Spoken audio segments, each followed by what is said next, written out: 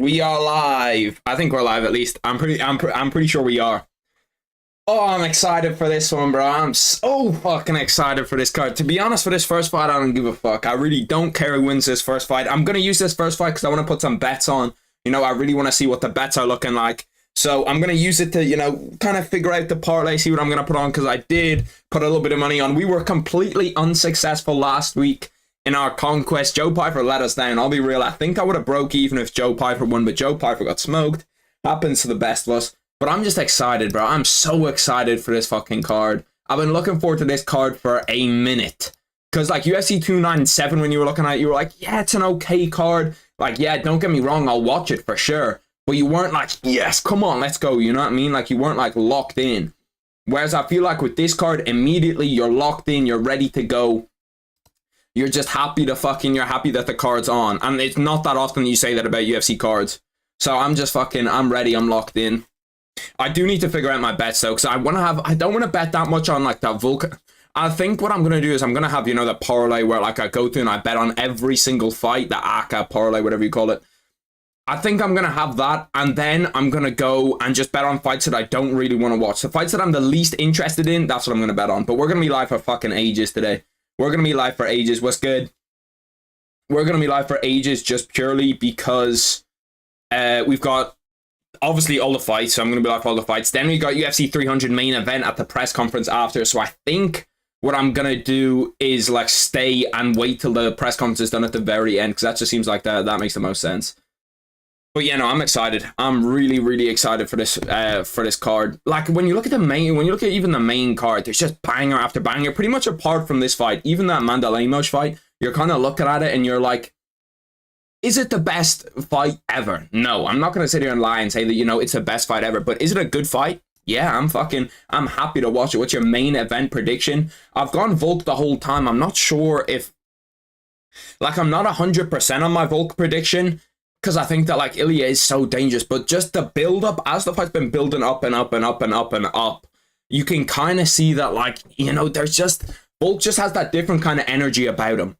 Volk has an energy where it's like, he's not worried. He's been here. He's done it all before.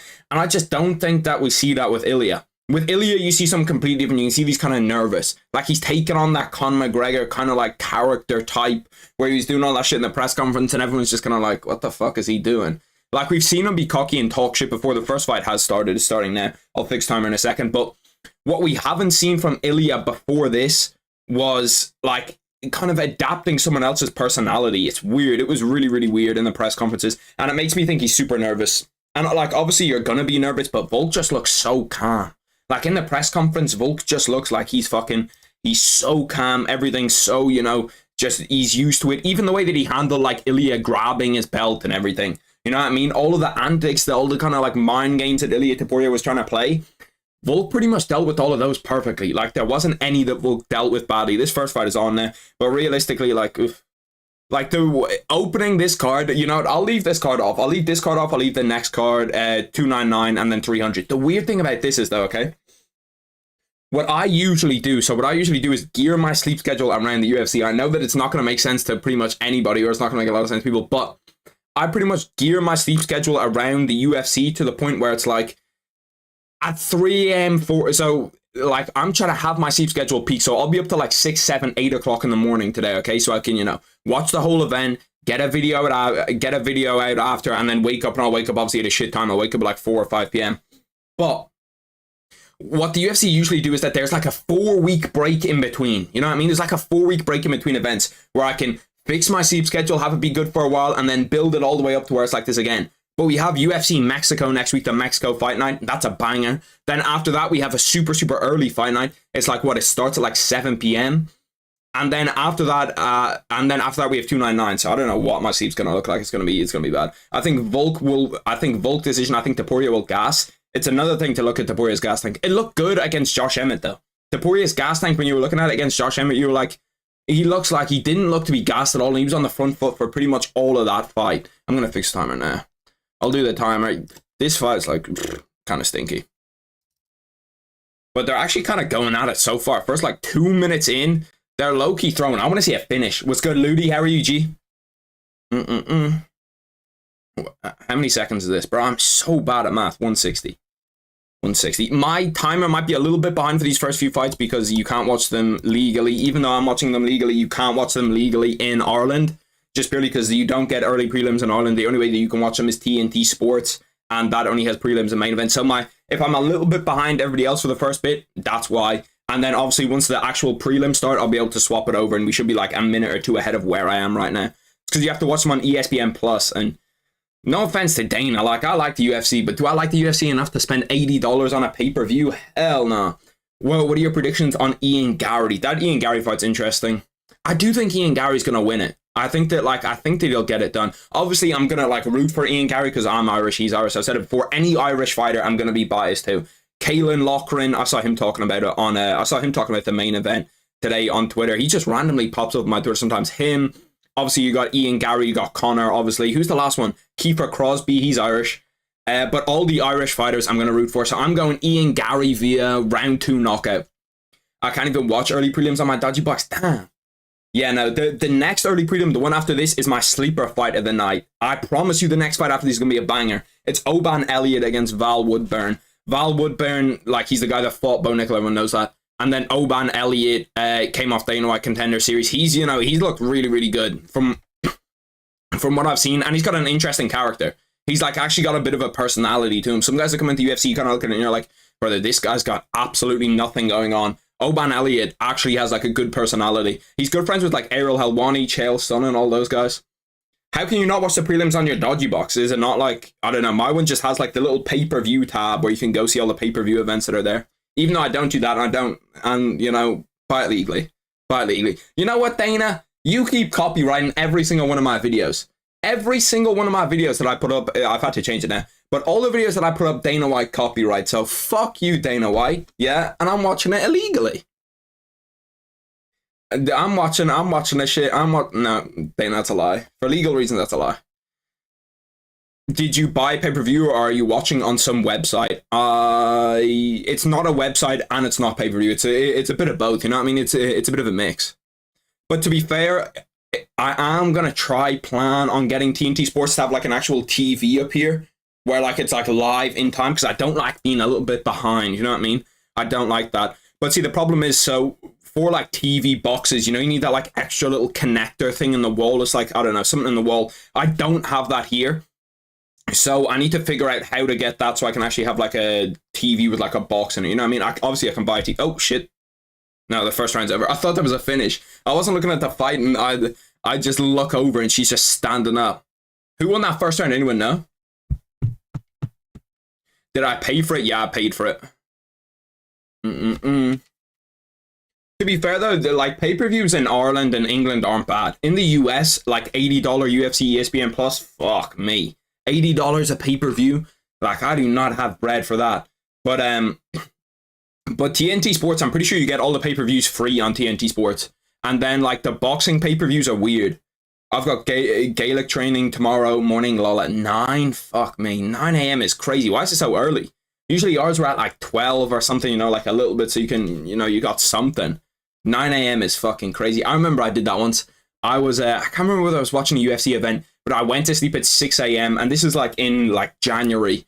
Essentially in January, if you don't know, it's for I'm pretty sure it's for everything, but after Christmas they know that you're unfit. They know that you're unfit after Christmas, so they're going to make you run and run and run and run during January. So on 3 hours sleep I was doing all of this fucking running training. Oh, it was the worst shit ever. But we're going to take a look over here at the bets, and I may need some advice here on what to do in terms of betting, because I'm a bit lost, or I don't really know what to put in, what bets to put in.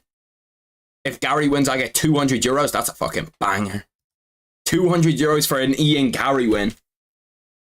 I think Ian Garry can do it. Call me I don't know. It's gonna be tough. There's gonna be points in the fight where I think, if it was just normal Ian Garry, okay, if it was just normal Ian Garry, no extra build up or anything, I'd be yeah, no, Ian Garry should win it pretty easily.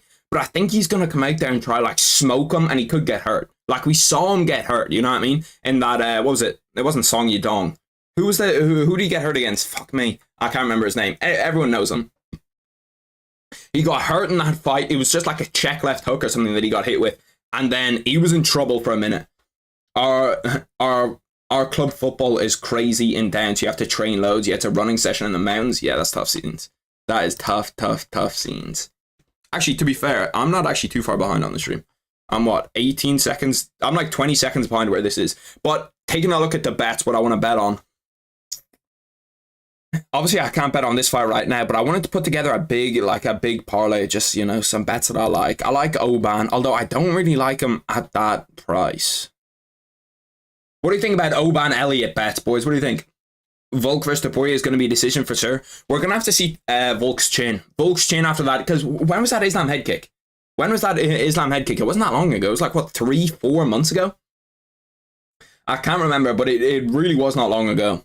It really wasn't. Then we got Josh Quinn and Danny Barlow. I actually don't know a lot about this fight. I don't like betting on fights that I don't really know. I don't know a lot about this fight either. Rinya Nakamura is a lock, but like, look at the odds, bro. You're just gonna get fucking. You're just getting killed by the odds. Junior Tafa. Oh yeah, what did you boys think about Junior Tafa stepping in on late notice for Justin Tafa? I thought that was cool as fuck. October. Yeah, how many months is that? October. November. It was like mid-October, wasn't it? Yeah, so it pretty much lines up. November, December, January, February. That's 4 months off a knockout. And like, yes, it wasn't like a fucking Johnny Walker knockout where the guy goes limp. But I still think that that's like a big enough knockout to the point where you need to take some time. It's almost not worth it to put Rinya Nakamura in. Fuck it, we'll throw him in because I know he's gonna win. That's a weird fight to bet on. Can I bet on the fight not going the distance? Because I'm like 100% sure this fight doesn't go the distance. To go the distance, no. That's what. You know, I don't mind that. You know, I don't mind that. No to go the distance. Marcus Rodrigo, Junior Tafa. We're gonna have to throw a bet on here. I'm going lamos. Any advice for the boys? Is Junior Tafa related to the other Tafa? Yeah, no, he is. That's his brother. I'm pretty sure. In fact, I know it's his brother. Do you not? Oh no, I saw a meme on Twitter yesterday. It was like, it was him wearing a t-shirt. He wasn't actually wearing the t-shirt, but someone photoshopped it where it was like, I'm not his stepbrother, but I'm stepping in for my brother or something. It was funny. Anthony Hernandez, Roman Kopylov. This is one where I think Roman Kopilov's too big of an underdog. Is anybody else looking at that line thinking like, if you don't know what it is, if you don't know like how these odds work, because it's different, I know, in America and in Europe, 2.75 is like, if you put €1 on it, you get 2.75 euro back. You know what I mean? Like, you get 2.75 times your bet back. What's good, Caesar? I have a feeling Kopylov is going to win the odds on him. Bro, I'm telling you, bro. And then this line is crazy too. Why is that line so high? Why is Merab such a favorite? Why is he such a favorite? Wow. They think that Merab Yashvili, okay, beating Henry Cejudo is more likely than Ian Gary beating Jeff Neal. That's kind of fucking wild. Does nobody else think that that's wild, that he's that big of an underdog? Give me fucking Henry. Give me Triple C. I might have to go for a little solo bet, Triple C too. It is a huge underdog. Like, that's fucking wild that he's that big of an underdog. Am I bugging for thinking like, maybe you give Merab the favorite, you know what I mean? Like, for sure, I'd say he's probably the favorite, but it's close. 15-minute fight. I think that that's a terrible line. I don't know where all this Merab money is coming from, but that's a fucking bad line. Jeff Neal, Ian Gary, of course, we're picking Ian Gary. Robert Whittaker, Paulo Costa. I saw Paulo Costa hitting pads the other day on Twitter, okay? And I was looking at him, and I was looking at his striking, just his striking, okay? And he was like and I was like, it doesn't look that good. Then I saw him throw one question mark kick, and I was like, oof, that question mark kick looked nice. I think you're bugging. Those odds are fine. Really? It's going to be a boring fight. It's going to be decision from Merab. I don't know. Maybe I'm fucking... I thought that fight was going to be close. I thought it was going to be a close fight. Anyway, Robert Whittaker, Paulo Costa. I'm going to go Robert, and then we're going to go Volk. Let's just whack. I don't know. We're going to put 5 on that. 5 for 465. Then we're going to bet some singles. So some of the locks of the day for the boys. We're going to go Ian Gary via finish. That's a lock. Ian Gary. Yeah, well, he's not going to get it. He's not going to. Ian Gary by KO. 5 on that. I would do round betting, but I'm not sure about Ian Gary in rounds. Roman Kopylov by... I want to go Henry Cejudo by decision. I don't think he's going to get it via... See, my thing is, okay, My thing is with that fight, with that Henry and Merab fight, is that like it could just end up being a stand-up battle. Could Henry Cejudo not just neutralize his wrestling? I want Joff to win. Jeff. Why does he spell it like Joff, but it's Jeff? I want Jeff Neal to win so bad. I know, bro. The Ian Gary hate is. To be fair, it wasn't as bad as I thought it would be. He did get like booed at the press conference and shit, but it wasn't like terrible. I thought it was going to be like legit awful. It's round 3 of this Amanda Lee Maverick fight now, but come on. Because Cejudo's kind of old and he's small for the division now, so I think it's going to be on Merab. It's actually kind of true. What are the odds looking like? Henry Cejudo by decision, yeah.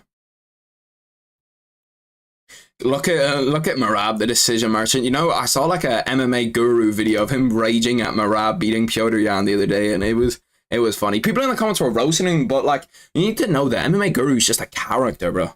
Like he's not actually like walking down the street after that fight being like, I can't believe he did it. I can't believe Merab shot 50 takedowns. Like people take him too seriously. I think there will be a lot of clinch striking. Cejudo, Merab, yeah, you're not wrong. Roman Kopylov via finish. That's another one I'm kind of thinking about. Oban Elliott. I'm tempted to fucking bet on Val Woodburn. Even though I've seen Val Woodburn fight, I think twice in my life. One of them was watching him before that Bo Nickel fight. So, I don't know. That's not a great bet. Okay, we're going to go Henry Cejudo via decision. Where's Henry Cejudo via decision? Fight to go the distance. No, fight to go the distance looks too easy. Fight to go the distance is too easy. There's no way there's a finish in that. Val Woodburn, I've seen I don't know. The only time that I've, like, he looked good on Embedded, as in, like, I liked him on Embedded, so I was like, that's my guy, Val Woodburn. But in terms of actual fighting ability, I have no idea. We're going to go Anthony Hernandez, Roman Kopylov to not go the distance. No, where's to not go the distance? How do I have, why is there to go the distance and not to not go the distance? Okay, like, what the fuck? Okay, here we go. Fight to go the distance, no. So you got 2 fights that we know are not going the distance. Any other fights here, boys, that we think are not going the distance? When Merab beat Petr Yan, that was low. Merab by split decision. I just think for sure it's going to go the distance. Any other fight here that we can see that we're sure isn't going to be, that we're sure is going to be or isn't going to be a finish? I need to take at least one from someone here. I need to beef this up a little bit. Volkanovski Topuria. Let me look at what the odds are to go the distance. Damn, they think that fight for sure is going the distance. Pretty much. Look at the odds for this to go the distance. Either to go the distance is crazy. Actually no, they think it's more likely to not go the distance than it is. I don't know. I'm trying to think of one. This one for sure isn't going to go the distance. Rinya Nakamura to get a finish. Oban Elliott, Val Woodburn. You know what? I think Oban Elliott, Val Woodburn. We're going to go the distance on that one. That's the final one. So, you think that someone's getting finished on it? What do you think, boys? Is someone getting finished in the Val Woodburn fight? Because my thing is, it's not going to be Oban Elliott. Okay, so then the bet here is Oban Elliott via finish. He's not going to get a submission. Oban Elliott via TKO. I actually don't mind that, boys. I don't mind that at all. And then we're going to whack a little 10 on something here. I'll find me, some of the locks here.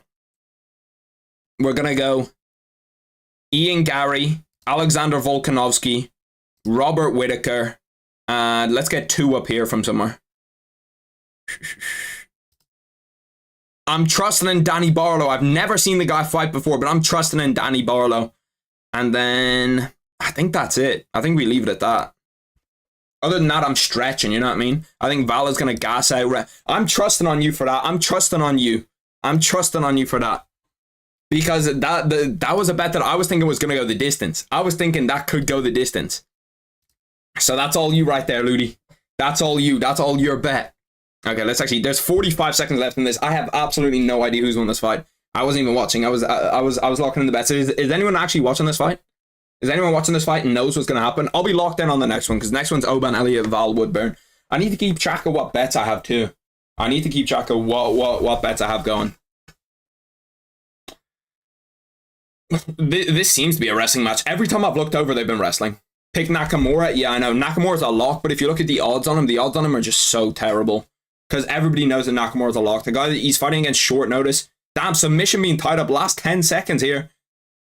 Am I going to see a finish in the if someone gets finished last 10 seconds after watching me watch this whole fight, I'd be pissed. She's not going to get the finish. She's going to get out. Okay, it's fine. 0 seconds left in this. We'll see who wins it. To be fair, at least there was someone ranked in it. It seems like Miranda Maverick. Oh, no, they both have their hands up. Damn, Miranda Maverick looks like fucking Brock Lesnar's daughter. Jesus Christ, she's jacked. Like, look at her fucking shoulders. Her shoulders are as big as mine. What fucking division is that at? Is that at 145? Is that? It must be 135. That must be 135 women's. To be fair, getting ranked for 135 women's is like being in the PFL. Corner calling out to watch for omoplata as opposed to much more likely triangle. Shit. Bro, some of the corners you see in the UFC are terrible. Like, there's some, and I feel like it's an underrated thing in the UFC, like having a good corner versus a shit corner. Like, when you see someone like Eric Nixick, when he was, like, calling out all Israel Adesanya's reads against Sean Strickland, like, that's how a corner can actually win you a fight, like, help you win a fight when they're actually in the corner. Or say, like, someone like Craig Jones, when he's on the ground with Islam Makhachev calling out, like, how to escape or, like, what to do next, where to put his foot or whatever. And then you just see some stupid-ass corner decisions. Like, why the fuck is your corner... Some of them are just... Why are you walking out with Jack Black? I know that Wonderboy did that for the memes, but, like, come on, bro. Like, the corner's actually important. Why the fuck is Jack Black in your corner? Especially when you're fighting against Shavkat. Shavkat, you got Jack Black in your corner? Shavkat must have been walking out there licking his lips, bro. To be fair, Shavkat probably doesn't know who Jack Black is. What do you think? Does Shavkat know who Jack Black is? I feel like he should, right? He must have seen him. Craig is good as fuck as a corner. Bro, Craig Jones, for someone who just, like, memes pretty much constantly. Miranda Maverick won, by the way. I didn't hear the decision. I didn't hear the scorecards. But, like, Craig Jones, for how much he memes and how funny of a guy he is, he, like, actually, when he needs to lock in, when he needs to be serious, he's fucking god tier, bro. He's god tier as a corner. Jan's corner lost him the belt. Exactly. There's a perfect example telling him that he could knee a downed opponent. Or what did he say? He said kick. And then Jan was asking, could he kick? And then they were like, yeah, you can kick. A good example is Jones versus Machida. Another banger example of a great corner telling you what to do. Bro, that elbow landed so clean. I couldn't imagine. I'm just thinking back to that elbow. I couldn't imagine if I was in that situation what I would do. Like, I just can't imagine ever getting hit by an elbow. I've been hit by punches. Yeah, sure. Fine, whatever. Big right hand, big left hook, anything. Doesn't matter. But if you're hitting me with an elbow, like, there's no padding on an elbow. That's just straight, like, and that's, like, if you put together like a fist, okay, and push down on your knuckle, there's at least some give in it. You know what I mean? There's some give in your knuckle. And you can feel that, like, yes, it's hard, but it's not crazy. The fucking elbow, if you hit me with that, I'm fucking leaving. Shavkat wanted to lick Jack Black's lips. Shit, I wouldn't be surprised. Shavkat probably gets down like that. Is there any UFC fighters you guys think could be gay? There's that one gay guy, isn't there? What's his name? I don't know. I think he's at like 145. Do you watch the NBA? I do. I'm a Phoenix Suns fan. There's my guy, D-Book. I watch pretty much every sport, to be honest. I'm a big sports guy. I watch boxing, football, what I call football, which is Gaelic football. It's an Irish sport. What most people call football, which is like soccer, American football, the NBA, obviously, MMA. Like, I watch any sport pretty much. I'll watch. Apart from baseball, NHL, I don't watch those. And then obviously if we get into like weird sports, like I'm not watching fucking volleyball or golf or something. Get me some real sports. Craig Jones versus Rafael Arado, Nicky Rod against Roberto Ramirez. I might actually watch that. I don't really watch the grappling cards ever. Do any of you boys watch like the Fight Pass grappling cards? Are they actually good? Because I think I watched a bit of the Aljo one and I was like, what the fuck is going on here? Oban Elliott looks locked in. There aren't many gays in MMA, are there? There's a fuck ton of gay women. Did you watch that Thai fight last night? I was watching. Yeah, I was watching. It was good. It was good. Bro, Muay Thai is a fucking crazy sport. Muay Thai is like an actual crazy sport. Like, I don't know how people do that shit. Like, it's mind-blowing to me. Because it's just, it's like, it's so CTE. I'm always thinking in my head, even when I'm boxing, okay? I'm thinking in my head, like, I don't really want to get CTE. Like, if I'm always thinking to myself, like, if I'm not going to be like a pro, if I'm not going to be like best of the best, going out there and like boxing, doing like kickboxing is kind of a little bit different because you don't spar as hard, I don't think. But like doing anything where you're getting hit in the head over and over and over and over, it's like, I'm not sure if I want to do that if I'm not going to get paid for it. What club do you support in Gaelic? I'm a Mayo fan.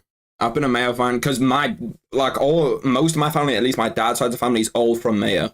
So I kind of picked that bug up. If you don't know, essentially, I'll explain it to you really quick. Mayo haven't won the All-Ireland, which is kind of like the Super Bowl, whatever, like the biggest tournament that you can win. They haven't won that in, 70 years nearly? Maybe 72 years, okay?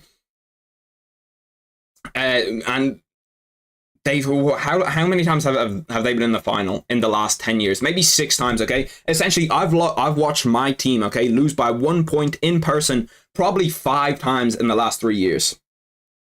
Croatia, I actually know someone that used to play water polo. Bro, water polo is actually like legit. Like, I don't know how the fuck people do that. There's some sports that I look at, okay, like you look at some sports, you'll be like, that's fucking easy. I bet you I can do that. I bet you I could play that. And then you look at some sports like water polo, and I'm like, how the fuck is that guy swimming underneath the water to like throw the ball and like skim it off the water? Mayo or the Spurs? Spurs Tottenham, not Spurs like San Antonio. San Antonio Spurs would give them like that's not the reputation they have. Yes, I do know. I know you said that you're a boxer, so it may not be super interesting unless you understand the positioning. I like Craig Jones, so I might see. I do wanna get better knowledge on like positioning. I do wanna try jiu-jitsu. I wanna try it. I'm thinking about it. I will do it at some point. Definitely, it's just when I do it. But I do wanna like further my knowledge of the ground game, so that I can actually like really like lock in and know what people are doing when they're going. Because I know a bit. Obviously, I'll know some like arm triangle, rear naked choke. Obviously, all like the basic stuff. But to really like lock in and know what people are doing on the ground, I feel like that would be fun, and it would increase your appreciation for like people that wrestle, people that are like heavy wrestlers. Even though I pretty much appreciate them all anyway. What did you bet on Kopylov? What did I bet on Kopylov? That's actually a great question. I've already forgot all my bets, I'll be real. I have already forgotten every single one. Let's pull them up. I'll run through them all really quick. So my bets are, let's just pull up things so you can see it too. I have Ian Gary, Volk, Robert Whittaker, Danny Barlow. Danny Barlow is the fight after this. I have Merab fight to go the distance, Anthony Hernandez, Roman Kopylov to not go the distance, and Oban Elliott by KO, TKO, or DQ. So we need an Oban Elliott KO here, boys. And the best thing about jiu-jitsu is the lack of CTE. That's my thing, where it's like, jiu-jitsu, you don't come out with any like life-changing injuries from it. Like, you're not going to get anything crazy with jiu-jitsu. And I think it would just be fun to do. It seems fun. Like, it seems like it's just an interesting ass sport to do. Then I have Merab fight to, I've done that one. Then I have Ian Gary by KO, TKO, or DQ. So I don't have a whole bunch of money on, but we've kind of spread out the bets a little bit. This fight I'm locked in on though. Because this fight is like two kind of cult heroes of the UFC. Maybe it's just me, but dude, like, how many of you boys really like Oban Elliott? Maybe it's just because I saw him on Contender Series and he had like a banger Contender Series fight, like back and forth. Absolutely fucking elite Contender Series fight. Let me do it this way. Elliott versus... What do I need to put up? Woodburn. Yeah, but this one we're locked in on. I do need an Oban Elliott KO, but if Val Woodburn wins, I'm not annoyed. I'm not like annoyed by it. How many of you boys do jiu-jitsu? Do any of you boys do jiu-jitsu? I feel like it's a real popular sport now. Like, there's a lot of people that do jiu-jitsu. I feel like it's not a sport anymore where it's kind of like culty and it's kind of like not a lot of people do it. It's probably because of Joe Rogan. Joe Rogan's the reason that I know about jiu-jitsu, so it's probably Joe Rogan. Or it's like one of the reasons why I'm interested in it. I'm trying to think of like, if I was just watching the UFC, would I be super interested in doing jiu-jitsu? Probably not. Maybe Gary's going to win 30-27 by decision. It's kind of tricky. See, that's the only problem with that bet, okay? I put that bet on, and then as that bet went on, I thought to myself, he legit, like, in his last fight, okay, he could have won it probably for 10 minutes of that fight. He could have finished him. But he did say that he's going to go out there and get a finish with, the fuck? What was that? I just lost my train of thought completely. I've learned a bit from my coach because he knows so many martial arts. It's really fun. Yeah, I want to try it. Because, like, it's a sport you can go full on to as well. And it's not like... My biggest thing about it is how little damage you take. How little damage you take with it is like one of its biggest pluses for me. Because like boxing, even if you're like sparring soft, okay, and you're not sparring super hard, it's like you're still sparring. You're still getting hit in the head. You know what I mean? And like, you will need to do hard sparring. And there's not many people that come out of boxing and they're like there is people that you see that you're like, you're just getting beat up every day for no money. Why are you still, you know, here? And it'll be like 30, 31, 32-year-olds. So I was like, I don't want to get too deep in the game. And then obviously jiu-jitsu, you can like do it till like you're 60, you know what I mean? Like you can still do jiu-jitsu. There's loads of guys. Pretty sure Joey Diaz, if you know who Joey Diaz is, he's so fucking funny. Joey Diaz is so funny, but I'm pretty sure he still does jiu-jitsu. And he's like maybe like 300 pounds. And he's like, what, 60, 50 or 60? Oban Elliott's walking out with the Welsh flag. Usually I don't like Welsh people that much, but you know, Oban Elliott can take the exception. I don't mind them actually. They're just kind of loud. I feel like he'll beat the fuck out of Geoff Neal for 3 rounds and win by comfortable decision, but I'm not sure.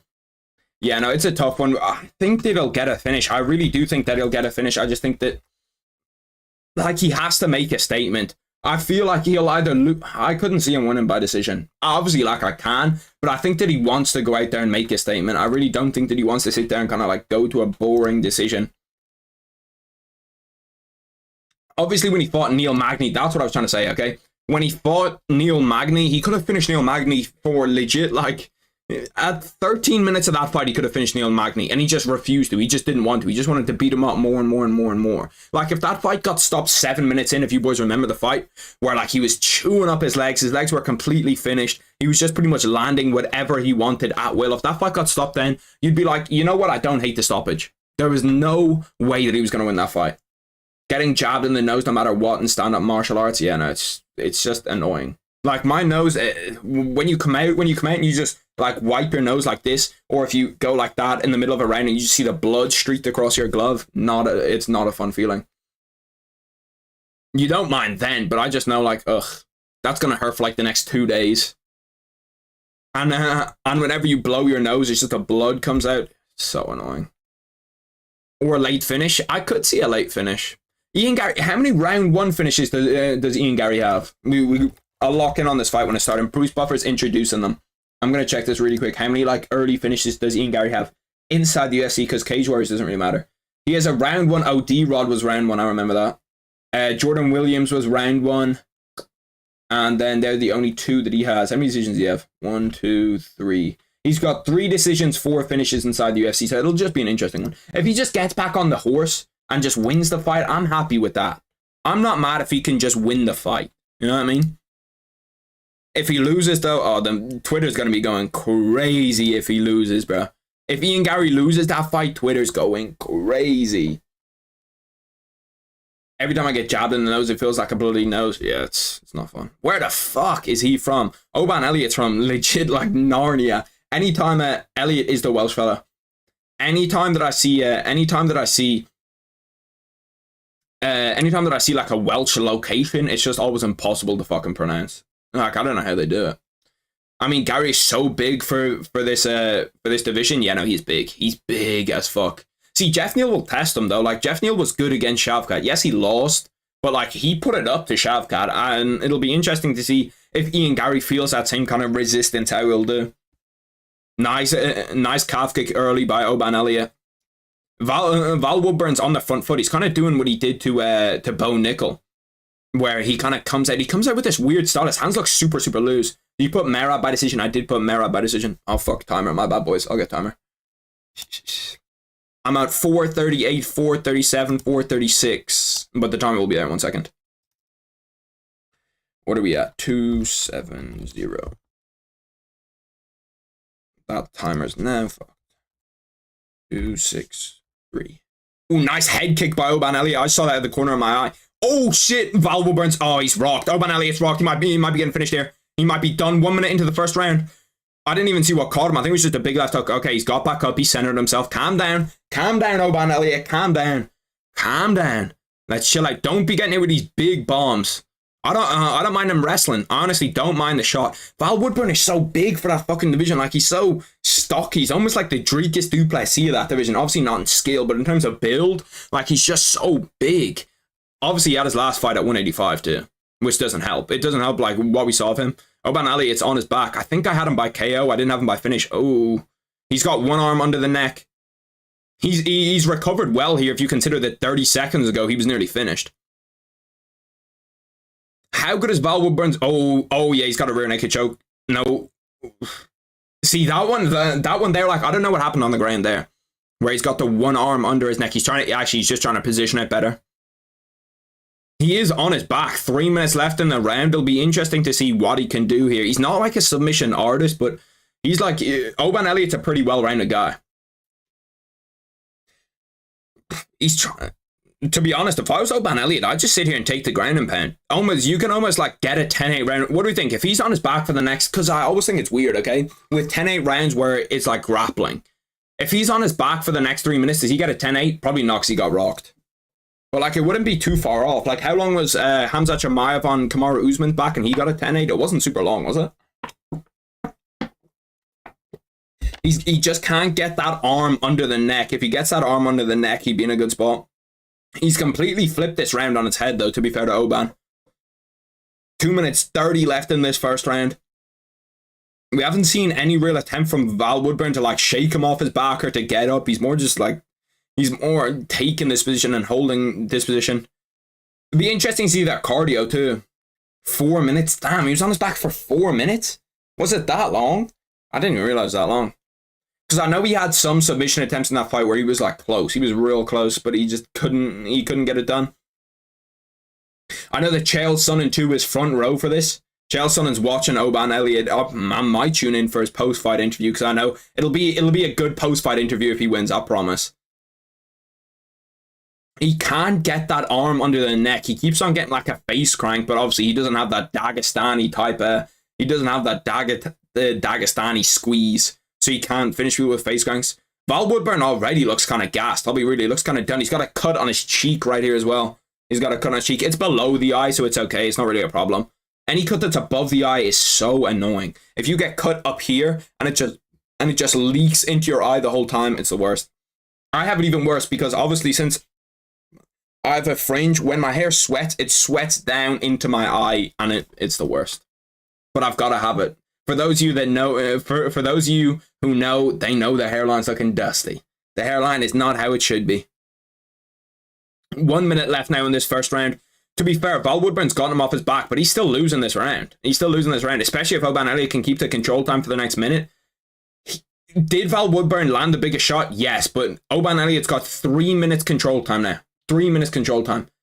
By round 3, he'll be like a Abus Magomedov, yeah.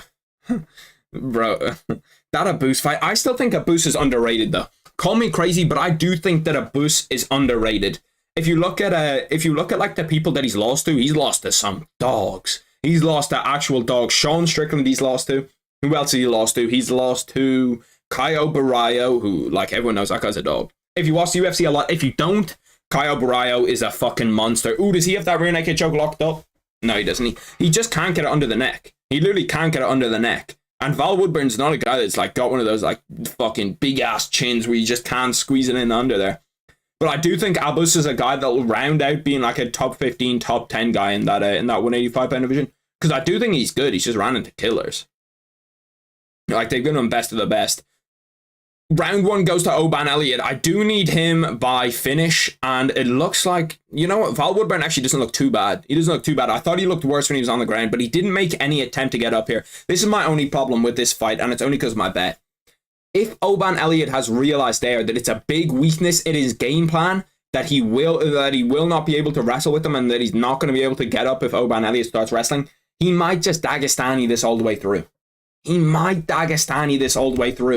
that's the last thing that I want to see. Okay, yeah, I saw what he got caught with there. So he landed a head kick, went in to try to get the finish, and walked into like a left hook, right hand.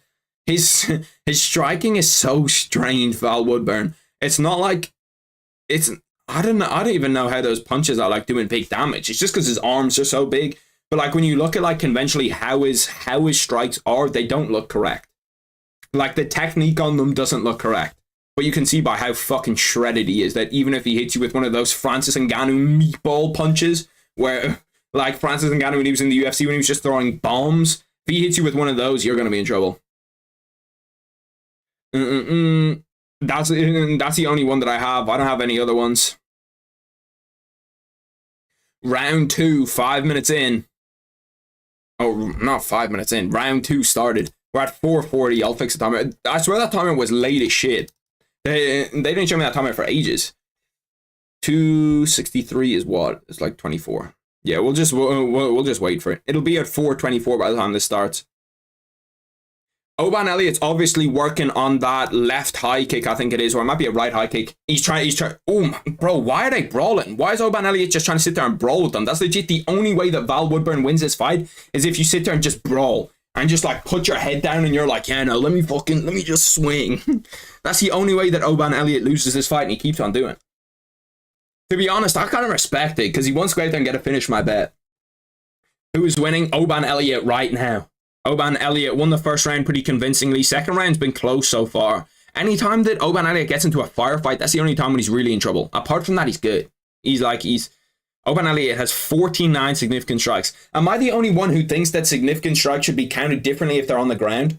I feel like significant strikes when you're wrestling are completely different to a significant strike when you're not wrestling. Because, like, if you're getting hit on the ground, and yes, it's ground and pound, but it's like he was hitting them with, like, kind of tappy strikes. You know what I mean? Yes, they were landing clean, but they were kind of tappy. Oban Elliott shooting for a takedown, gets stuffed by Val Woodburn. The wrestling will take it out of him, though. Val Woodburn's also got this big-ass gum shield. He's one of the only people, like, most people you see in the UFC have these super, super slim gum shields just because obviously you need your cardio more than you need, like, a big-ass gum shield. Val Woodburn's got one of them big fuck-off gum shields. I never, ever, ever use one of those. I use the smallest gum shield that I can. Nice overhand. Every time that Oban Elliott tries to kick to the body, Val Woodburn throws like a left overhand. Val Woodburn's striking is actually good. Like, technically, it's not brilliant. You know what I mean? When you're looking at like how he throws punches, it's not brilliant. But in terms of the creativity, it's actually quite good. Ooh, Val Woodburn caught Oban Elliott's kick. Now he's on his back. Let's see what he can do from here. Oban Elliott stands straight up. Now he's just got to break this body lock. Once he breaks the body lock, he should be okay. This has been a good round too. Does he look gassed, Val Woodburn? He doesn't look too bad. He's like, I wouldn't say, when he's wrestling is when he looks bad. When he's just standing up, when he's in the open, he looks fine. But when he's wrestling, it doesn't look great, I'll be honest. Oban Elliott's on his back again here. 2 minutes 20 left in the second. Oban Elliott, it's a weird position because Val Woodburn's kind of like on his knees and Oban Elliott's on his back. He's looking to set up another rear naked choke. If I was him, I'd go for something else. I'd look at different submissions because he couldn't get that rear naked choke and he was on his back for what, 3 minutes? Do I have him? I think I have him by KO, TKO, or DQ. I should have picked by submission. I was looking at it. I was looking at the by submission, and I was like, that line looks terrible. Like, Oban Elliott's not going to submit him. The only times he's been close to finish him in this fight have all been submissions. Val Woodburn's kind of trying to do that thing where like you shake them off over the top. It's that's so fucking funny to me that actually works. Because if I had someone on my back, the first thing in my head would be to do that strategy, and the fact that that's actually a viable strategy, like against the best mixed martial artist on the planet, is so funny. To just like, let me just try to shake him off. The thing about Val Woodburn is that he's taking a lot of shots on the ground. He's just taking a lot of shots on the ground, and it's like this was a close round before this. Okay, this was a close round before Oban Elliott got to his back, but now that Oban Elliott's on his back, this round's pretty much locked up. Where you're like 2-0 Oban Elliott. Oh, he's trying to get that rear naked choke. He's got some problem finishing it because he has everything pretty much like set up and then he just can't finish it. Val Woodburn will just like push his hand off. But Val Woodburn needs to get up here. He needs something here. You got 50 seconds left. The only real success he's had is when Oban Elliott does stupid things, which is not a good sign for Val Woodburn. It's not a good sign. That your only real success is when someone else does something stupid. He's just like, it's been a mediocre fight, to be honest. When they're on the ground, it's good. When they're on the ground, it's good as fuck. But when they're not on the ground, it's mid. Oban Elliott in round 1 had 4 minutes control times. That's Khamzat Chimaev, Kamaru Usman territory. And 1 minute 42 of control time in this with 18 seconds left. 2 odds is wild. Fuck. Don't hate the player, hate the game. Predictions for the main card. Who are my predictions for the main card? Kopylov, Ian Gary, Cejudo, Robert Whittaker, Volkanovski. That's all of them. Even though I'm still confused that how Henry Cejudo is such a big underdog. I actually think Henry Cejudo is going to win that fight. that's going off the odds. If I was going off like just purely no money on the line, I'm just trying to predict the winner, I'd probably pick Merab against Henry. I'd probably go Kopylov, Gary, Cejudo, or Kopylov, Gary, Merab, Robert Whittaker, Volkanovski. I don't know. There's something that's just weird about Ilia Topuria in the build-up. In the build-up to this fight, he just looks so weird. Like, that whole Conor McGregor wannabe stuff that's weird to me. I'll be honest, that's weird to me. Make sure that likes the stream, by the way. It just pushes it out to more people. It helps me out. Helps me out. What are all the boys' prediction for the main event? What's the prediction for the main event? Volkanovski or Topuria? It's going to be a fucking banger fight. I'm super excited for it. 2 hours, 33 minutes until the actual main card begins. I'm trying to think the other fights. What other fights on the prelims? Obviously, you got the Junior Tafa against Marcus Rodrigo de Lima. Starting off third round in this one. Val Woodburn needs a finish. Okay, are we all in agreement that Oban Elliott's up 2018 here after 2? I'm pretty sure they were all in. I'm pretty sure they were all in agreement. It should. He crumbled during the press. He's gonna crumble during the fight. It was just that presser was weird. It could have been. Bear in mind, okay. It could be that he's cutting weight for the presser. That could have been a problem for him that he was cutting weight. If you know the problem is that he's cutting weight, you can kind of let him off a little bit. Like, we can let him off a little bit if it's that he's cutting weight, and that's why he was so weird. But during the press conference, it was weird as fuck. I'll be honest. It was weird. It was not like a normal press conference. When you have Henry Cejudo up on the stage and you're out cringing Henry Cejudo, that's when we're looking at it and we're like, something's going on here. Something's going on here, because Henry Cejudo, legit, his whole character is the king of cringe, and you've outdone him. You've outdone him, and you're not like trying to be this kind of cringe guy, and you're not trying to be a villain. Val Woodburn does look tired in this third round. First bet could be finished.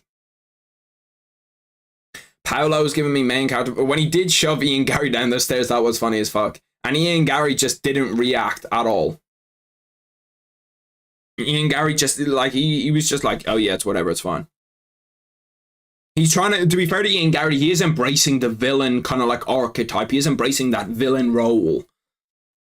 3 minutes 20 left in this. Oban Elliott's got another takedown. This one could be all wrapped up, boys. I'll be honest. I gave this one as my sleeper fight of the night, and so far it's not living up to that. I need a Oban Elliott via ground and pound here, because I don't think that Val Woodburn's going to get submitted. He should have been submitted already. He had like 2 or 3 rear naked chokes lined up. They're scrambling. The wrestling just looks so like shittier compared to how we see like other like elite level scrambles. There's a max limit for characters in a YouTube chat. How many characters were you trying to type? Were you trying to type 1,000? Because I'm pretty sure the limit is 500. I'm 99% sure that's what it is. Or it might be 5,000. I know for descriptions it's 5,000. That's a comment. If you don't know where that comment came from yesterday, that guy, there was essentially a guy who commented on my video, and he was saying that he just put like this essay underneath my video, and most of the time, if it's like an essay, most of the time I'll actually like read through it and respond. But then I saw that he compared Israel Adesanya to Rose Namajunas in the first sentence, and I was like, brother, what the fuck is that? Okay, stop spamming it. It takes up too much. But he essentially wrote that whole entire essay for every single fighter that I talked about in the video, and he wrote like maybe 300 words per one. Like, it's longer than pretty much any essay that I wrote in school. It took like 7 or 8 seconds to screen record the whole thing. It was a big boy essay, just talking about everything that he thought I said wrong. And then he was, I don't know, there was some shit he said in it where I was looking at it and I was mind blowing. I think he said, I'm trying to think of something else that he said in it. He said like Max Holloway isn't a good boxer, and just because Dustin Poirier landed calf kicks against Conor McGregor in the last, just because Dustin Poirier's used calf kicks in his last 3 fights doesn't mean he's a good calf kicker. And I was like, what the fuck? Like, how many times do you want him to use calf kicks? Like, he hasn't. Calf kicks have only really been a thing in the UFC since like 2018, like a popular thing. Is Kopylov after this? No. What's after this?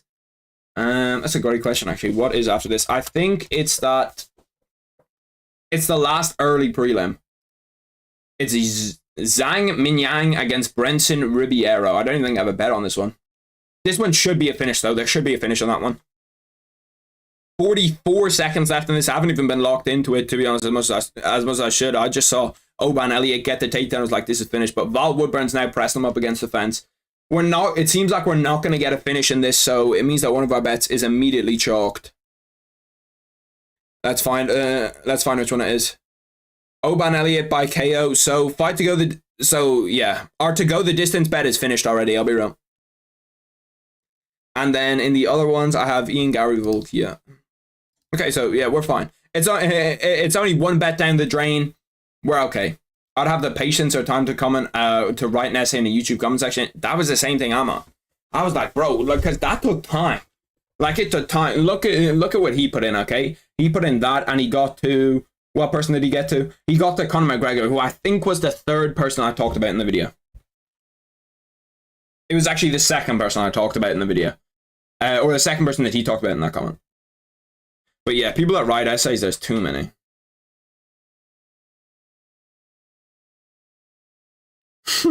Yeah, that's exactly what he said. I was like, bro, how many more times you want him to use calf kicks? Damn, Oban Elliott hit him with a clean right hand in that last round. That was the knockout right there, and he couldn't fucking finish it. He should have an easy 30-29, though. That does remind me, I need to go over here and get my AirPods. Oh, they're in my pocket. Just in case we have decisions, I need to make sure that they're set up, boys. I've now sent in 1.2k out of the 3.7 total. Yeah, 3,700. What is it? Characters or words? If it's words, like, that's genuinely a lot longer than any essay I wrote in school. Pretty sure the ones you wrote in school were like, it has to be 2,000. That's what they said, and I was like, 2,000? 2,000's a lot about some bullshit I don't care about. Ooh. We're connected. Perfect. Let's get one into the decision here. Everyone, unanimous decision here, boys. Unanimous. I actually don't know whether it's 29-28 or 30-27. I'm going to say that it was at 30-27. 30-27, Oban Elliott. Actually, Oban Elliott might not get it. Since there's been, what, 2 decisions already? Yeah, he's probably not going to get a... He's not going to get a fucking post-fight interview. Yeah, it's post-fight interview. That doesn't sound right in my head. 2 30-27s, 1 29-28. It's going to be Oban Elliott. I can take my shit out. Oban, the Welsh gangster Elliott. Our to go the distance bet is already finished, but we still have the main bets that I'm looking for. Oh, he's getting an interview. Fuck it. I'll put him back in. Leaving cert English essay is 1k words. What the fuck? 1k words, and that's a whole English essay. That's an English essay when you're like 18, so it's like the very end. He's saying it's the greatest moment of his life. He's on a 6-fight win streak, to be fair. Oban Elliott, 6-fight win streak, serious. 1k from... He nearly lost the Dana White Contender Series fight, bro. Fucking hell. 5k of... leaving cert English essay is 5k letters. Okay, so that's what, 3,700 letters. So it was close to an English leaving cert essay, which is like the essays you do on like poems and stories and all that bullshit. Val Woodburn, to be fair, he did get beat up for 15 minutes, but he took the beating. He didn't get finished. Oban Elliott might not have a lot of power. Because if Bo Nickel can finish you as easily as he did, yes, that was short notice, but like if Bo Nickel can finish you like that, Oban Elliott should be able to finish you at 170 pounds. So Oban Elliott power might be in question. But his wrestling looked alright. His wrestling looked decent. He said pretty much nothing. Where is Chael? Surely they're gonna show Chael in the crowd. That's bad production. You knew that Chael Sonnen is who he's gonna talk about. Okay, now he's just talking shit. Oban Elliott next fight. I actually don't know who to give these people. Most of the early prelim guys, it's difficult to get them a next fight. Because Val Woodburn, I know it's probably a little bit harsh. Is Val Woodburn the worst guy at that 170, at that 170 pound division? Let's go all the way to the bottom. I think that he was ranked at the very bottom. Let's take a gander at it. UFC rankings. What is he going to be at? I'm not sure if he's going to be down here at 170 or 185. If he's down at 170. Reese McKee, that's another Irish guy. Kiefer Crosby is Irish, I was right. No, he's not here. I'm pretty sure he's at 185. Although this website's rankings are a little bit dodgy, I'll be honest. Yeah, he's down as the worst middleweight. The worst middleweight? Then Zachary Reese, he's another guy that came off Dana White Contender Series this year. He was actually god tier in his Dana White Contender Series debut, but looked dog shit in the UFC, so you can't really blame them. But you are correct, 100% that should have been a finish. 100% it should have been a finish. And you know, for my bet too, they're going to do me dirty. They're not giving me the finish that I need. Let's take a look at the records on the next two guys that are fighting. Danny Barlow. Danny Barlow might be, like, Danny Barlow's name is Danny Barlow, okay, but he might be the least Danny Barlow looking person I have ever seen in my entire life. Look at Danny Barlow's name here. Or look at his name and then look at what he looks like. Left hand to God, that looks like a fucking PSN. 7-0, coming off Dana White Contender Series. He's the one that didn't fail his drug test. Josh Quinlan is the guy that he's fighting against. He failed his drug test after winning on Dana White Contender Series. I feel like that should be like revoked as a win. If you fail your drug test after a Dana White Contender Series win, like, I feel like your contract should be revoked. He's had an exhibition combat jiu-jitsu fight. Actually, you know what? Fuck that. Fuck these guys. We're going to look at Craig Jones and look at, here we go. This is the Craig Jones I'm looking for. Yeah. Is it? Yeah, it is. It didn't look like him for a second there. No, I wanted to look at who Craig Jones was fighting. I wanted to look at who he's fighting. Let me just Google it. Craig Jones versus Craig Jones grappling match. Who's he fighting, boys? Who's Craig Jones meant to be fighting next? I'm trying to think who it is. They showed it like 5 times. It was my bad. I told you to put a finish. Did you? I can't remember. I know that you said to put that the Merab one was a decision. Craig Jones flow grappling 55-20 and 22. How do you have a draw in a grappling match? I suppose just like anything else. I thought they had like overtime rules in grappling though, so that you couldn't have draws. I thought that's how it went. K Duarte. See, I don't know any of these names. Sean Brady, I know that. He lost to Sean Brady? Damn. Sean Brady beating a guy that's like a legit like grappler, that's all he does, is pretty impressive. Tyra Tolo, I know that name. He fought against Ronaldo. Who's he? No, I want to know who's he fighting against, like, now. That's Luke Rockhold. Bro, who the fuck is he fighting? It's, like, legit right here. Craig Jones. Bro, it's all about who he's fighting against. Is he fighting against Luke Rockhold? No, that was 2023. Okay, fuck it, I can't find it. If any of you boys know who he's fighting, please do let me know, because I have no fucking clue who he's fighting. Do I have a bet on this fight? I'm not sure if I do. Do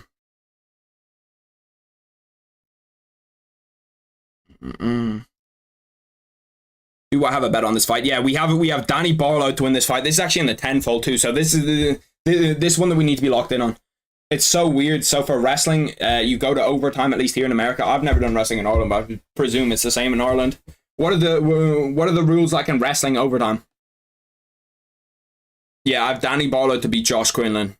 We don't want to see the drug cheats win, and it's just straight up win, so it could be decision, it could be anything.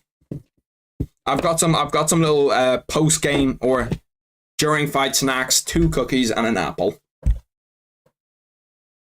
Is it weird that like a lot of the time, you know, like most people, they'll eat like the apple and then they'll eat the cookies? For me, I'm the complete opposite. I'll eat the cookies and then I'll eat the apple. It's like pretty much something I've always done. Well, like I'll eat something that's bad for me and then I'll eat something that's healthy. Sudden Death Takedown? That actually sounds fucking fire to watch. Sudden Death Takedown? I'd watch the shit out of that. I do see sometimes when I'm scrolling through like American channels, I will see like college wrestling that's live. Is college wrestling like a big, is it a big thing in America? Don't go too crazy. I'm so bad with names, bro. I'm so bad. I'll forget, like, I bet on Danny Barlow, and I forgot his name. If no takedown is scored in the first 2 minutes, it's just a draw. That's a tough way to go out. It's a tough way to lose all the time, a draw. Like, it's gotta be, if you're a competitor, it's gotta be one of the worst ways to lose. It's just straight up draw. Or it's not even a loss, but like, it pretty much, it's like, it's just so unsatisfying. Then you start out on the bottom in a 30-second round, and whoever gets out the fastest wins. Yeah, I'll be real. I'd watch the shit out of some wrestling overtimes. Why not? Josh Quinlan, 4 knockouts, 2 submissions, and he's finished every single fight. Brazilian Jiu-Jitsu belt. He's wearing a headband up to the cage. Is wrestling... how often does wrestling go to overtime? Because I know, like, Jiu-Jitsu goes to overtime a lot. If they're, like, stalling, you hear them talk about it going to overtime a lot. But, like, if a football game goes to extra time, you're like, whoa, don't see that a lot.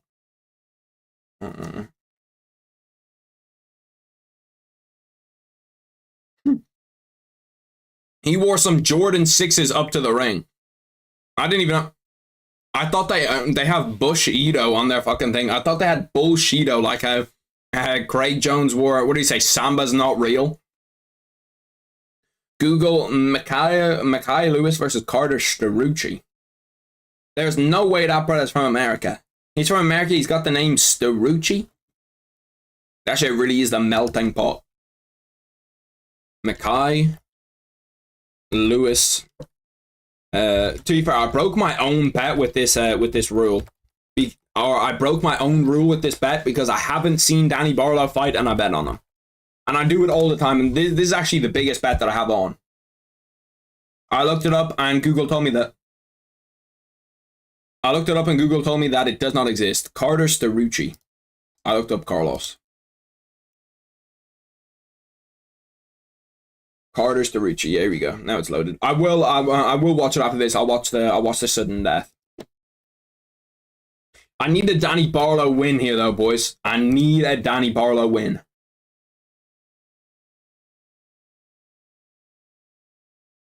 Damn, 20% is a lot. 20% is a lot to go to overtime. What did you miss? You missed Oban Elliott domination.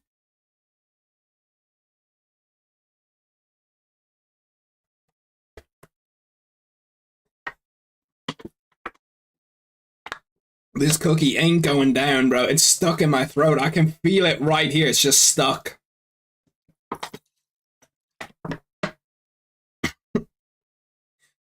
Okay, we should be okay now. Yeah, I think we're good. Damn, I could feel it like stuck in my throat. It was like sitting on the balance of both sides, and I could just feel it right there.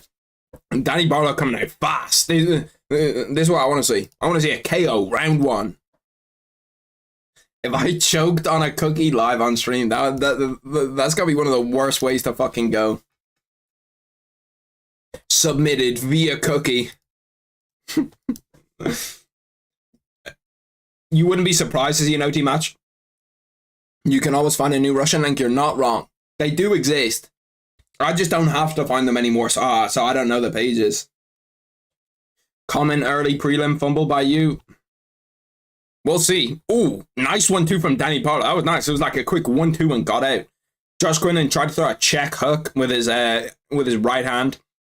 What is it? Orthodox, I think. See, it's always weird when like they're moving around. I'm trying to see whether it's southpaw or orthodox, unorthodox. I presume it's orthodox. Yeah. Oh no, it's 2 southpaws.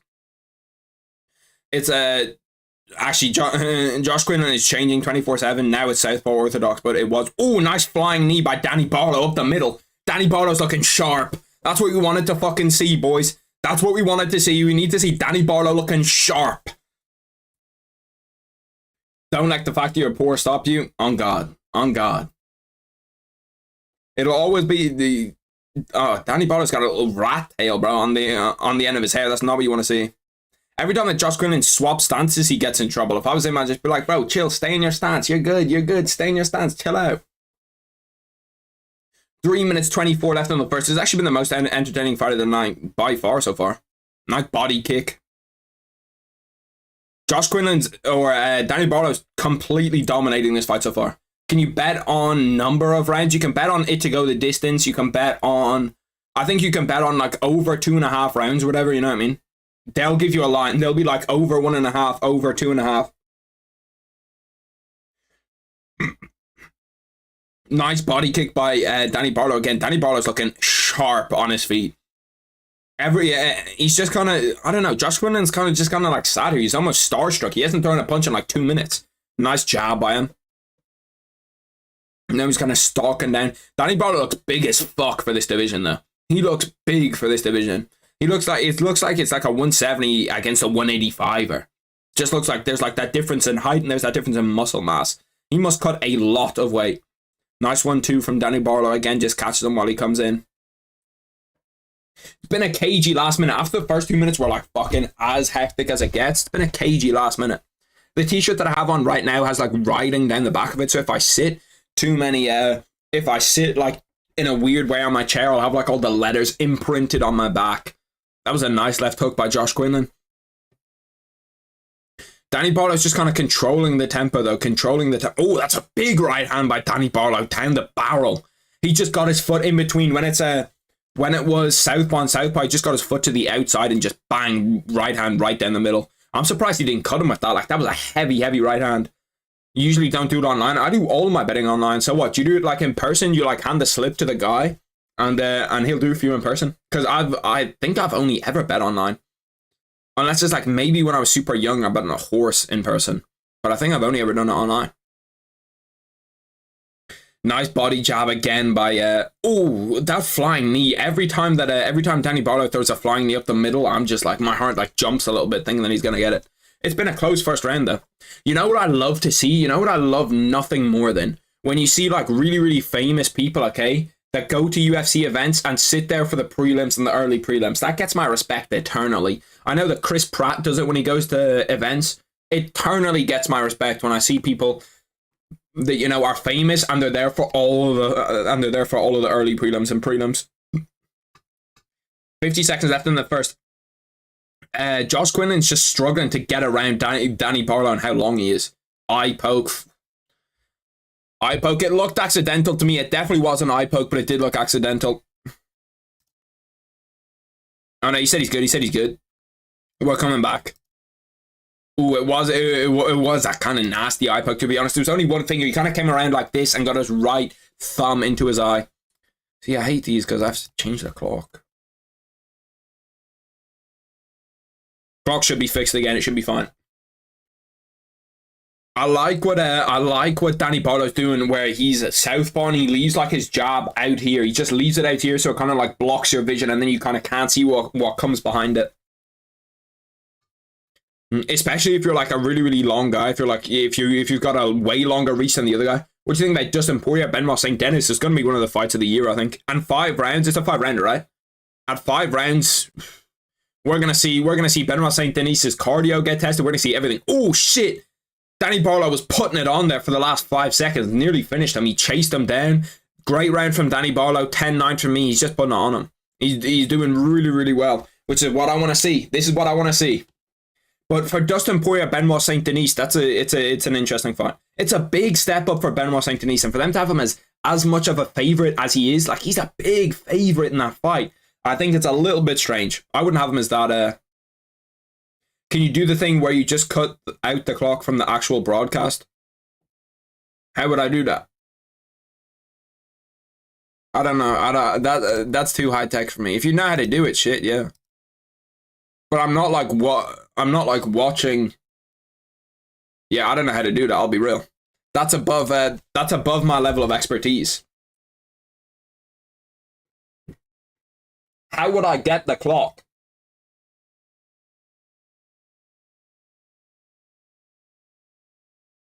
Because it's not like there's a little bit of a delay in the UFC clock in the screen that I'm watching, so that might just mean that it's wrong.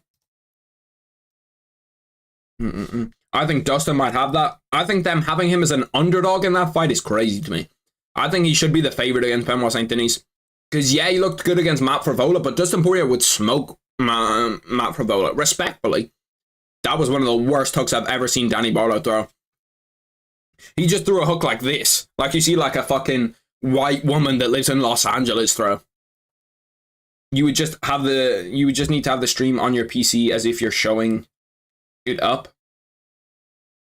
See, but it's not a stream. You need to have the stream on your PC as if you're just showing it up. Yeah, I don't know. Because it's not like this is on a completely different screen. This isn't on my PC. But then put your camera over the whole screen. Oh, okay, yeah, no, I do know what you mean. But yeah, no, it's not. It wouldn't work because one, I'm not watching it. I'm not watching it. Like it's on a different thing. This is on the Fire Stick. That's on the PC. Like I'm streaming from my PC, so I'm not streaming my Fire Stick. But then also, if I just got like the UFC broadcast, it wouldn't be in line with where my one is. So this is probably just easier. If I got like a remote, that would be the easiest. Ask Caesar. Ask Caesar for his link. He'll give it to you. 3 minutes 30 left in the second round. It's kind of been more the first round. It's been a good stand-up battle though. If I was Danny Barlow, I'd throw to the body. Throw that at. God damn, he fucking. Sometimes when he throws, it looks terrible. Sometimes when he throws, it looks terrible. If they put him up against like an actual elite of the elite striker, I think that Danny Barlow could be in trouble because technically his strikes look fucking awful. Like he's getting no power on the hooks that he throws. He's just like every time he throws a hook, he's just slapping. Like it's legit like a Nate Diaz Stockton slap. His jab is good though. His jab is really good to be fair. And it just kind of saves him. 23 head strikes by Danny Barlow. Josh Quinn has landed 10 strikes to the body. If I was Barlow, I'd throw some. You gotta start throwing something to the body. Just because his guard is so high. If you're watching the fight, you can see how high his guard is. He's got his hands like up here, up here, up here. The body's so open. Up in under here, up in under here. The liver shot is so open. The over 1.5 rounds here was minus 160. That's the thing that you can bet on if it's like a. You can bet on if it's going to be... Can I send it through the chat? It might delete it. Ooh. Danny Barlow putting on him here again. Flying knee. He just doesn't have that fucking power to finish him because his strikes just aren't clean enough. You can send it, but then just when he clicks on it, delete it. And then for Dana White, of course, don't send it. For Dana White purposes, for legal purposes, don't send it. Oh, that was a low shot. That was low. That was low. Groin shot from Josh Quinlan to Danny Barlow. 1 minute 42 left in the second.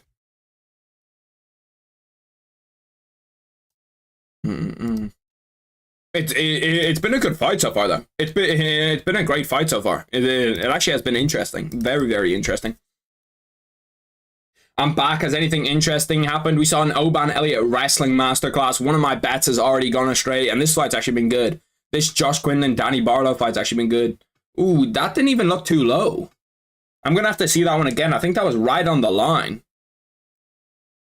I think that one was actually okay.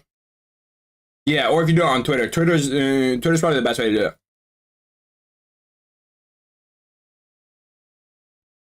I can't see the timer because I can just see I think there's like 30 seconds left in this fight though. Or sorry, left in the second round. No, I was wrong. 1 minute 41. Bang, timer is fixed. Big right hand from Josh Quinlan. Oh yeah, you can do it through the Discord. I'm not sure if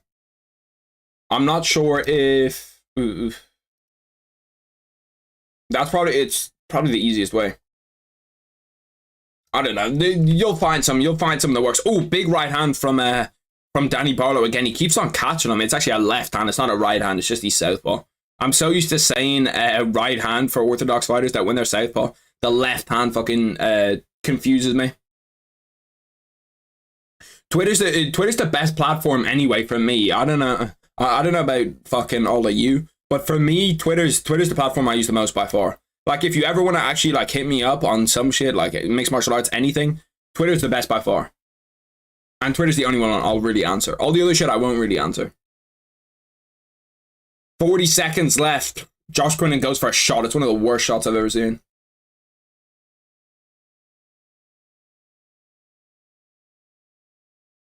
Danny Barlow throws like my sister. It's crazy as any power, bro. That's what I was saying. Like his technique is non-existent. Like who is his coach? I'd love to know. I'd love to know who his coaches are, because like every time he throws, it's just so technically wrong. Like yeah, I don't know. It's not even like an arm punch. You see some like actual like elite of the elite boxers. Subriel Matthias is a guy. He's in Devin Haney's division at 140 pounds. He's like a guy that may not throw with like his whole body behind it. Essentially, like what you're meant to do is you're meant to throw with like your hips and your kind of body behind it. He just throws with his arm. But DMs on what? Twitter? You have to send them to me on Twitter. Or are you talking to him? Because I can't. My phone is up there. But what was I saying? Oh yeah, Subriel Matthias is a guy that throws a lot of arm punches, but like he's still like an elite of the elite boxer. He doesn't even throw arm punches. He just throws like, I don't know, this weird, like he couldn't get less power in it if he tried. He's got like no kind of fucking, but he still does knock people out. Like it's not like he doesn't knock people out. He still gets knockouts. Josh Quinlan down 2 rounds here, boys. Is everybody pretty much, are we unanimous in terms of Josh Quinlan's down 2 rounds? I guess that we are. Because I feel like it's been pretty obvious so far. Danny Barlow's just kind of dominating on the feet. Danny left hand to God Barlow. He's got 4 knockouts, 1 submission, 2 decisions. He got a round 1 knockout in the Contender Series with them weak ass punches. Could you piece up Barlow? I don't know. Depends what weight he is. Oh, nice. Okay. Yeah, I don't know about piecing him up. Well, actually, no. If it's straight up boxing, yeah, maybe. If it's anything other than straight up boxing, no, he's fucking me up. Any type of kicks, any type of, like, if he can, any type of elbow, any type of fucking, any kick, any elbow, I'm finished. And any wrestling, I'm done for. But in just a straight boxing match, I think that it could be close. Like, you don't really know until you're actually in there with a guy. It's kind of difficult to watch from like the TV to see like how fast he is, like how clean his shots are, how good his counters are. But just off technique, I'm confident. Oh, he hurt him. Danny Barlow hurt Josh Quinlan. Oh yeah, he's getting. You got to stop that. He's. Oh my God, Josh Quinlan's up. Oh, he's out on his feet. He's out on his feet. You've got to stop that. Oh my God, this is the 3rd time he's been knocked down in 10 seconds. Please stop this fight. He's absolutely done for and he won't stop it. There we go, he stopped it. Danny Barlow gets it done via KO. Fuck knows, bro. Fuck knows how he got it done via KO. No video today. Most of the time for me, the video, like a Saturday video is going to be a Sunday video, if you know what I mean. So it's like the UFC 296 recap is my Saturday video, but it goes up on a Sunday, technically.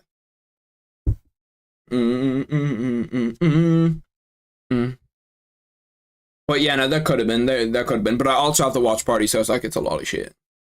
The watch party is essentially the video, and it's pretty much a 6-hour video, or however long it's gonna be. When's the main event meant to start? It's 5:30, isn't it? And then I'm gonna stay up. I'm gonna stay up for the press conference, and I'll be live for the press conference, just because I want to see. I want to see how. What was I going to say? Oh, yeah, I want to see the UFC 300 main event. What do you think about UFC 300 main event, boys? Who do we think it's going to be? I think it's going to be Israel Adesanya against Dricus du Plessis. I really do think that that's what it's going to get announced as. Because anything else is just doesn't make sense. There's nothing else that you could really like convince people like, yeah, that's a great main event. Leon Edwards Balal is a main event for 300? Nah, that's not it. We do have 2 bets that are on currently. We have our 9-fold, which is just pretty much a throwaway €5 into €465. And then we have we have this one. We had one that had this fight in it. I know we did. Ian Machado, yeah, Danny Barlow, Robert Whittaker, Volk, and Ian Gary. That one could come in. That's €10 for 62 return. I finally got a channel with early prelims dub. It's a major dub. I have to spend like 20 minutes looking before I go live. I have to look and see, like, hopefully I can find one that has early prelims on it. and you find a channel that has early prelims, and the fucking prelims are on. Bro, Barlow is a savage. He's got zero technique, but he must have stupid power. Watching him is like watching Ngannou at the start of his UFC career.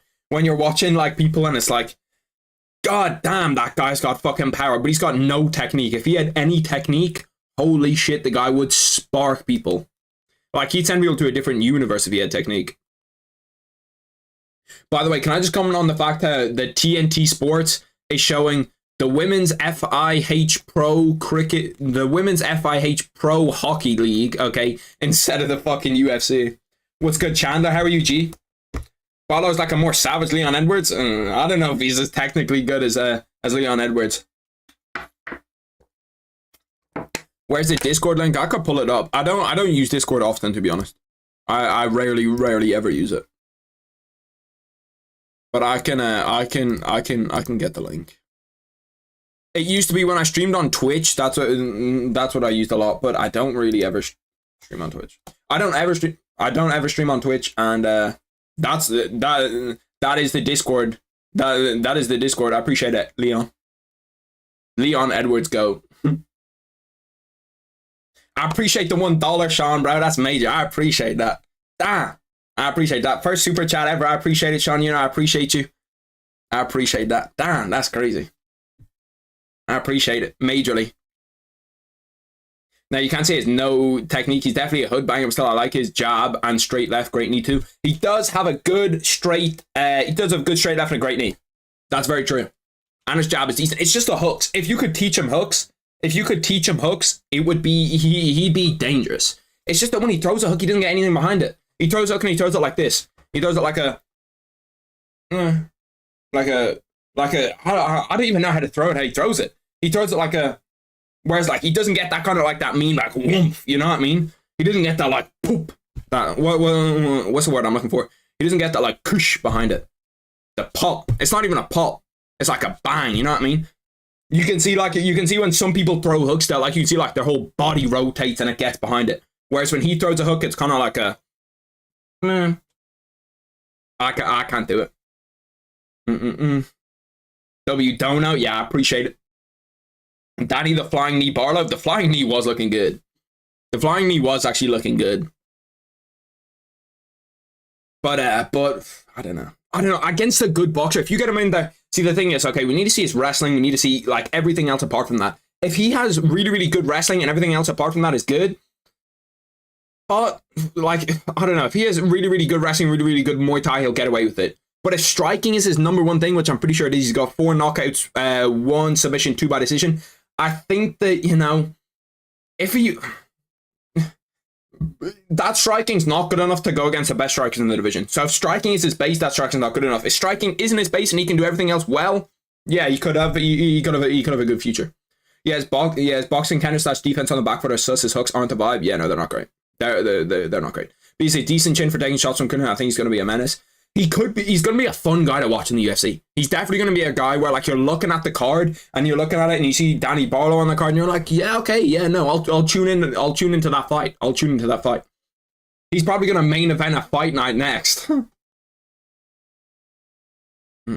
I try to donate with the whole copy paste, but you have to pay more and more to increase max letters. Even like the 500 max would have fitted 1/7 of the whole thing. That, yeah. The copy pasta is crazy. If you want to know what he sent to my DM, it was that copy pasta. Made me click off it just to get that. But yeah, no, his shin does look good. What's the next fight, boys? What's the next fight? That's the UFC. I'm always terrible on about order. Prelims have started, so it means that the timer should be... Is it Rinya? It is. Damn, how many fights got cancelled here?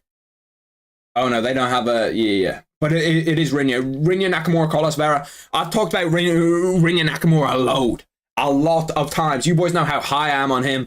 I was super high on Joe Piper and he got smoked last week.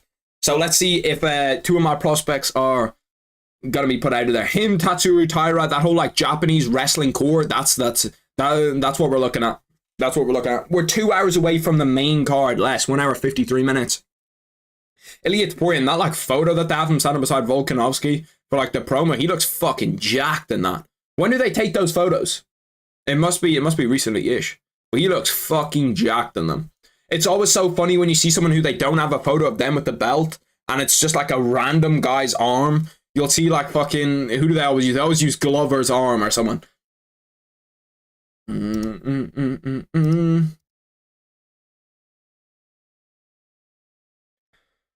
Oh, my shoulder hurts. I think I hit something wrong yesterday, and my shoulder's been hurting like the last 2 days. My shoulder and my thigh. I've got this weird pain at like the top of my thigh. To be fair, Carlos Vera, let's take a gander at Carlos Vera and how he's looked in terms of his fights recently. I'm pretty sure that Carlos Vera has not, like, I know it's short notice, but I'm pretty sure he hasn't fought in a minute. Let's take a gander at it really quick. To be fair, the card is moving along pretty, like, steadily fast. 1 a.m. And how many prelims do we have? We have 4 prelims, and then we're on to the main card. So these prelims might take a minute. They'll probably give every single person... Okay. 1 win via takeout, 5 wins via submission, 5 wins via decision. Okay, so he should be someone that Rinya Nakamura can bully on the ground. Debutant. I did think that. Oh yeah, lost to Brad Katona on tough. I remember this. I remember, because most of the time when I'm looking through it for a video, like when you see me do like UFC 298 preview, for a lot of the early prelims and prelims guys, I'll have like little facts about them. Obviously, like Ian Gary, I know who Ian Gary is. Volkanovski, I know about Volkanovski. Ilia Topuria, I know about Ilia Topuria. But when we're looking at guys like this that are short notice guys, I'll have like little notes on what they've done.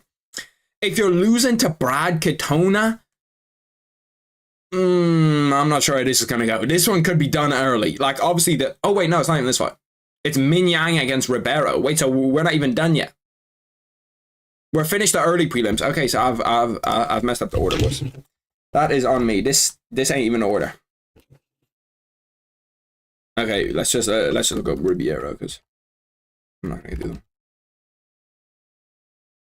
Anthony. No, it's not Anthony. It's not Vidor. How many fucking Brazilians have the second name Ribeiro? Claudio? Yeah. Lost to Roman Kopylov. Actually, I remember that Roman Kopylov head kick KO. That was dirty. Bro, Roman Kopylov might have one of the best highlight tapes in UFC history. I'm not even trolling.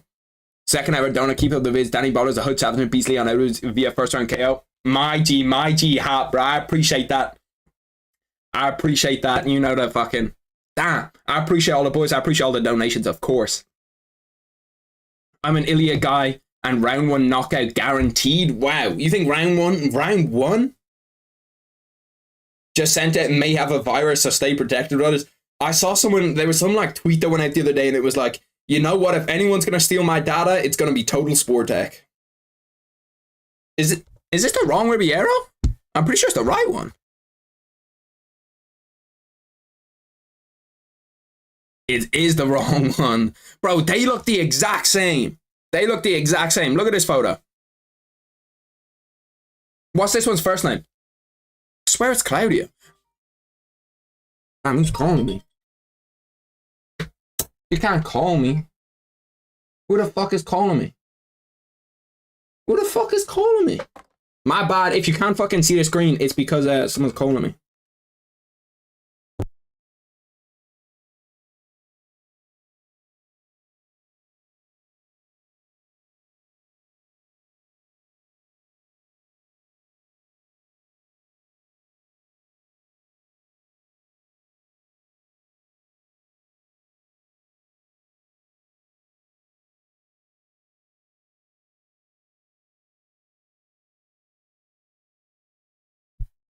This fucking spastic, yeah, calls me to tell me that she found her keys. My sister, what is she on? Is she fucking bugging? Is she bugging? Are we good? My fault. I need to fix this now. Fuck. I need to fix it. Give me 1 sec, boys. When someone calls me, it fucks it up. We'll be back. We'll be back. Give me 1 sec. Can I add a... Oh, we should be okay. See, now the camera's all fucked up. Look at what these people, bro. I'm getting saboteured. Who the fuck calls someone to tell them that they found out? She calls me, okay? My sister calls me, alright? And then she goes to me, she goes, did I wake you? Did I wake you? Are you fucking stupid? Did I wake you? No, you didn't wake me. So then I'm like, no. Then she's like, oh, I found my keys. What the fuck? What the fuck? Like, I thought it was. Why you text me? You don't have to call me. Very annoying. I have the one. I have it, so I'm okay. My sister calls me to tell me when she's annoyed. Yeah, that would piss me the fuck off. See, that's the type of shit that gets you killed. Because if you call me for some stupid bullshit reasons, I'm gonna stop picking up the calls. And then when I stop picking up the calls and you're getting fucking kidnapped or something, then I'm gonna be like, yeah, I'm not picking up. She's gonna be calling me for no reason. Most Dublin sounding spastic I've heard. Shit, you're not wrong. My antivirus has blocked like 5 links from Total Sport Tech. Yeah, I don't have no antivirus, I'll be real. Or I do, I have like the normal one. I don't know what the normal one is, but I have that. Don't even care if you're awake or not. That's how I want it to be. But like, why? Like, she can hear me. She can hear me. My house is not big. You know what I mean? She can hear me upstairs. Did I wake you? What the fuck? Why is that? Some people are clowns. Now I'm getting, where do Wrexham play their home games? Why do I have some quiz? I want to watch the fucking fight. Some quiz on my TV. Damn, they're struggling with the timing. Yeah, no, the annoyed thing, that would annoy the shit out of me. If someone calls me and tell me they're annoyed. Bro, Tatiana Suarez was meant to be on this card. That would have been a fucking banger. AJ Dobson, Trayshawn Gordon. Let me find the actual correct, what I was doing before. Let me find the correct Riviera. Actually, I know how I can do it. I can just go UFC 2 on it. Okay, let's go over here. What is it? Branson. I knew that was his name. Bro, look at his photo, okay? Yeah, and then compare that to Claudio's photo. I promise you, bro, they look so fucking similar. Do they not look stupidly similar? That photo, that photo, that photo, that you could easily mistake them. Brenson and Claudio, you could easily fucking mistake them. Oh, coming off Dana White contenders. There's so many round 1 finishes on Dana White contenders. Damn. Oh yeah, this is the guy who's had 2 round 1 KOs, then has came back and won 3 fights via round 1 KO immediately. Minyang Zhang. Let's take a quick gander at him before this fight starts because it's about to start. Damn, he's on what? Oh yeah, road to UFC. Yeah, road to UFC. Damn, look at all these round 1 knockouts. Round 1 finish, round 1 finish, round 1 finish, round 1 finish, round 1 finish, round 1 finish, round 1 finish, round 1 finish. Fucking hell. Look how many round 1 finishes he has in a row. How many is that? Bro, he's had 1 fight in the last... He's had 2 fights in his entire career that have not been done in round 1. 3. That's fucking outrageous. 3 fights in his entire UFC career that have not been done in 1. Did I mess up betting against him? Did I fuck myself over betting against him? Imagine this, Barlow versus Kevin Holland. Did I send it on Discord? Oh, no, I can send it to you on Discord. Was I meant to? My bad. How many times she called me and I was okay with it? Was then she called me the beast shit out of her boyfriend? No, that's crazy. Hey, you gotta roll up for me. Who's a better athlete, Edwards or Barlow? Leon Edwards might have the fucking, Leon Edwards might have the best physique on the planet, so I'm gonna go Leon Edwards is a better athlete. But who knows? We really don't know. Calling her a spastic. Your data's already in China, bro. My data's fucking finito. They've got everything. They know all of my, they might have a tracking chip in me, bro. That's how many links I've clicked on.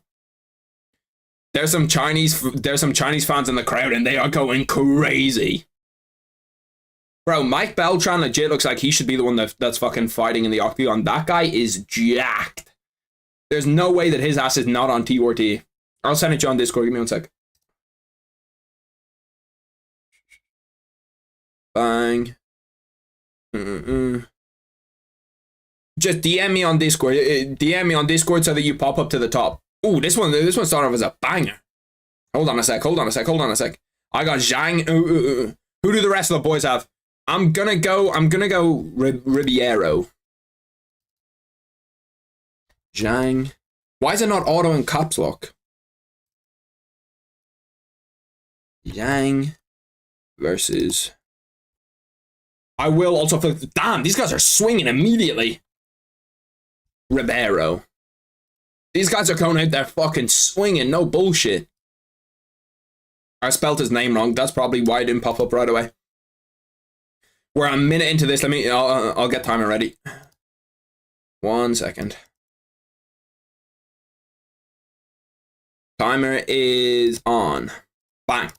Okay, so now we can... This one's finished in 1. This one's done in 1, boys. I promise you, done in 1. Okay, let me go back here. Swear every Chinese athlete calls Zhang. No bullshit.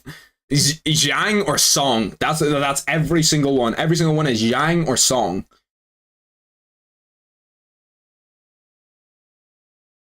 Barlow versus Kevin Holland. I feel like Kevin Holland smokes Barlow though. Do you not think he's just too good of a striker for him? Like Kevin Holland's like a legit good striker. Ribero's trying to land this. Oh, what the fuck? Is he trying to signal the ref that he got eye poked? Oh my god, he slapped him. Zhang slapped him. Big left hook. Oh my god, he put him fucking right out. Holy shit. He put him out. He put him out. Just a big left hook. Bro, you can't be angry at that stoppage. He was fucking out. That was just out of nowhere. Car crash, left hook, bang, slapped him.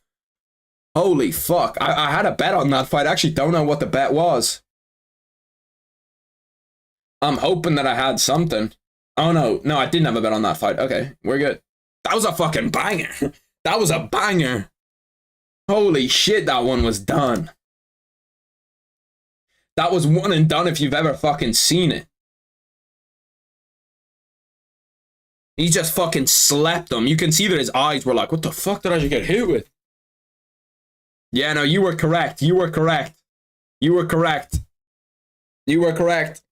Everybody had Zhang before it. Wow. I was just fucking, bro, that was a fucking monster left hook. It wasn't even actually that big of a left hook. It caught him so clean though, because his hands were down after.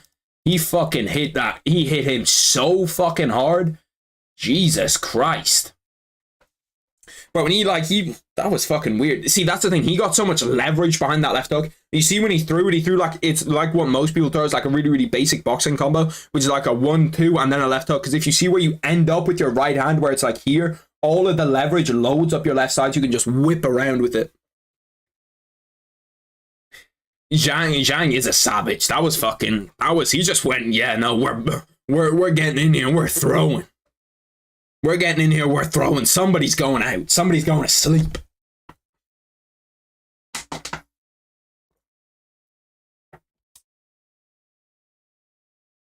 That was a banger. That was a banger fight. That was definitely the fight. That was the fight of the night so far. And it was legit like a minute. That was a minute straight action.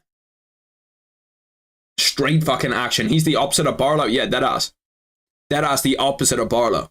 He just went in there and said, I'm going to fucking sleep you. There was a reason. I was looking through his record. I can't believe that I didn't pick on that when I was doing the preview.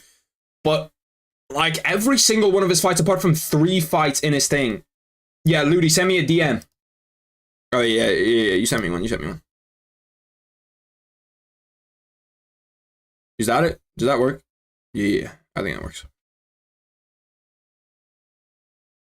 I sent it to you, I'm pretty sure. Yeah, no, but that was clean. Finished all wins in the first round. Every single win that he has. Usually when you see someone that every single win that they have, you're like, oh, he's probably got like 6 wins. He might be like 6-1, 6-0 if he finished every single fight in the first round. He has 17 wins. 17 wins. And they're all via first round finish. Woo! That but has got stupid power. Stupid power. He's got that Deontay Wilder type of light switch. Just send you, pop, gone, finished. Ribeiro was just like looking there on the ground, and then after he was like, what happened? Why'd you stop it? Brother, you were out. He was out clean. That was like 1 clean shot that landed. New fan favorite, boys. New fan favorite. I'm rocking with Zhang now. See, that's another guy. That's another guy where you're looking at the card now and you see him on the card and you're like, yeah, we're not missing that fight. We're tuning in for that fight. Banger. That is a fucking banger, bro.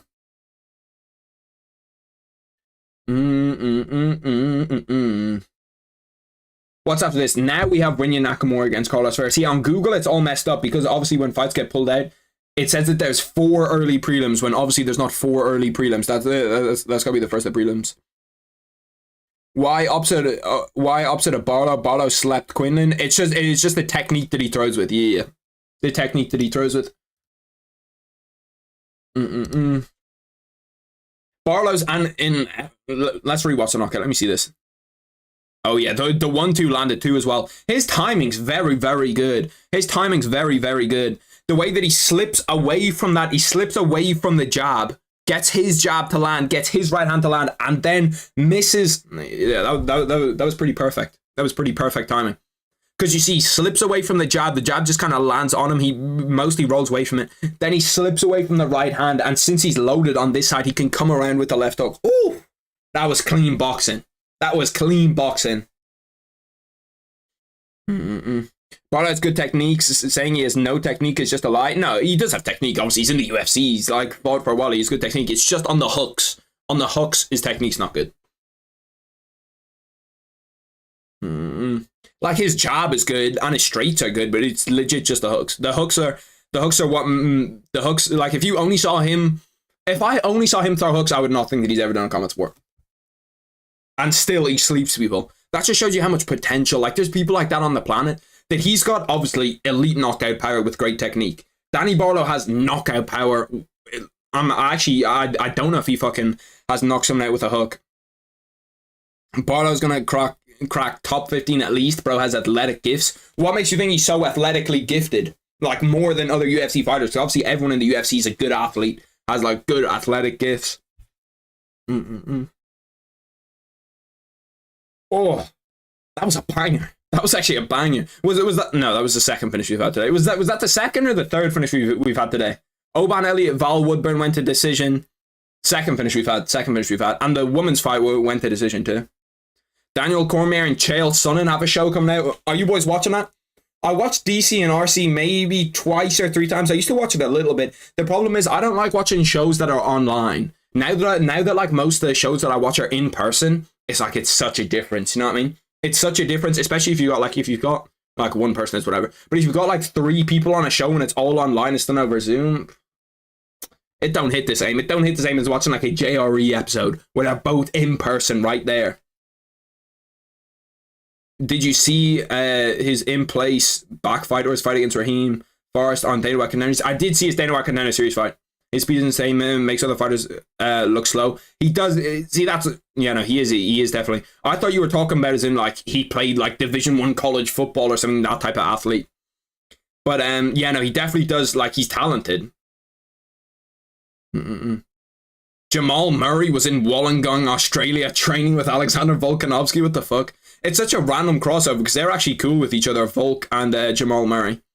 But it doesn't make any sense that they're cool with each other. Like it's such a random crossover. I'm watching it. Chael is the GOAT. I do actually like Chael a lot.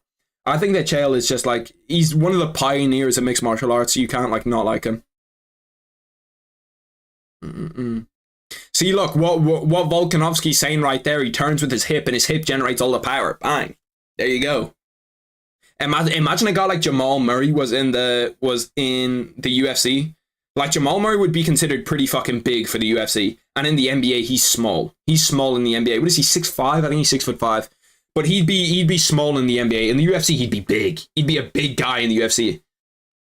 It always blows my mind. You know when you see someone that like you consider big in a sport, say like George Kittle in the NFL. He's big for the NFL. He might be like 6'4", 6'5", and I saw him standing beside Steph Curry, who's 6'3", and it's like tiny.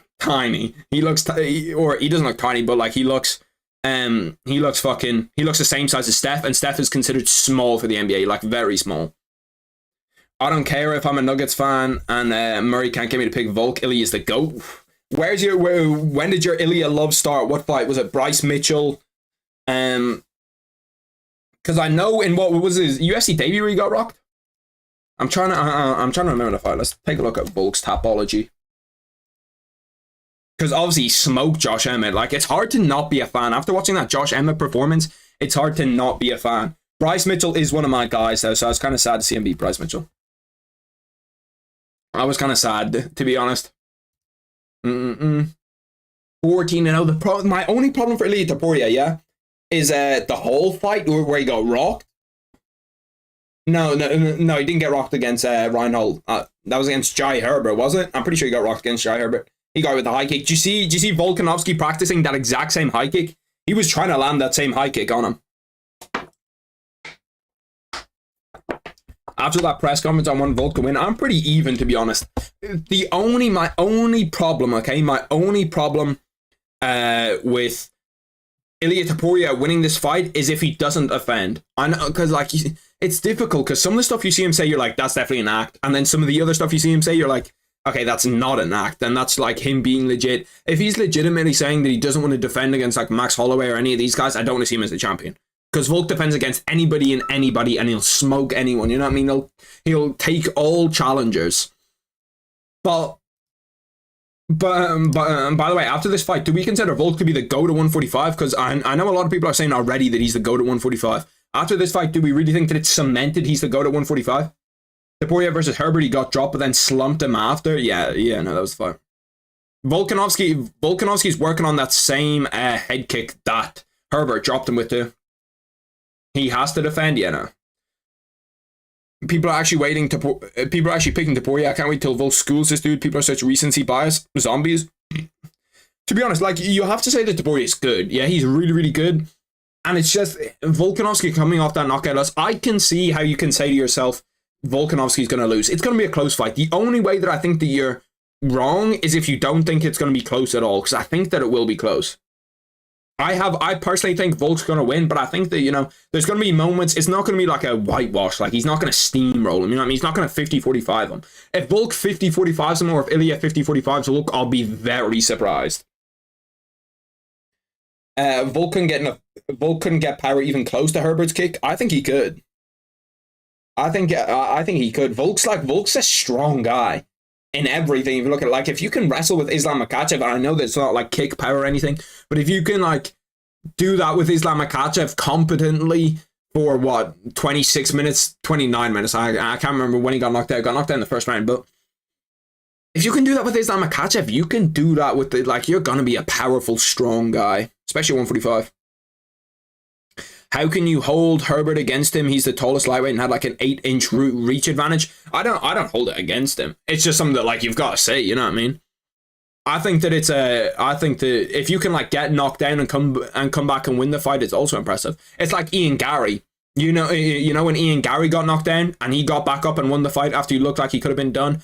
I think that it's almost a little bit scarier for you if you haven't been knocked down, if you haven't been hurt, if you haven't gone 25 minutes, all of those type of things. That's a little bit scarier for me, because what happens when you do get hurt? Because when we go up and up and up and up and up and up and up in terms of levels, there's gonna be guys that can hurt you. You know what I mean? You're gonna have problems against guys. Also, Topuria took it on short notice. Did he? I don't remember him taking it on short notice. People are like, Ily's a better grappler because he is subbed on the regional scene. He couldn't sub Yusuf Zalal. Volk would sub Yusuf Zalal in one round. See, but I think that they both kind of neutralize each other in terms of grappling. Ilia Topuria, I don't think is a better grappler than Volkanovski is, but it's going to be close. It's not a big difference. Topuria's not a bad grappler, but he's not... It's not Topuria's primarily a boxer for a reason. His chin is probably close to Holloway level. I don't think it's close to Holloway level. We've got to see him in there against some guys before we say it's close to Holloway level. Does he have a good chin? Yes, for sure. What, Holloway level? Do you know Holloway's taken 3,000? How many strikes has he taken in his career? Maybe 1,600 strikes. Got in there against Dustin Poirier. He'll get in there against Justin Gaethje, and he's never been knocked down once in his career. Got in there against prime Conor McGregor. Conor McGregor, when he was on his rise, didn't even get knocked down against him when he finished everybody. I don't think he's got Holloway level chin, but he definitely has a good chin. Definitely has a good chin. It's going to be a close fight. They both neutralize each other pretty well. The only difference, I think, in the fight is going to be Ilia Topuria is a better boxer than Volkanovski is. Volkanovski's a better striker than Ilia Topuria is. That's the difference for me. So it's who can win those striking battles. He has quality striking, chin, and grappling. Yeah, no, he does. They're both really, really good guys. That's why they're fighting for the UFC championship. But Holloway level, Holloway level is I don't know. like, even you could say maybe he does have Holloway level chin. Yeah, maybe he does. But I think it's too early. It's too early to note someone with something like that. And he definitely has more power than Holloway. He has more power than Holloway. So it's just going to be interesting to see how that power does. He couldn't take Josh Emmett out of there, which kind of makes me, like, I think a little bit about, like, I don't know, because Josh Emmett's got a good chin as well, but Josh Emmett can be finished. Josh Emmett can be finished. Herbert wouldn't drop Max with his chin. I don't know. That Herbert one's a weird one because it's a terrible stylistic matchup, and I didn't know it was short notice. Short notice kind of changes things a little bit. But Vulcan obviously has been, like, hurt by Islam Makhachev. He's been hurt by loads of people, but he still has a good chin. They both have good chins. Experience is going to play a huge part. I do think that too. Topuria's only had one 25-minute fight where he was pretty much cruising the entire time. You know what I mean? It was what, like a 50-42, 50-41. So it'll be interesting to see, because Volk will put him under pressure. Volk's got, people aren't remembering that elite Volk gas tank. I think that Topuria's gas tank is something that's going to come into question. Just because it's like, I don't know, that Volk gas tank is inhumane. Like, it's so good. Bear in mind, Islam Makhachev laid on him for 15 minutes, yeah? When he was, like, winning those first, like, 1, 2, whatever, 1, 2, and 4. He was on him and they were grappling and he was getting held down. That zaps the energy out of you trying to get up when you're held down. And, like, he was still good in the 5th round. He was still on top, loads of energy in that 4th and 5th round. So, it'll be interesting. I can't wait for it. I cannot wait for it. Who do you boys think is going to win in that Costa Whitaker fight? The Costa Whitaker fight is one of the most interesting fights on the card to me. It hasn't got a whole lot of promo, you know what I mean? It hasn't got like a kind of that co-main promo that usually you would see at Gekka. It's not a title fight or anything, but I actually think it's a super interesting fight. Volk took it too soon after that knockout from Islam. He shouldn't be in too soon, especially on a title fight. His chin will be prone. That's another thing we have to look at. That's another thing we do have to look at.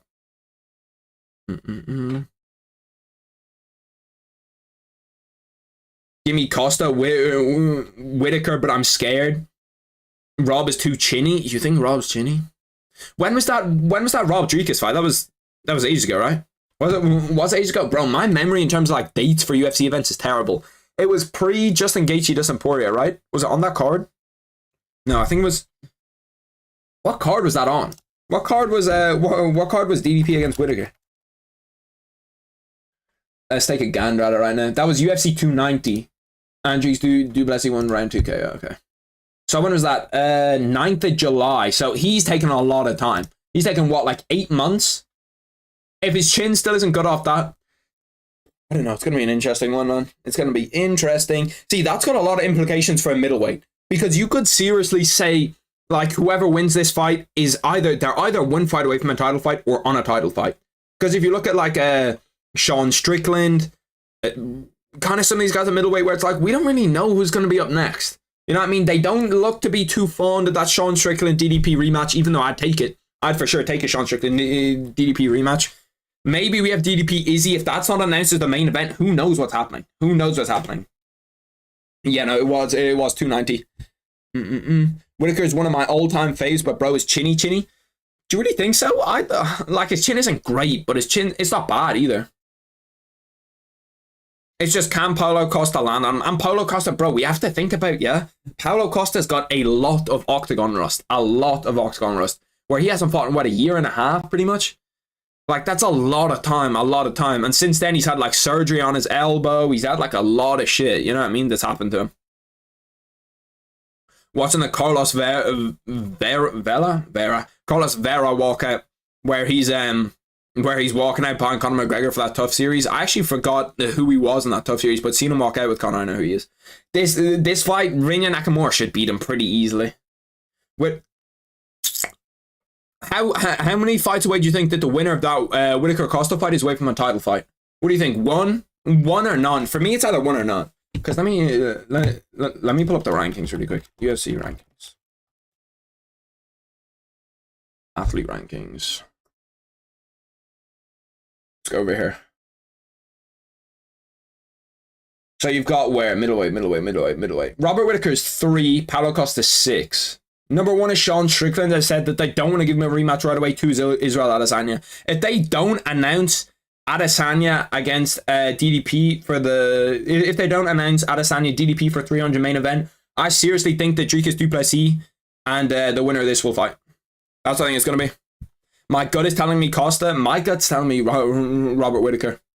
If you had to make me bet, I'd say Robert Whittaker, and I'm pretty sure I did bet on him. Whittaker got KO'd by Thompson, did the chicken dance versus Yoel, KO'd by Izzy, knocked down by Izzy in the second fight, KO'd by DDP off a jab. That is an interesting point, actually, Chandler. That is an interesting point. I forgot that what knocked them down in that DDP fight was it was a jab.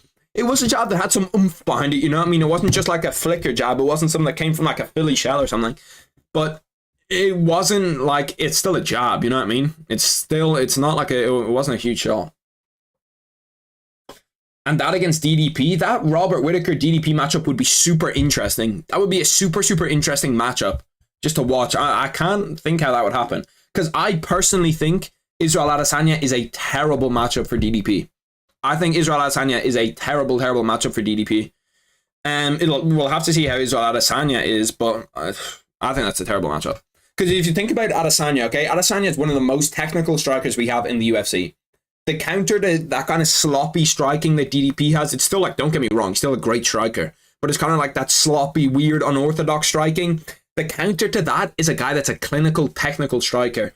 And Israel Adesanya's takedown defense is some of the best in the UFC. He's got elite takedown defense, so I'm not sure DDP will just be able to take him down. Tell me anyone at middleweight that would go down to that jab at middleweight. Yeah, I don't know. We'll have to see his chin. We will. Because that DDP matchup, if he gets DDP after this fight, DDP's a powerful guy. He's going to land 1 or 2 shots. Actually, what am I saying? That would be Robert Whittaker DDP 2. They're not going to run that fight after you got knocked out 1 round.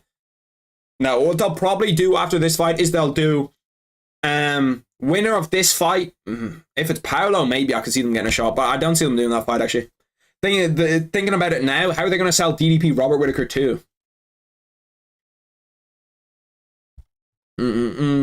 I'm telling you right now, Izzy will TKO DDP and Sean will beat Izzy and claim the belt again. Styles make fights. That is actually I think I said that in when I was talking about it. It might have been the end of the Sean Strickland fight, Sean Strickland DDP, where I said I think that's going to happen. It's going to be like a triangle of you beat me, you beat me, you beat me, you beat me. If Khamzat fixes cardio, he will run through that middleweight division. Him versus Shavkat will be so good. Yeah, the cardio is a big problem for Khamzat. It's a big problem for Khamzat, especially when you got guys like Sean Strickland in the division. Sean Strickland in the division. DDP with his nose fixed in the division, where it's like his cardio looked really, really good. You've got guys like Israel Adesanya. Obviously, he's never had problems in this division. There's a lot of guys that have good cardio in this division. It's not a good division to have bad cardio. To have like cardio be your big problem. Me and my friends played a game where you use the UFC page to connect 2 fighters like Poirier to John Jones by going through their opponents like a chain game. I think I saw that for the NBA. I think I might have watched someone do that with the NBA, where it's like you get like 2 players and you have to find through the teams that they were on. Is there an actual game that you could play on it? Like, is there an actual game for it, or is it just like you use the UFC page? Because Poirier to John Jones would surely be difficult, because you have to have like with like the weight divisions. You'd have to just get someone that's fought at like 155, 170, 185, and then go 205, 260, you know what I mean? Winner versus Sean or Izzy. Yeah, it's a difficult one. How was Sean Strickland match up with Robert Whittaker? That's another fun fight. That's another fun fight. That's another fun fight. Sean Strickland against Robert Whittaker. That would be a banger, actually, thinking about it. I like how you talk like you're on meth. That's fucking comedy. Talk like you're on meth. I do talk fast. I talk fast because my mind moves fast. Mm-hmm. Rinya Nakamura against... This one could be over pretty fast, I'll be honest. Damn, they've got all the fucking people in the crowd. They've got Japanese people in the crowd. They've got Chinese people in the crowd. They've also got Americans. Hopefully, is there some Irish over there for Ian Gary? I'd consider traveling to an Ian Gary fight. I was nearly super pissed off at Ian Gary earlier this week when I saw like a clip of him saying that I can't. To be fair, it was a clickbait headline where they were saying like, where he was saying, "I'm too big to fight in Ireland," and I was about to, bro. I was about to ditch the Ian Gary train immediately. If you're saying you're too big to fight in your own country, but then I actually watched the clip and he was saying like, "I hope I'm not too big to fight in Ireland." You know what I mean? I hope I'm not too big of a star because I'd love to fight there. Strickland jab, Strickland up, and Strickland jabs Strickland up. You mean Strickland jabs Whittaker ups and puts him down with a 1-2 TKO. I wouldn't be surprised. Oh, we're already wrestling. Rinya Nakamura is taking top position. What the fuck is going on here? He's going for like a leg lock or something. To be fair, the wrestling scrambles here should be pretty fun. He does have a leg lock. He needs to roll with that. If Carlos Vera gets this done against Rinya Nakamura, there's a reason I don't bet on people that are this like big of a favorite, because it's just not worth it. It's just not worth the risk, especially if it's like a close fight. I remember I bet on Movsar Evelev against Diego Lopez when that fight was on, okay? And I was shitting myself for the entire fight because I was like, bro, please, Movsar, please. Because obviously I didn't know that Diego Lopez had that fucking dog in him. Whittaker, I meant, yeah... You've actually made that fight more interesting for me because I was thinking about how chinny Whittaker is. How chinny he is. Like, he is chinny. Just thinking about that jab that put him down, we're going to have to see him against Paulo Costa. We're going to have to see him. But Robert Whittaker's just got such a nice... He's just got such like a great personality. When you see him playing like Skyrim on his PC before the fights and shit. I used to watch his podcast a lot. Where he was like talking about, he just talk about fights, break shit down, talk about video games, talk about everything. Like, he's like a legit gamer.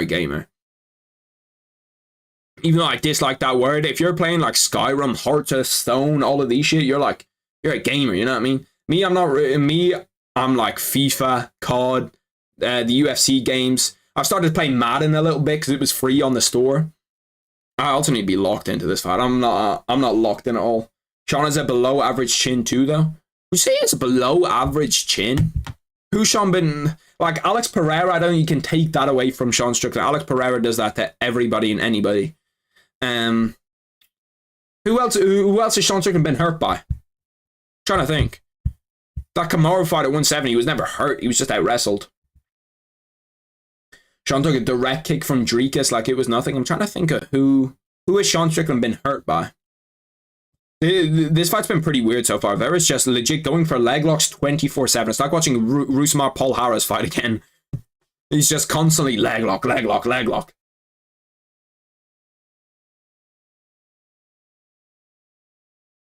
In terms of knockdowns, not just KOs, who's he been knocked down by? I'm trying to think. Sean's a guy that I think like he fights the opposite of how he talks. With the way that Sean Strickland fights, you think he'd fight like Derek Lewis, but he's so technical when he's in there. Maybe I had a bad take. It's whatever. I have bad takes 24/7. I say stupid shit all the time where I like walk back on it and I'm like, that's wrong. Or I'll say some shit in my videos. Sometimes when I say shit in videos and I'm going back editing it, I'll be like, what the fuck were you even saying? They're like, that was so dumb. I had one the other day. I can't remember it now, but I had one where I was like, that was just stupid as fuck. Oh, I think I was saying that someone was too small for the middleweight division. That was like one. I said Joe Piper was too small for the middleweight division. And I was looking back at it and I stopped and I was like, what the fuck are you talking about? Like, that guy's going to move up to 205 at some point. I didn't think that one through. Yeah, fucking it all that happens. 1 minute left in this first round. It's just kind of been wrestling scrambles. Rinya Nakamura's had top control for pretty much the whole fight. Hasn't got the finish in the first round. I thought that he might have got him out of there and won, but he hasn't got it done.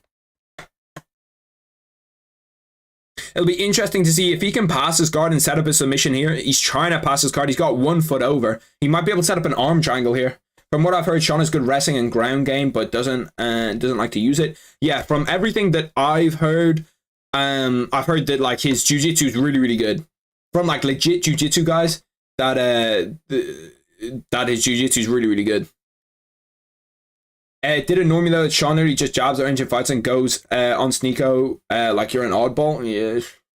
The Sneeko one was a little bit weird because Sean Strickland always does that in sparring, you know what I mean? He has to have the thing with Sean Strickland is he has to have your respect for him to not do that. If he has your respect, he won't do that. But if he doesn't have your respect, he'll just go to war. He'll just go to war with you. Like Alex Pereira, he's not doing that. You know what I mean? He's not doing that. Israel Adesanya, when he's in there, he's not doing it. He fights a super technical, measured fight. But if you don't have Sean Strickland's respect, he's just gonna fucking go out there and try to kill you. You know what I mean? He's gonna try to take your fucking head off.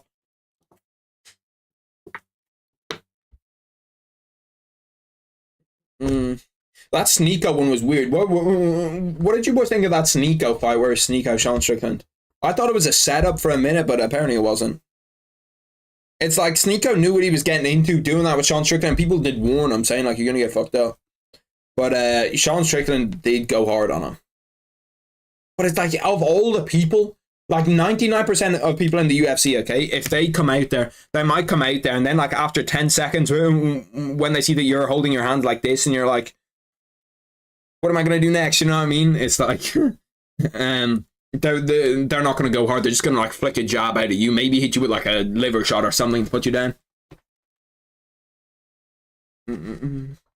Loki Nakamura has no finishing potential. To be fair, the guy that he's fighting against is a decent wrestler too. But yeah, we're going to need to see it. We're going to need to see it.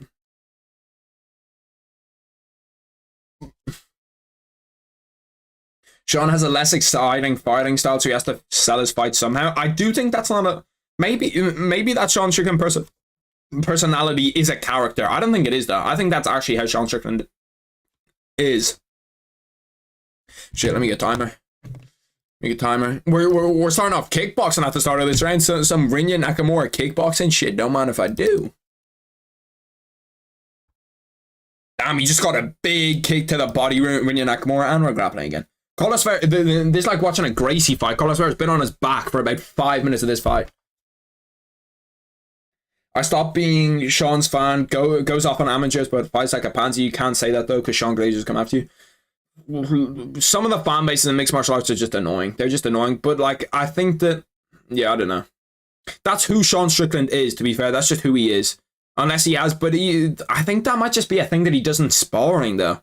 Like, I'm not sure, because even if you look at him fighting against UFC fighters, like, when he spars UFC fighters, when he spars really good boxers, like we've seen him spar like 6-7-0 professional boxers, he's going at them, you know what I mean? Like, he's walking them down, going at them. He's not like fighting in that Philly shell. I don't know what it is. You're professional, have some class. It may have been too hard. Yeah. To be fair, all fandoms are toxic. Yeah, it's one of the problems with mixed martial arts, where it's like, we just need to chill out a little bit on the people that we like. You know what I mean? Like, yes, your favorite fighter is like when I did that. My least favorite thing about every UFC champion. My thing is, it's like you have to be able to say that there's something bad about your fighter. If you can say that there's stuff that's bad about your fighter, yeah, okay, it's whatever. If you think that I said that, say, what did I say? Something. If you think that I said that Adesanya's legacy is overrated in mixed martial arts, okay? Or not Adesanya, Pereira's legacy is overrated in mixed martial arts, and you say, no, it's not, his striking's overrated, then that's fine. But if you just say, no, there's nothing wrong with him ever, then it's like, bro, what the fuck are we doing here? And then the other thing is, it's like, if you're a fan of Ilia Topuria, you don't have to say Volk is dog shit, you know what I mean? Like, we don't have to do that. We can appreciate both guys. I haven't been locked in on this fight at all, just because fucking Carlos Ferrer just sat on his back legit for this entire fight. He's trying to just land up kicks on Rinya Nakamura. Rinya's trying to get side control. He needs to get that other foot over before he can get side control. Trying to get him like a crucifix or something. This could just be a boring 30-27, boys. I'll be real. This could just be a boring 30-27. Sean's defense is as beautiful Sean's defense, as beautiful as it is, compromises his attack, or am I wrong? Yeah, but it's like it's the ebbs and flows. It's like in every single guard that you'll see, you have stuff you'll have, oh, Rinya Nakamura's underneath the neck here. Yeah, this should be done. He's got that arm deep in underneath the neck. Vera's done well to roll out of that, to be fair. That was really, really good rear naked choke defense. Yeah, no, his defense is really good, but that's the thing with that Philly shell, like Floyd Mayweather's offense when he's boxing was compromised when he used the Philly shell. But you get it with everything. If you have your hands super, super high like this, your body's open. If your hand's low like this, you can get hit up here. You know, there's always a problem with each defense that you have. If you have your hands like this, obviously you can get caught to the body. Like any defense you can do in boxing, you have there's stuff that, you know, is going to compromise you a little bit about it. I agree. No one's objective anymore. Replace leg kicks with jabs, and Strickland is literally Israel Adesanya. Jabs at range all day. Boring. Yeah, I don't know if I'd say it's like it's not boring, but I do agree with you that like that Sean Strickland for how he fights is like a lot more popular than Israel Adesanya, who may have more entertaining fights than he does. And with the no one's objective anymore, it's 100%. That's 100% no one's objective. And it's like there's no need for us not to be objective. I don't like Sean's personality. When you act the way you do, you can't play the victim, which he likes to do. When does he play the victim? When have you seen him play the victim? I'm trying to think in my head.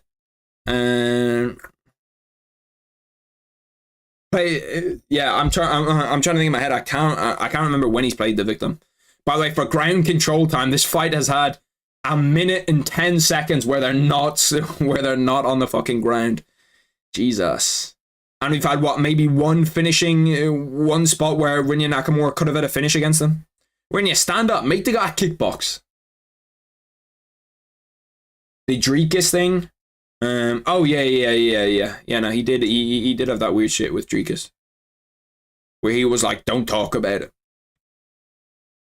On Rogan, that Rogan interview was so weird. You could just see that Joe Rogan was so fucking uncomfortable, bro. When he was there, yeah. Yeah, no, he was a bit of a hypocrite with Dricus. And Dricus didn't say anything from on there. I thought that Dricus was gonna keep pushing those buttons. I think once you bring it up, once you put it out there, it's fair game. In terms of fighting, like Sean Strickland's next opponent is 100% gonna bring that up.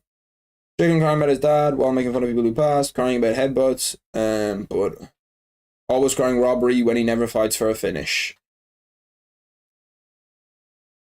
Yeah, if you have to be able to take it.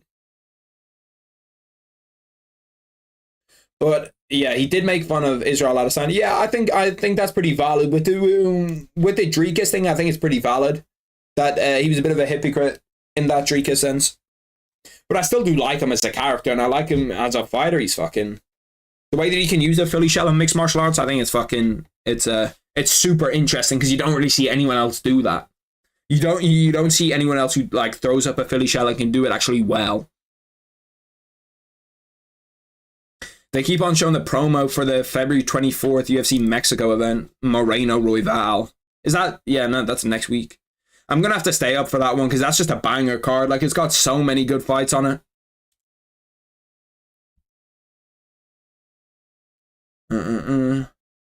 Literally card robbery against Dricus and Cannonier. Maybe I'm just not seeing Sean Strickland like most people see him. Like, I just don't. I haven't seen him. I haven't seen him say that he got robbed. I've seen him say that, like, he thought he won the decision, but that's every single fighter's going to say that, bro. In any close decision, like, I did think that Dricus won the fight, but in any close decision, any fighter is going to give themselves the nod. That's just how it is. But I don't think that he fights scared. I don't think that he fights scared. He fights like it's technical. You know what I mean? It's technical how he fights, and like some of the stuff he does is super good.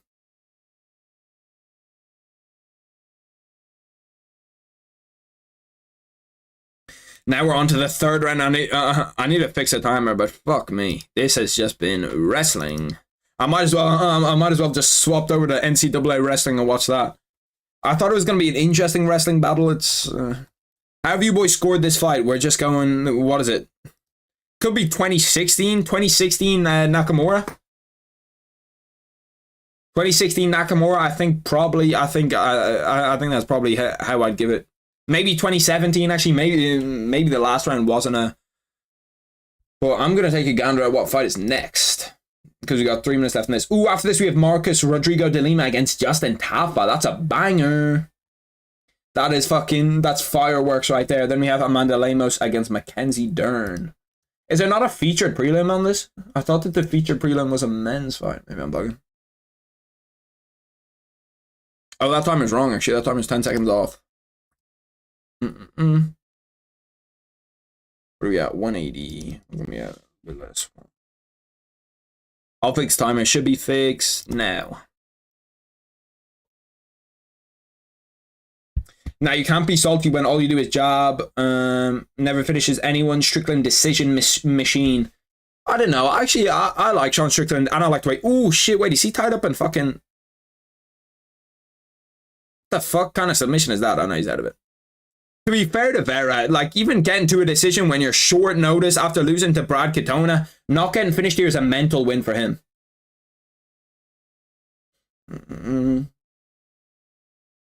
Yeah, no, but every single fighter is going to hate losing, and in any close decision, any fighter on the planet is going to say that they thought they won. That's just how it is. That's like even fucking when fighters know that they've lost, they'll say that they won. Like, look at fucking Logan Paul saying that he beat Floyd Mayweather. Like, come on, bro. He is bugging. Oh, shit. Rinya Nakamura is, like, this guy, Carlos Vera, constantly goes for leg locks. Like, legit 24/7 goes for leg locks. I just don't see him getting a finish against a wrestler that's that good. You know what I mean? Like, Rinya Nakamura is actually, like, an elite wrestler. Under 23 freestyle wrestling world champion wrestler. I just don't think that you're going to be able to submit him. But it hasn't been a great fight for Rinya. It hasn't been a great fight for anyone's stock, to be honest. Because with guys like Carlos Vera, the main way that you're going to stay in the UFC is if you have entertaining fights. And this has not been an entertaining fight. Like, look, okay, significant, look at how much control time there's been. There's probably been, what, 12, 13 minutes of control time in this fight? Maybe 12 minutes control time. And there has been 21 significant ground strikes. Leg locks are what you need to do against wrestlers, though, better than staying in guard. True, like, at least he's trying to do something off of his back, but I just don't think he's ever going to submit him. What I would have liked to have seen him do here is come in and say, you know what, I'm going to strike with you. I'm going to try my best to strike with you. I don't just want to sit on my back and, like, butt scoot. I want to strike with you and just test out your striking. Because a guy like Rinya Nakamura, you could catch him. He's not a super accomplished striker. He's not a guy that, like, has been really, really tested in the striking department, whereas you probably have more striking experience, more striking skills than he does. And instead, there's been, by the end of this fight, there's going to have been 13 and a half of a 15-minute fight is going to be ground control. That is fucking outrageous. 13 and a half out of 15 minutes. I didn't have, what is my next bet looking like? I'm trying to see it. The unsettled bets that I have so far, I think the next, no, it's not that. Anthony Hernandez, Roman Kopylov, Merab Yashvili, Gary by TKO KO. Where's my big ass bet? Where's my bet where I bet on like everybody on the fucking card? The official decision round over. That's a 30-25, 30-26. Who really gives a fuck? I have 4 bets. Why can I not see the 4th one? I'm trying to see that. Oh yeah, here we go. The 9-fold one that I have. Okay, so I had Rinya Nakamura, Marcus Rodrigo, DeLima Jr., Talfa no to go the distance, Amanda Lemos over Mackenzie Dern. Okay, so all of these fights are actually important now. We have bets on all of them. Rinya Nakamura just won that fight with ease. We need Marcus Rogerio, DeLima Jr., Talfa no to go the distance, Amanda Lemos to beat Mackenzie Dern. And then we have 2 underdogs. If those 2 underdogs pull through, Roman Kopylov and Henry Cejudo. What do you think about Roman Kopylov? What do you think about Roman Kopylov, boys? You think he could do it as an underdog? I think he could. My hype on Nakamura is done. He won't crack top 20. I don't know if my hype on him is done. He didn't have a great fight there, but like, it's difficult when you're going up against a guy that can also, like, that guy's not a bad wrestler. He's a guy that does have submissions, and when he's not really, like, he's just looking out there to, he wasn't going for a finish. He was going for leg locks, but apart from that, he wasn't really looking for anything. Like, he wasn't trying to give him too much trouble. Let's take a look at both there. It'll be interesting to see how Marcos Rogerio de Lima looks after that Derek Lewis knee. That Derek Lewis knee was fucking crazy when he got smoked. And his teeth were still wobbly. I thought that he was going to beat Jorge Masvidal's record. I genuinely thought that he could beat Jorge Masvidal's record. I was looking at it with my fucking mouth wide open.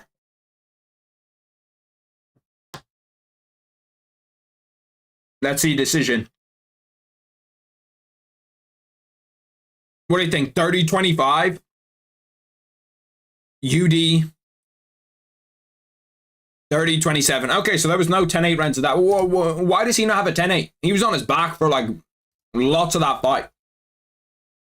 For lots of that fight, he was on his back. For lots of that fight, he was dominating. I don't understand how they don't have one 10-8 round in that.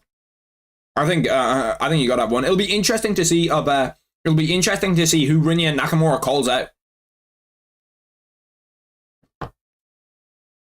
Actually, those Japanese guys don't call people out a ton, so I'm not sure if he will call anyone out.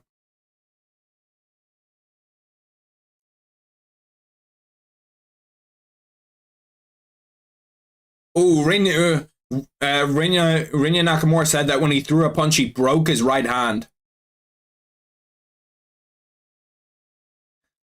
Damn. Damn. Okay, so that makes a little bit more sense why we didn't see him really go for a finish and why we didn't see him throw a whole lot of punches, throw a lot of ground and pound. Apparently, he broke his right hand, according to him. Obviously, it hasn't been x-rayed or anything, but like, it makes more sense. With a broken hand, it's more difficult to do what we wanted him to do. When I think of Baby Tafa, though, I think it's going to be interesting. I think it's going to be fireworks. He could knock him out. Like, if you're taking any fight short notice, you want it to just be a fight where you're going to go out there and fucking throw. And Junior Tafa, what, 5-1? He's only lost one decision ever, and that was to Muhammad Usman, and Muhammad Usman is roided. I don't care what anyone says, bro. Muhammad Usman's on juice. But I think that's the best like short notice fight you can get. We're just gonna go in there and swing. And he was already in camp because he had a fight coming up. He had a fight coming up against Carl Williams, so he was already in camp.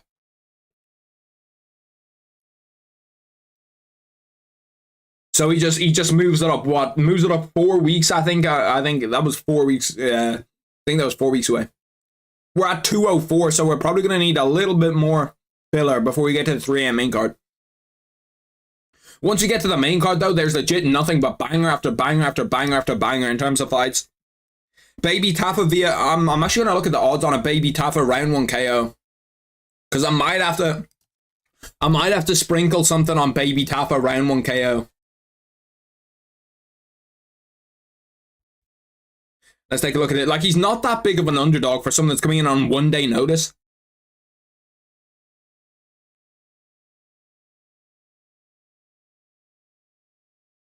Round 1 KO.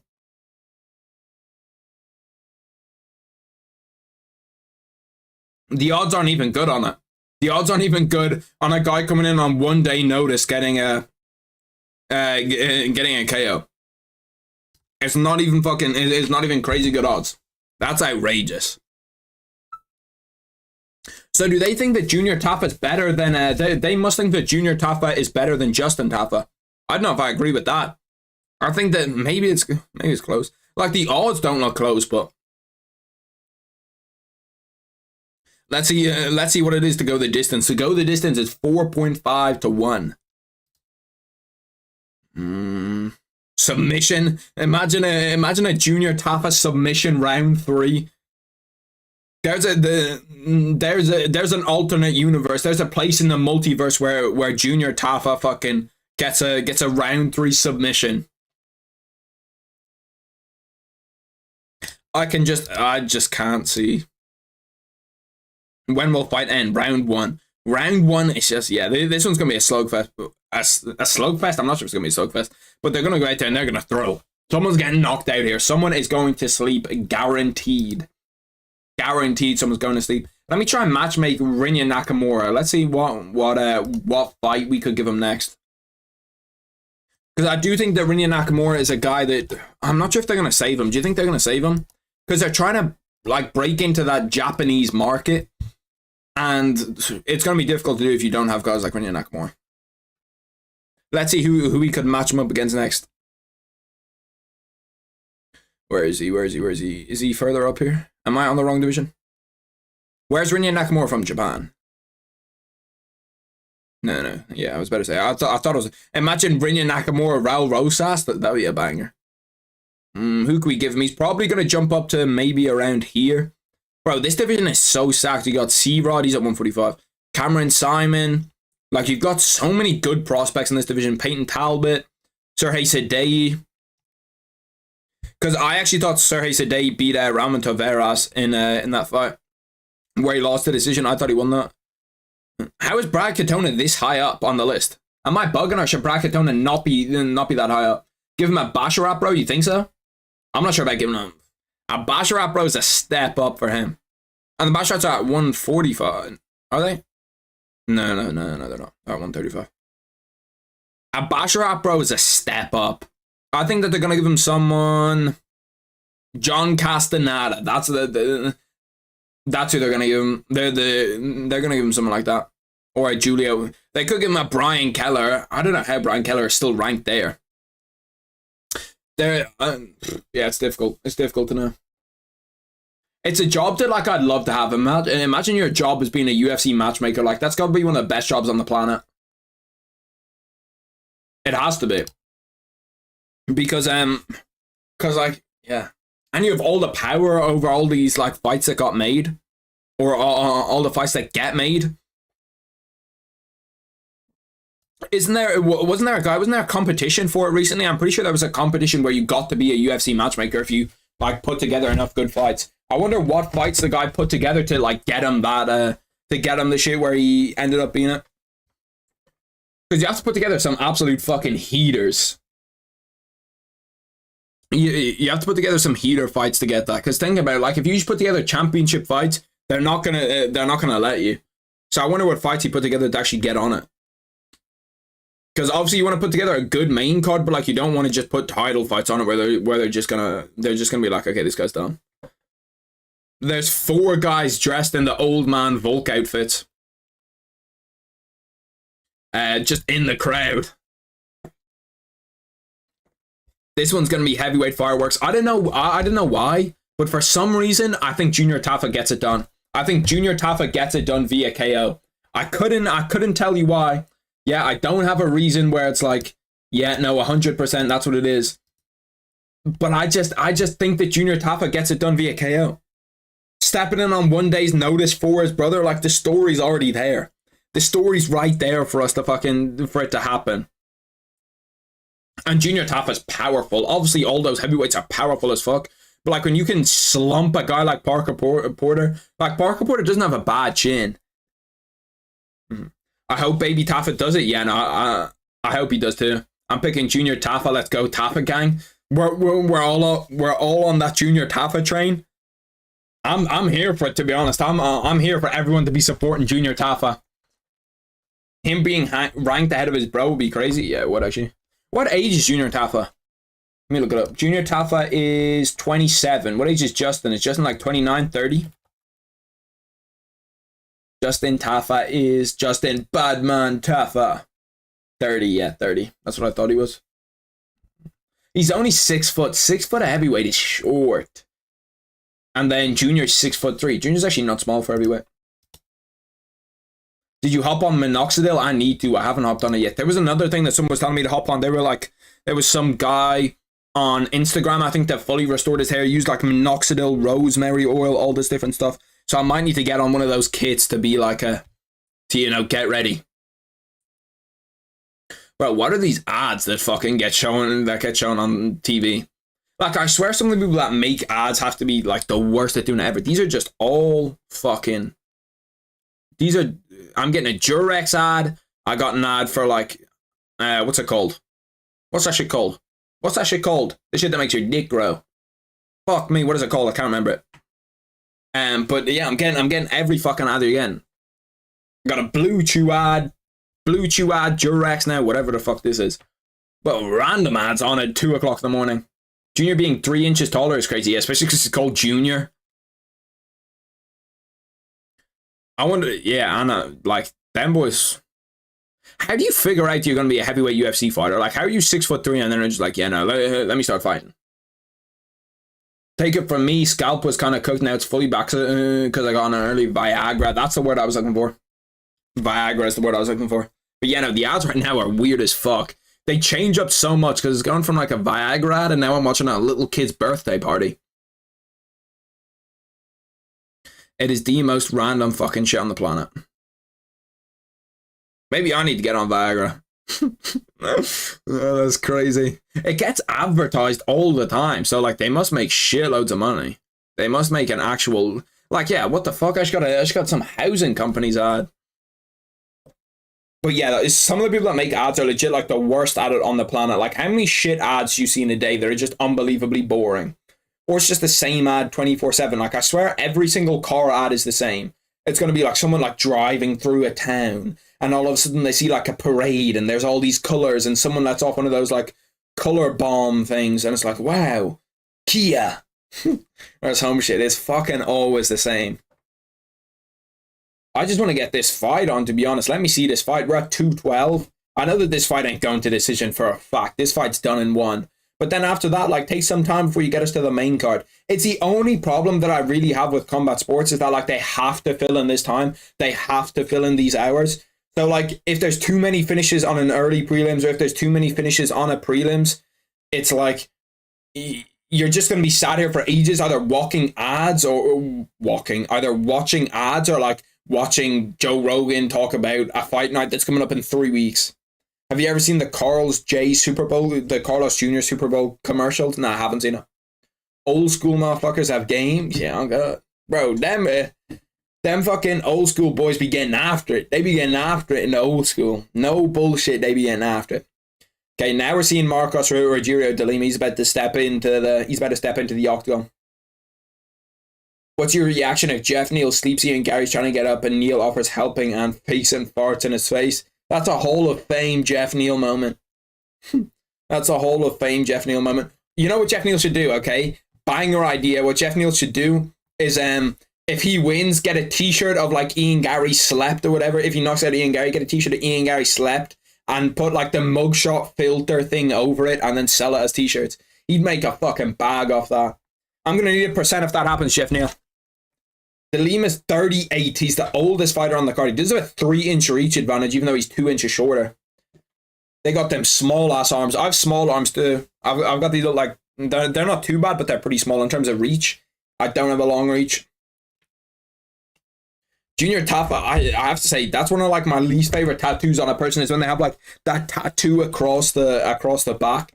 The only person that I like it on, and that's just because it's kind of iconic, is Charles Oliveira. Charles Oliveira's back tattoo is crazy when he has Do Bronx. I'll DM you a link to the commercial. It's so funny, I bet. Bro, they all have... I was about to say, why does Junior Tafa have that much support over there? But I forgot it's because Volkanovski's fighting. Does any other... Like, do Australians travel a lot to see Volkanovski fight? I feel like the Irish travel a lot. I'm not sure if they're traveling for Ian Gary. They might be, but I feel like the Irish do travel a lot. I don't ask for much, but God, please let Jeff win. I feel like that's the sentiment from a whole lot of MMA, from a whole lot of like MMA Twitter, MMA people right now. I've got the since I have my Twitter tab pulled up, I can at the end of rounds I can pull up the UFC 298 hashtag and just see how everybody's thinking, see how the people are thinking. Hell no, I'm not eating shit for anybody to win. You could tell me, I don't know, Conor McGregor beats a prime John Jones, and I'm not fucking eating shit for him to win. Hell no. Starting off kind of cagey. Round 1 KO might be chalked. It's actually not. I can already see Justin Tafa loading up that right hand. He's gonna fucking bang right hand, send him to a different universe.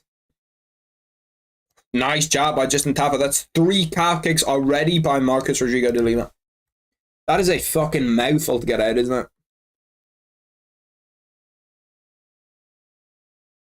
At BK, have it your way, you rule. 4:19 left. I do want to see a Junior Tafa KO here, to be honest. I'd almost eat shit for Junior Tafa to KO. It's just such a good story. Junior Tafa comes in late notice and smokes him. Marcos hit him with a big check hook there, a big check left hook. Every single time that calf kick is landing, that could be trouble. If that calf kick continues to land, I think he hurt him. Tafa looked to be hurt after he landed that big one too. It's a big body kick by Junior Tafa. Oh yeah, his leg is finished. Yeah, he's already done. He's landed like 5 calf kicks and Junior Tafa's already finished. Why would he shoot? Why would he shoot? That makes no fucking sense to shoot there. He was legit good. Like that, his calf is already fucked up. He's already switched southpaw. There's no point in him shooting there. He's just giving him more time to rest. More time where like he doesn't why the fuck did he shoot? Am I bugging? Am I being stupid? Is that not like the worst time to shoot? That's like when you have someone hurt and you just decide that you're gonna shoot. My Junior Tafa by submission premonition might come through. Imagine the scenes. The scenes if Junior Tafa submits him round 1. To be honest, even if this doesn't get finished round one, we're like, I'm already surprised. They're in open field now. That calf kick is just so open. He's gonna get calf kicked on it again and be in trouble. You can see that he feels it because he keeps on. He's like thinks to himself, "Oh, I've got to switch stances," and then, oh, yep, hit him again. That leg is already fucked up, and we're what, 2.5 minutes through? Oh yeah, he's done. He's done. Junior Tafa's done. He's gonna stop him via leg kicks here in a second. He's just going off on him, landing a nice 5-punch combo, using the head and the body well, and he shoots for another takedown. Why is he shooting for takedowns? It doesn't make any sense to shoot for a takedown there, and he's just done it. Like, why would he shoot? I don't know. I'm mind blown. That makes no sense. Unless he's trying to submit him. Maybe he's just trying to tire him out, submit him because he knows that he hasn't had a full camp. But like, it just makes no sense to me. 1, 2, even 3 more leg kicks and he's done. And you've got, what, 12 minutes to land it? Like, his calf is already fucked up. He does have him in a crucifix on it. He's got out of it. Maybe he's just going to lay on him for the 2 minutes. He's definitely got a bet on. He's got a cheeky little side bet. He called up his girl and he was like, "Hey, yo, bet on second round KO." Or second round submission or some crazy shit like that. I'm going to do it. Because he actually looks if he, like, this is a fight that I was absolutely sure was going to end. Actually, I do have a bet on this. I do have a bet on this fight not going the distance. So I need a finish here. I need a finish. No matter what happens, I want to see Junior Tafa obviously by finish, but if he doesn't get it, I just need to see a finish. A decision here is terrible. A decision here is like the last thing that we need. Are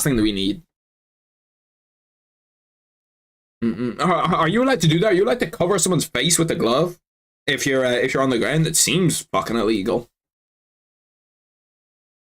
Marcos Rodrigo de Lima is doing good work on the ground. Nice ground and pound. A minute left in this first round. It was meant to be a first round finish. He's trying to get a neck crank. It's not working. That's the same submission that John Jones hit on Cyril Gane. Imagine I predicted a submission just by the wrong person. To be fair, I wonder what the live odds look like right now, because the live odds must be absolutely smashed in terms of the way of Marcos Rodrigo de Lima, because like Junior Tafa's leg is already absolutely finished. Like, his calf is already done. And he's getting beat up bad on the ground too. It's been what? It's just a 10-9. It's not a 10-8. 20 seconds left in the round. Tafa's not going to try to get it. He's just got to try to get out there and land a bomb. He's just got to try to get out there and land a big shot on him. Because he would have been, what, maybe 1 week, 2 weeks into his camp by now? Because I think he has a fight 6 weeks away. So yeah, he would have been 2 weeks into his camp.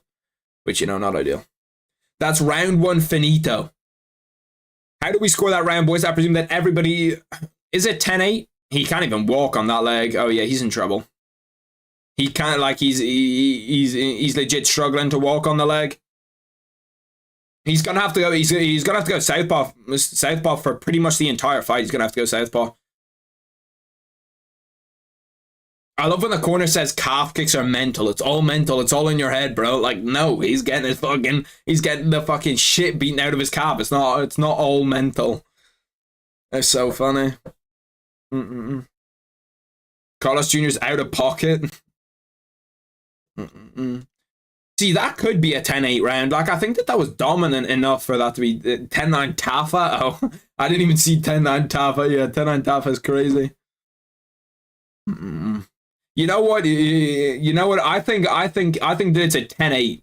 I think 10-8 Tafa. Tafa did all the damage. You see how many leg kicks he checked there? He's trying to fake. He's trying to bait him in.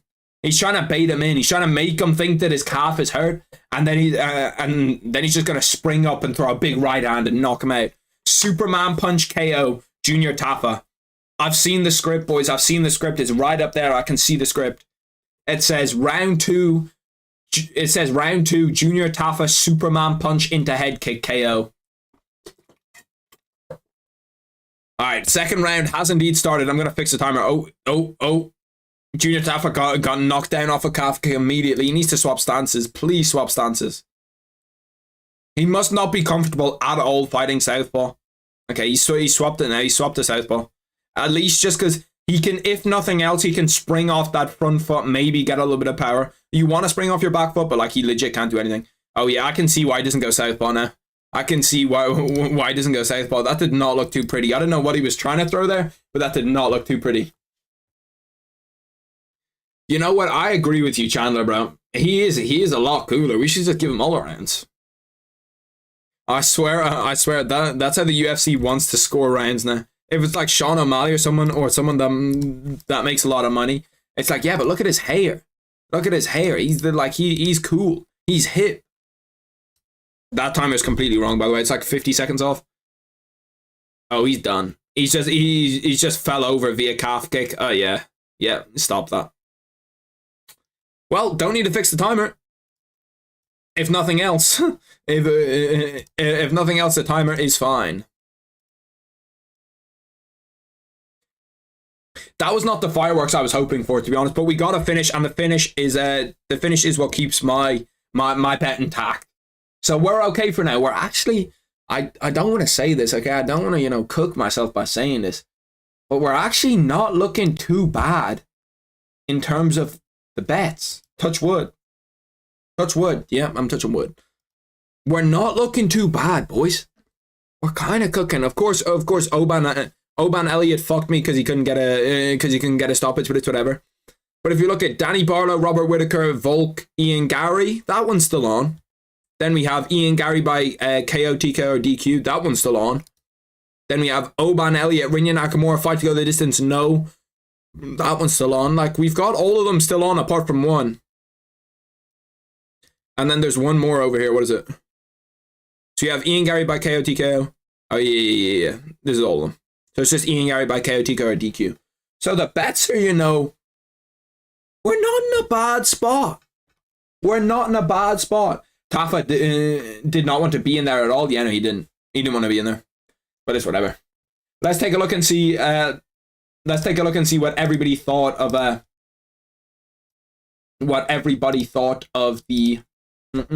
that fight. What is it? UFC 298. Hashtag UFC 298. Brazilian, Japanese, those kicks, fuck. God, I didn't have to pay for this event, you twat waffle. Man, that's crazy. Twat waffle is a crazy, crazy insult. Head to a local pub / sports bar. They don't show them in Ireland. Fun fact, they won't show them in Ireland. Just because, like, it's too late. You need, like, a late license because they end at, like, 6 a.m. Calf kick stoppage. Weird fight. Credit to Junior Taff for taking that fight, but brutal outcome. See, he saw the vision too. Lima sub. His calf does look super, super messed up. Whoa. Don't show me any footage. And then the rest of it is just some of this random ass shit. Damn, this guy, he thought that the prelims were ass. To be fair, actually, yeah, no. If you don't count early prelims, the prelims were kind of shit. Leg kicks are a bitch, yeah, no, bro. Calf kicks are a different they're different gravy. That was just that's his 16th finish in UFC history stemming from a leg kick. Holy fuck. 16 leg kick finishes is crazy. Amanda Lemos, Mackenzie Dern is next, and then after that we are on to the main card. And the main card is legit all heaters. Like, all heaters. That could be like banger, banger, banger, banger. These three could legit be co-mains. These three. Merab, Jeff Neal, Robert Whittaker, they could all be a co-main. Like, I don't mind if that's a co-main. I actually don't mind if that's a co-main. If this, with how big Ian Gary's name is right now, I don't mind if that's a co-main. And then Robert Whittaker against Paulo Costa, that's obviously a co-main for a reason, because it's co-main worthy. I do want to take a little bit of a further look at this Mexico card, just because I keep on promoting it over and over again. I want to look at who's on it. Mid Felipe Dos Santos. Felipe Dos Santos is my guy. He's from that shooter box camp. Brazilian. He has fun ass fights, bro. He has unbelievably fun fights. He had a fight against Manel Cape. I'm pretty sure that was an absolute fucking banger. 23 years old too. Claudio Puelles, he's a good fighter. That's actually a good fight too. Edgar Shirez against Daniel Da Silva. That's already been ran, and it was What? Yeah, it was the no contest because of that terrible stoppage. You remember that? Where like he thought he had him in a submission and he thought he was out, but he wasn't at all. It was very obvious. Jesus Aguilar against Mateus Mendoca. I don't know it. Christian Quinones against Raoni Barcelos. That's another decent fight. I'll be real. Prelims on that are low-key kind of stacked. Bro, the prelims on this shit are stacked as fuck. Then you have Chris Duncan flying all the way out. Manuel Torres, that's a fucking terrible fight. Get that opening up the card, I'll be real. Get that to open up the fucking card. That's where it should be. Raul Rosas Jr. Okay, Raul Rosas Jr. coming back. Daniel Zellhuber, Yair. Those, the two fights, the co-main and main are absolute fucking bangers, bro. The co-main and main are bangers for a fight night. Bro, Dern is sheesh, yeah, bro. Dern's different gravy. I'll be real, different gravy. I don't know how fucking people can do it. To be fair, some photos you see Mackenzie Dern and you're like, and then some photos you see her and you're like, holy shit. She's like a supermodel. But like a lot of the time, like there's definitely some photos of her where you can see her and you're like, she's definitely she's above average for sure. But it's like you're not looking at her and you're like, wow. And then one of the things I'm most excited for is because there should be a commercial for UFC 300 on this, right? I'm pretty sure that there should be. Because there's no way that Dana White is just going to come up to the podium after the shit and pull up and just be like, yeah, gate was 497,000, we sold whatever, 1.2 million pay-per-views, and your UFC 300 main event is Belal against Leon. You know what I mean? Like, check out that commercial, it's actually crazy. No, I got confused, never mind, I didn't mean it. What, you didn't mean that the commercial is crazy? Or that you didn't mean that Mackenzie Dern is bad? Because I still think Mackenzie Dern is still bad. Shit, don't get shit twisted. Mackenzie Dern is still for sure a baddie. Bro, they're gonna have to show a shitload of promo for this. Because if this Amanda Lemos fight, like what is it, 2:30 in the morning right now? Amanda Lemos, and it should be a decision, to be fair. Mackenzie Dern, Amanda Lemos, I don't think is going to have a finish, so that's 15 minutes, 16 minutes, and then, yeah, you have the decision. So it should actually line up pretty well for the main card. But we are 30 minutes away from the UFC 298 main card, and I just can't wait. I can't wait. There's not a single fight on the main card where I'm not super excited for. Like, actually super excited. And the great thing about the main card is that they don't have any time to fill on the main card, you know what I mean? So they're not like waiting. We don't have to wait for the main card to start just because they said it's going to start at 3 a.m. Dern ain't that bad. Maybe a solid 6. No, I think he's better than a 6. Check out this commercial. Let me check it out. Fuck it. We got tons of time. It's not going to have audio, but we'll whack subtitles on.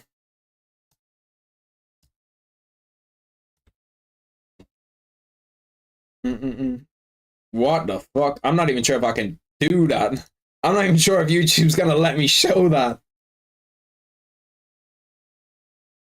Well, I suppose if it was in the Super Bowl, it's gotta be allowed. We're gonna go off the basis that it was allowed in the Super Bowl. Don't fuck me over here, YouTube. Don't fuck me over here, YouTube. That is all fully legal. That's fully legal. There is nothing being shown. That's shown during the Super Bowl. That burger does not look real at all. No antibiotics, no added hormones, no steroids. Carlos Jr., eat it like you mean it. I love the like announcer voice. If YouTube bans me for that bullshit, I swear to God, YouTube, I'm rocking up. I'm gonna fuck somebody up.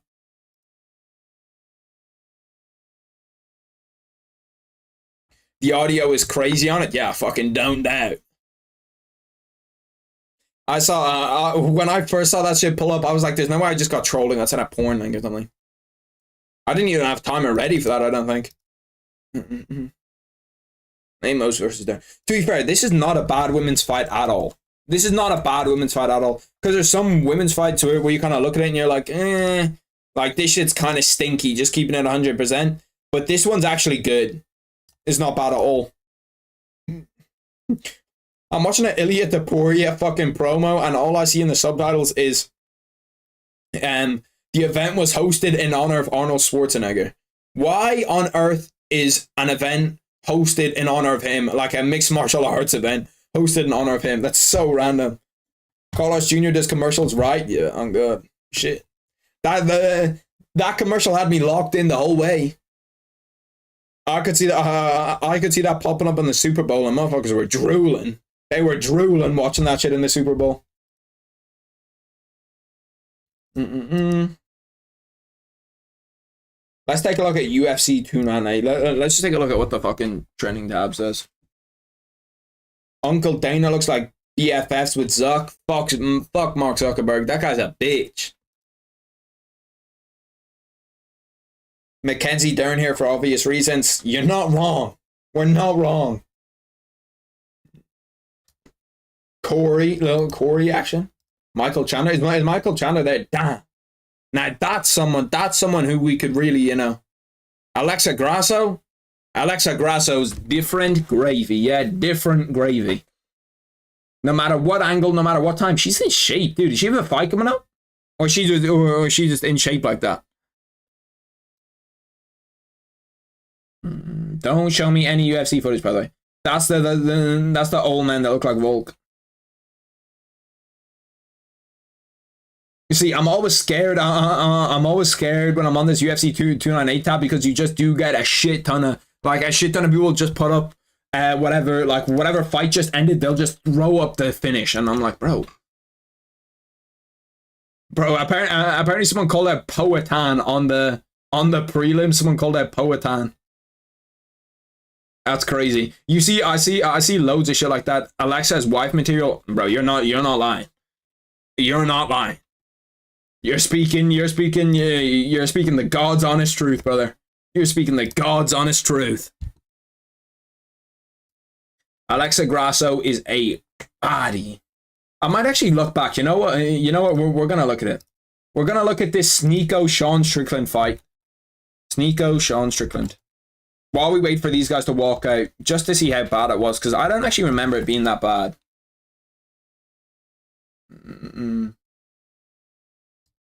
Let's see, this is the whole thing. 5 minutes 41. I presume it's not actually 5 minutes and 41.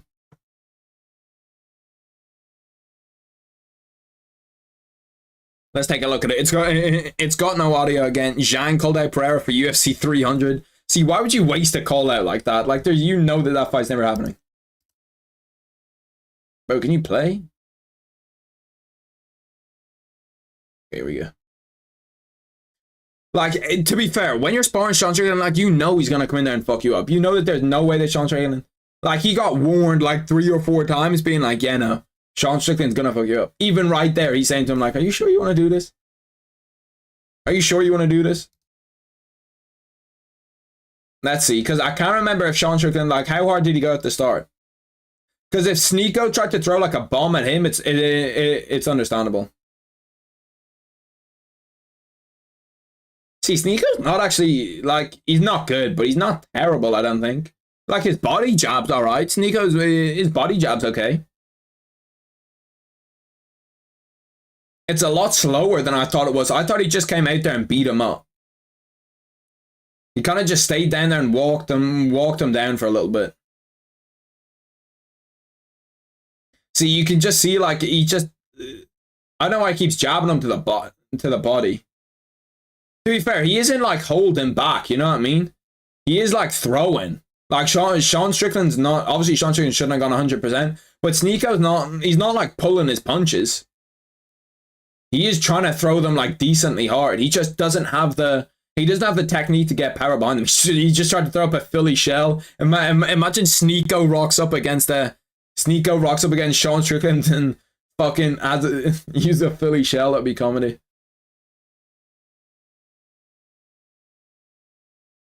Yeah, like, he's not... I don't know. Sneeko's thrown decently hard. He's thrown to the body, but he's thrown decently hard. It's actually a lot longer than I thought it was. I thought it was just Sean Strickland legit came out from the corner and smoked him.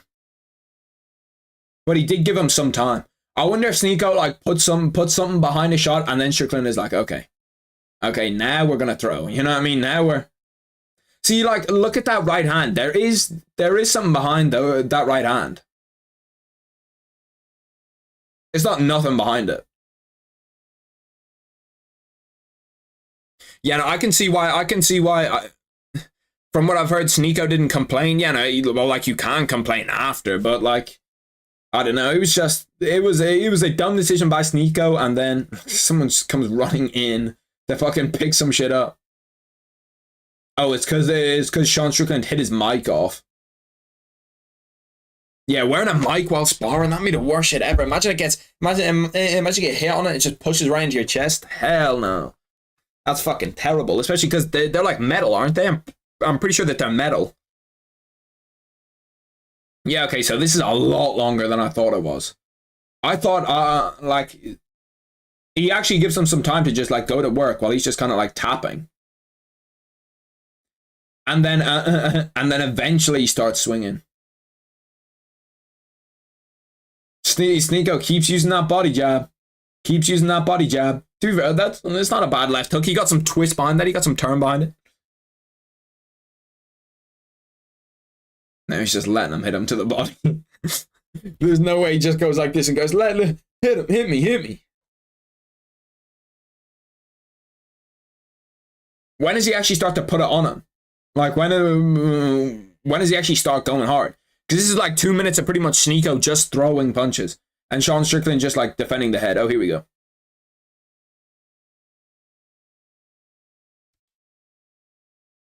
To be fair, Sean Strickland's thing is that when it's really the ref's fault, to be honest, because Sean Strickland can't see the towel. But when the towel got thrown in, they should have separated it. When he threw that towel in, they should have separated it. Like, I don't know why they didn't have like a referee type person in there so that when he started to get fucked up. But how long did he get fucked up for? 10 seconds maybe?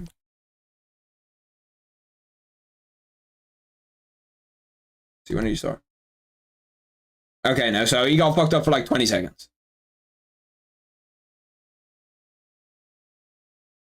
See, my thing is, if you're out there with a professional fighter, what Sean Strickland should do pretty much all the time is that he should throw like a liver shot. Throw a hard liver shot, just fucking get it done. I've never seen the clip. I thought it was 30 seconds. I thought the exact same. I thought Sean Strickland just came out there and smoked them. But it was like legit like a full like 2.5 minutes. And then obviously this is the aftermath. Where Sneeko's all bloodied up. He's definitely concussed a little bit. I don't like the way he wraps his hands. He wraps his hands and he's got, see like the green shot on his hand, you can see that like it goes all over here. I don't like that. I hate wrapping my hands like that. Well, this fight's about to start. Mackenzie Dern against Amanda Lemos. This one should be an interesting one. It's got good implications in terms of the women's divisions, and plus we have bets on this, boys. The bets are live on this. We need an Amanda Lemos win. Amanda Lemos win means that we are five legs away from winning our bet. Who's the person that, if Ian Garry loses his fight, every single one of these bets loses, by the way. Every single one of these bets loses if Ian Garry loses his fight. Every single one. So we're big. We're heavy on the Ian Garry train right now. I'll be real. We're heavy on the Ian Garry train. Amanda Lemos 5-0 as a UFC favorite, and she's a pretty heavy favorite. I think she's like, it's not like small. Who do we think is winning this fight, boys? Amanda Lemos or Mackenzie Dern? Mackenzie Dern's jiu-jitsu is fucking unbelievable, to be fair, but like the way that she looked in her last fight, her striking in her last fight was absolutely horrendous.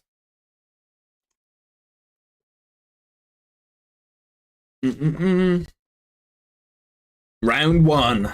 Let's get this shit cracking. I need to actually get my timer up. I always mess up the timer. Okay, no, I got it in time. They went on when I thought they were starting. I hate the way that they don't show the ref when he says he's about to start it, because I can't start my timer with it.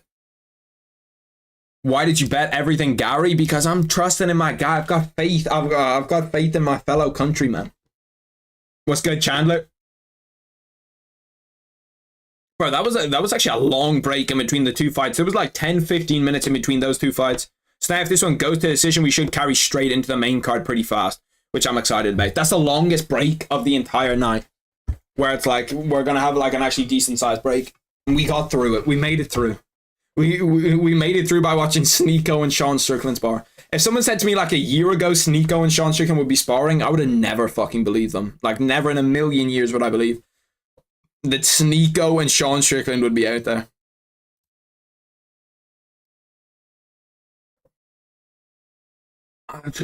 Damn, I'm is third ranked this division. I did not realize she was this high up in this division. Mackenzie Dern's kind of stalking her though. It'll be interesting to see. Mackenzie Dern's got to have worked a lot on her striking.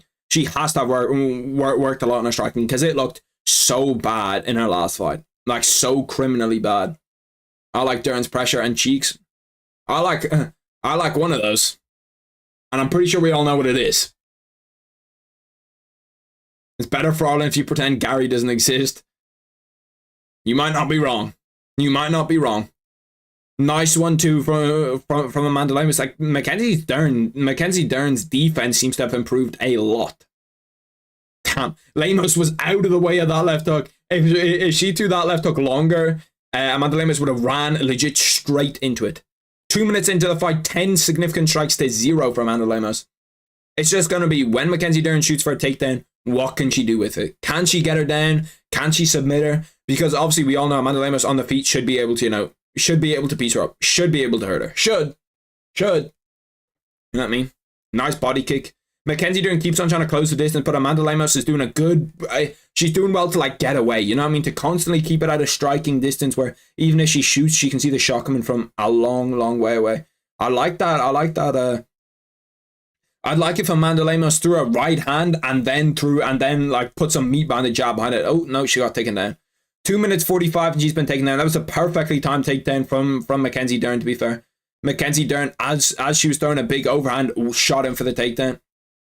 2.5 minutes with Mackenzie Dern on the ground is not a good fate. I need her to survive here. If she could get up, it would be big. It would be big for her confidence if she could get up. Actually improved. Yeah, no, she does look she does look to have improved. Oh, fuck me. We could be in trouble here, boys. She's already past guard. She's already past guard. I should have fucking bet on Mackenzie Dern. I should have known it. Okay, no.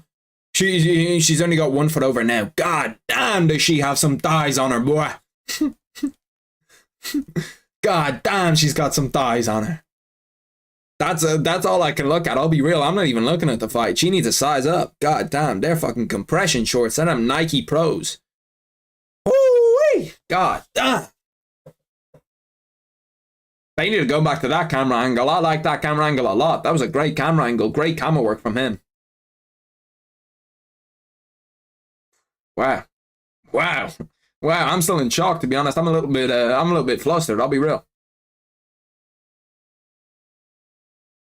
1 minute 20 left in this first round. That's all I can think about. Go back to that other camera angle. Boo. Boo. Yeah. Woo. Boo. Boo. Yes. The cameraman, the UFC knows what they're doing. They know how to sell a pay-per-view. Oh yeah, that's perfect. That's some great grappling right there. I'm half chub at the moment. It's crazy. Amanda Lemos submission from the back. No, she's not going to get it. 45 seconds left in this first round. Mackenzie Dern's got some top control.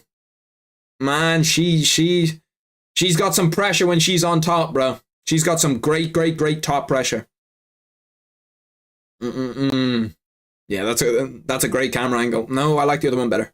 25 seconds left in the first round. 25 seconds left. To be fair to Amanda Lemos, she hasn't been submitted here. She has not been submitted here, even though Mackenzie Dern has had 2 minutes and 23 of ground control time. And it was legit a perfect submission attempt. Or a perfect takedown attempt. You know, you can say that Mackenzie Dern can't strike, but she definitely, in terms of personality, she's got a great personality. And she's got a diverse portfolio of assets. Like, she hasn't put all of her, what is it? She hasn't put all of her eggs in one basket. There's something going on everywhere. She's got a little bit of everything. That's some thick wrestling. You're not wrong. You're not wrong. Some very thick wrestling. Some great wrestling. You know what? That's probably the best wrestling that we've seen all day. That was fantastic. I love that. I'll watch that all day. I'll watch that shit all day. I gotta get some more water just for that second round. Oh, fuck me. Oh, fuck me. I've had a mare. I'm pouring a water bottle into another water bottle, into a smaller water bottle. And I'm holding on by one finger right now so it doesn't drop. If this drops, it's going to go everywhere all over the carpet. She does have good assets. Great assets.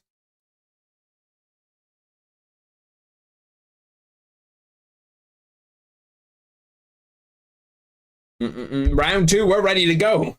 This is one of the most exciting fights of the night.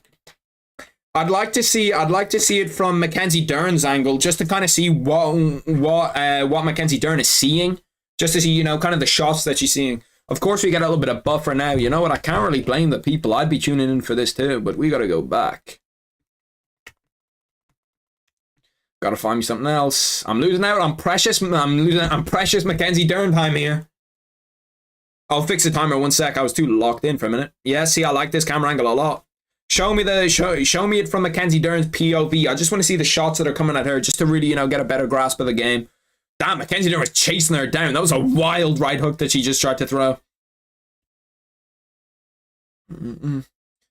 Amanda Lemos goes back orthodox. Ooh, nice calf kick from Amanda Lemos. That one hurt her. You could see that one hurt her. Oh, left hook by Amanda Lemos hurt her. She's hurt bad. She's hurt bad. Chase her down, Amanda. Chase her down. Chase her down. Come on. Come on. Put that pressure on. She's hurt bad. She's still not good. Another left hook connects. Oh, yeah, she's done. She's done. She's done. How the fuck is he not stopping this fight? She does not want to be in there. She's still fighting, to be fair. Mackenzie Dern's fighting. Why? Stand up. Stand up. This is not where you want to be. Why are we on the ground? Oh, now we're just watching, like, Mackenzie Dern. Now we're just watching women's wrestling. Before we were watching Mackenzie Dern wrestling, where she's on top. Now there's no good camera angle. We need the camera angle from the floor. Damn, she's got her in a crucifix. Come on, Amanda Lemos. Get up, bro. Get up. Get up. Like, I need my bet to come through here. We need that angle. We need to see it from Amanda Lemos's POV, from the back of Amanda Lemos, just so we can kind of see up. You know what I mean? See really how she's doing in terms of the grappling. That's the angle that we need to see. 2 minutes 50 left in the second round. I haven't even done the timer. I might as well do it now. Timer. Damn, it was a big. It wasn't even a left hook. I don't think it was a right hook. Mackenzie Dern was absolutely finished there, though. And no, she's not. Is she? Is that a leg lock? I can't fucking see shit from there. I know we're talking about camera angles, but that is genuinely a terrible camera angle. If you get fucking leg locked after legit having her finished and you wouldn't get up, please get up. Please get up. Force her to get up. She is finished if she gets up. Let her up. You fool. Okay, well, timer is on. We are good to go. Oh, nice overhand right from Mackenzie Dern. Her fucking eye is completely swollen, though. It's all fucked up. Come on, Amanda. Come on. All I need to see is another, like, her defense is so bad. That's the problem. Mackenzie Dern's defense is terrible. Like, when she comes in, her chin is just so high up in the air. She comes in with, like, the sky chin where she's kind of like, you know what I mean? It's like, please hit it. Imagine turning into an MMA stream, it's just Arscar and the boys talking about assets. Yeah, they'd be fucking confused as shit. You'd be like, did I click on some, like, finance stream or some shit? Significant strikes. Mackenzie Dern has 8 significant strikes in 2 rounds. She has 33 significant jiggles. To be fair, she's just inept on the feet. That's her only problem. Like, I'm not even sure if Mackenzie Dern at her age can actually learn how to strike well. Because, like, it just takes so long.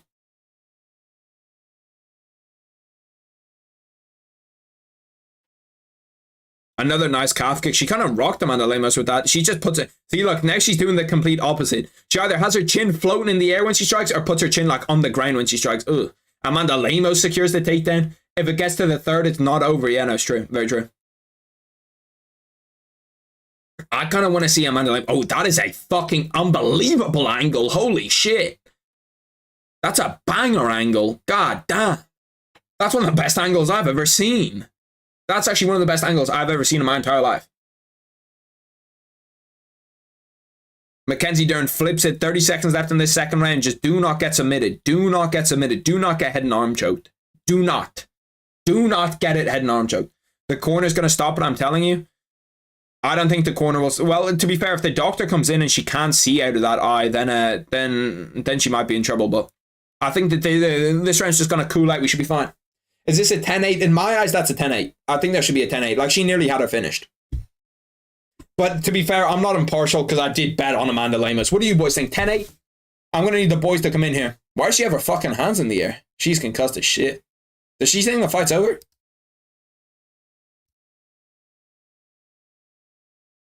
Bro, both of her eyes are completely swollen. 19-19, you think so? Okay.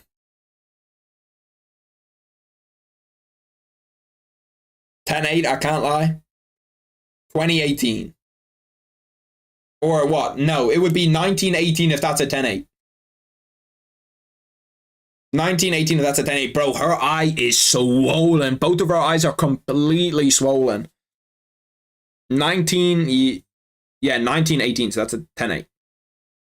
Bro, she just fucking slept her with that hook. That was a big boy hook. Caught her again.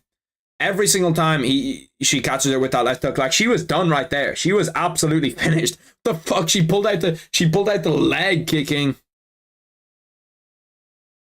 Bro, she's fucking up for it at least. She's ready to go. God damn, she's big as fuck. She's got big ass shoulders. Mm-hmm. 5 minutes left to decide it all. 5 minutes left for Amanda Lemos to, really put the stamp on this fight. All she really needs is one big shot here. Oh, Mackenzie Dern hits her with a big overhand right, knocked her down. Tried to get a submission. What the fuck? She's trying to get like a flying... I don't even know what the fuck she's trying to do. Amanda Lemos is in Mackenzie Dern's guard, which is not really where you want to be if you're against like a jiu-jitsu specialist. You don't really want to be in their guard. If Amanda Lemos submits Mackenzie Dern, it's going to be fucking ridiculous. Like, this is technically top control, so this is technically pressure. Amanda Lemos is 2-2 on takedowns. Do not give up an arm. Like, Amanda Lemos, this is not really where we want to be. This is not our specialty. This is not the place where, where we want to go. We want to stay up on our feet. Yeah. No, don't get leg locked. Don't get leg locked. This is a great fight, not even gonna lie. Yeah, no, this has been a banger so far. It's actually been a banger. You've got everything. Like, the first round, it was Amanda Lemos getting submitted. The second round, Mackenzie Dern nearly gets finished. And the third round, let's see what it's got so far. So far, it's been entertaining. She's trying to get that leg lock. On Amanda Lemos. You've got to defend that shit. Now she's got her foot up by her chin. That's not a good spot to be in. She's trying to roll into it so she's on top. Damn, I'd love to be Amanda Lemos right now. That fucking head positioning, what I would give to be Amanda Lemos right now. She might actually have that leg lock. No, she's trying to keep her legs sealed up, but she's going to definitely be able to flip this top position. Please do not get submitted. You have 3 minutes to survive. Well, to be fair, I don't know. It could be a draw. Could be a draw here either. It could be a draw. Like, these, they're scrapping. They're scrapping. I need Amanda Lemos to get up here. If Amanda Lemos can't get up, we're in trouble. We're in trouble. Because there's no way that they're giving that first round to her, and this second round. Who actually gets the top control time here? It's Mackenzie Dern, right? Mackenzie Dern technically is in top control. I need her to roll out to her. Yeah, roll, push her. That's a great angle. See, now, fuck. Mackenzie Dern's jiu-jitsu is just so good. And like her jiu-jitsu is legit so good. You can just see that like she's just so comfortable in flipping positions and shit. And now if Amanda Lemos gets held down here, I think it's a draw. But like the judges are dodgy with their decisions too. So it's like if one judge doesn't give that as a 10-8, fuck knows what happens. It's a majority draw, actually, if one judge. But if two judges don't give us a 10-8, it is a majority draw, right? If there's two draws and one non-draw, it's a majority draw. What's the wording for it? Dean Thomas, coach analyst. Dean, you know, loads of like UFC fighters actually send their like sparring footage over to Dean Thomas to get him to like talk about it and like tell them what they're doing wrong because he's that good of an analyst. It's fucking crazy. 1 minute 23 left in the third. We need to see Amanda Lemos get up here. Come on. Come on. Come on, Amanda Lemos. Get up. I need to see some life out of you here. I need to see something. Because I think it's a draw if she doesn't get up. In my scorebook, it's a draw if she doesn't get up because I'm considering that second round a 10-8. But that second round might not be a 10-8 either. It might not be. Who knows? And then we got 1 minute left in the third round. I don't see her getting up here and then we could be in trouble. Live odds, Mackenzie Dern is minus 145. Amanda Lemos is plus 114. Oh, she's made the gap. She is up, but Mackenzie Dern's kind of pushed her up against the fence. At least she doesn't get that extra minute of control time. Because as this third round started, Amanda Lemos was definitely winning the fight. No, she's going to get taken down again. Oh, she sprawled out of it. That's a great sprawl. Finish on top. Finish on top. Finish on top with some good ground and pound. Finish on top with some good ground and pound, and we're giving you the round. We're giving you the round. No, we need some ground and pound from you here. We need some ground and pound. Yeah. Yep. Get some ground and pound in there. Get some ground and pound in there. Drop a knee. Drop a knee. Fuck it. Elbow. Drop that elbow right on her forehead. 1 second, 0 seconds. That's a close fight, bro. That's a close fight. How are we scoring that fight, boys? That's a close fucking fight. The earphones are going in right away for that one, bro. I have no idea who won that fight. Who knows? Who knows? Who actually knows who won that fight? That's a fucking close fight. It's a draw. Do you think it's a draw? I think it's gonna be close. It's a that's the closest fight we've had so far by a distance. I wouldn't disagree with a draw. I think it probably is a draw, to be honest. I think it probably is a draw. I think I have the same scorecard. I think I have 28-28. Second round is a 10-8. It depends what you value more, striking or ground control. Lemos is not winning. That's all I know. See, I don't know, because Lemos had like what, a minute and Lemos had like a minute and a half of control time. It's pretty much like that original exchange on the feet. Then Amanda Lemos has like a minute and a half, and Mackenzie Dern probably has a minute and 45. And there's probably like 30 seconds of control time where nobody has it. It's difficult though. That's a really difficult fight to score. I'd scored a draw. Who easy to score? Dern round 1, Lemos 10-8 round 2, round 3 Dern. Actually, I don't know, because I could see it other ways. I could see a 10-9 round 2. I could see round 3 being given for Lemos. The only thing that's concrete for me is Dern round 1, Lemos round 2. That's concrete. Let's hear it. UD 29-28, so it's going to be Mackenzie Dern. Amanda Lemos, UD 29-28. The bet lives on. I'm not sure I agree with that decision, but the bet lives on.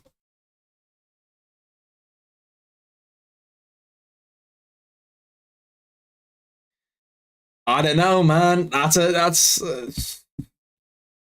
see what UFC Twitter thinks about that one, boys. Let's see what everybody thinks about that one. The bet lives on. Dern just got robbed. Robbery. No way Dern got her name confused with Lemos. Fluffy Mania about to run wild. Bullshit decision. Dern won that. Amanda Lemos. UD. Why did Dern celebrate? I thought the same thing too. Lemos won, but Beltran saved Dern's ass. Oh, Mackenzie, y'all going nuts about Dern right now. Yeah, no, she definitely does have a concussion. Very close, can't complain. I think it's the wrong decision, but I don't hate it. I don't hate it. I don't think it's a robbery because I thought it was a close fight, but I didn't have that. I had that as a draw. Now we are officially onto the main card, boys. The main card of UFC 298. This is where fucking, like, I could see that round 3 being scored from Amanda Lemos. I don't think it's a terrible scorecard. Do I think it's the best scorecard that I've ever seen? No. But I definitely don't think it's a bad scorecard. All 3 unanimous decision having that? I don't know. But do I think it's a terrible scorecard? No, I think that's I think that's a.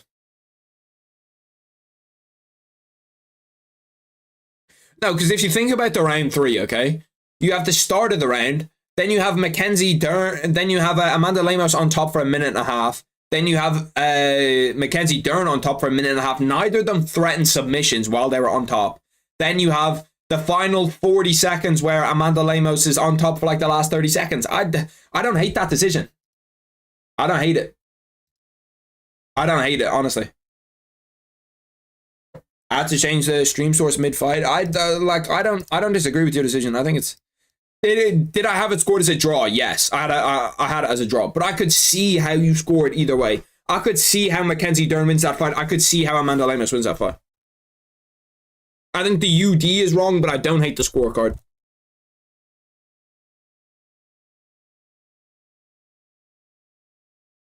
Dern dropped her in round 3.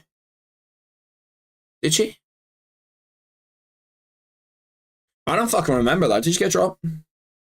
See, no, but it wasn't like it dropped. It was like that was the one where like she threw an overhand right, and she had like her leg and threw an overhand right, and like she kind of fell over it. That's not like a drop though. You know what I mean?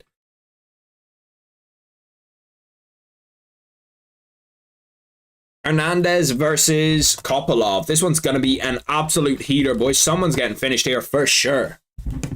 Somebody's getting finished.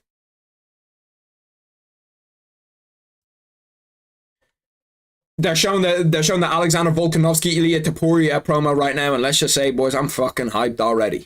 I'm hyped already. There's really no way Dern lost 3. She dropped her. I can't fully remember it, but from what I can remember, I can see it going both ways. Main card cookie banger.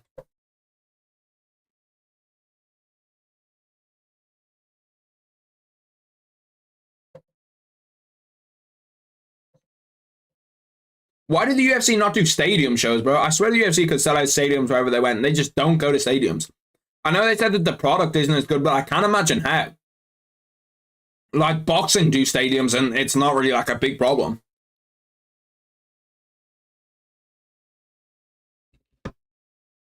Damn, Anaheim actually looks nice as fuck. I can't lie. I never realized Anaheim was in California.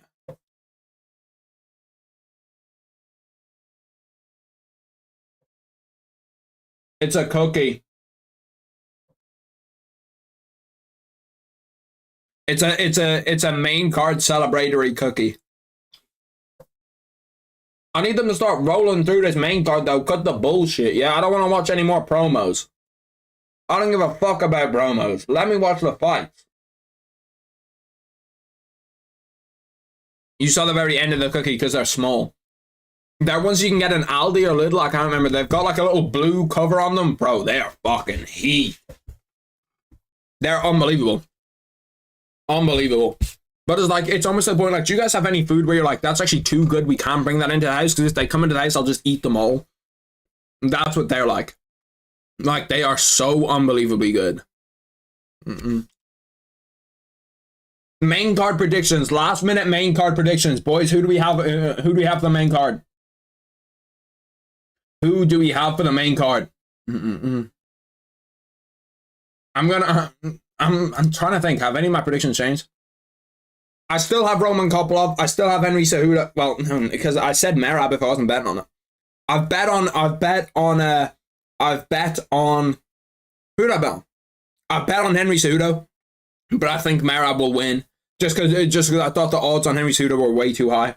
Then Ian Gary, Robert Whittaker, and Alexander Volkanovski. Squashies, yeah, squashies were one of them where I had to take them out of the house. They were that good. I had to take them out of the house. Prelims any good? The prelims were dog shit. The early prelims were good. Actually, to be fair, that Amanda Lemos Mackenzie Dern fight was good. That was a good fight. That was a good fight. Hernandez, Merab, Gary, Costa, Taboria. Let's see how many we have the same. 0 from 1. 1 from 2. 2 from 3. We have 2 from... No, we have 1. We have 1 the same, and that's Merab. Hernandez, Cejudo, Gary, Whittaker, Volk. So you have Cejudo. So that's 0 from 1, 2 from 3. Yeah, we have 4 from 5. Me and Chandler are synced in. We're 4 from 5. Everybody thinks that fucking Fluffy's winning this fight. I can't say that the guy named Fluffy is winning this fight. Come on. Fluffy? I can't say that he's gonna win the fight. How are squashies like an international thing, or are they only an Irish thing? Are squashies everywhere? Do you boys know squashies? I'll pull them up. Squashies are unbelievable. Unbelievable. These they are fucking unbelievable. These drumstick squashies, original raspberry and milk flavor. And I know that you're going to see the thing and you're like, raspberry and milk? What the fuck? You know what I mean? If you've never seen them before. But trust me, different gravy. Different, yeah? Different gravy. There's not, like, I can't tell you how nice they are. You could legit, like, if you wanted to, you could go to probably 5 or 6 bags. Probably 5 or 6 bags of them. I'm not even trolling. It's one of those things. It's one of those things where you could legit go through over and over and over and over. The ninefold bet is currently looking. It's not looking bad. We're not looking terrible. We're 4 out of 9 so far on this, which makes me think no. Why is drumsticks? Are drumsticks not a big thing? Kopylov, Merab, Neal, Whittaker, Ilya. So you have what? Me and you are Kopylov, yeah. You're the only person that's locked in on the Kopylov way, on the Kopylov wave, my guy Ray. Then you have Merab, yeah, we're the same. Jeff Neal, no. Whittaker, yes. So we're 3 from 5. But yeah, the bets aren't looking too bad right now. We have Kopylov, and then after this is where the bets get tested. After this, it's test time for the bet. Because we have what? We have Ian Gary, Alexander Volkanovski, Robert Whittaker. So after this fight, then we have Henry Cejudo, Merab, which is obviously big for the... If these two fights go through, and I've predicted correctly on these 2 fights, we could see a big boy return. But yeah, no, squashies are unbelievable. I'm excited to watch Paulo Costa fight again, to be honest. We haven't seen enough Paulo Costa recently. Volk ain't losing. This is going to be such a good humbling.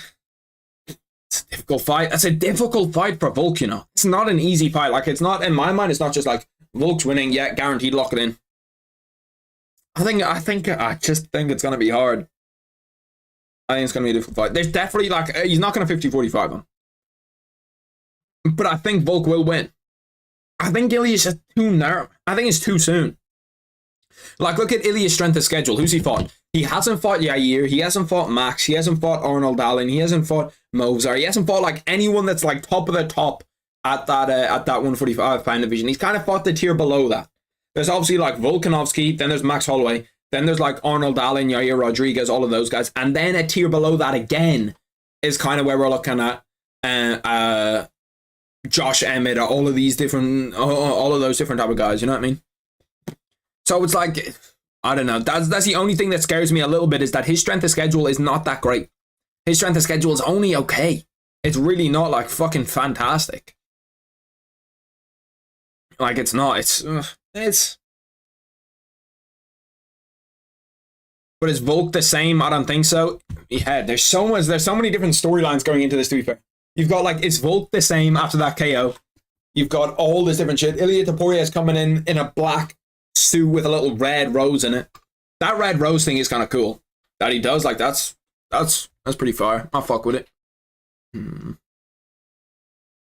I wish I could watch some knockouts without getting fucking copyrighted immediately. Volkanovski walking in, he looks excited. Look at him. Bro, Volkanovski's actually got drip. Low key, Volkanovski is one of like the most underrated drip guys in the UFC. Robbie Lawler in the crowd.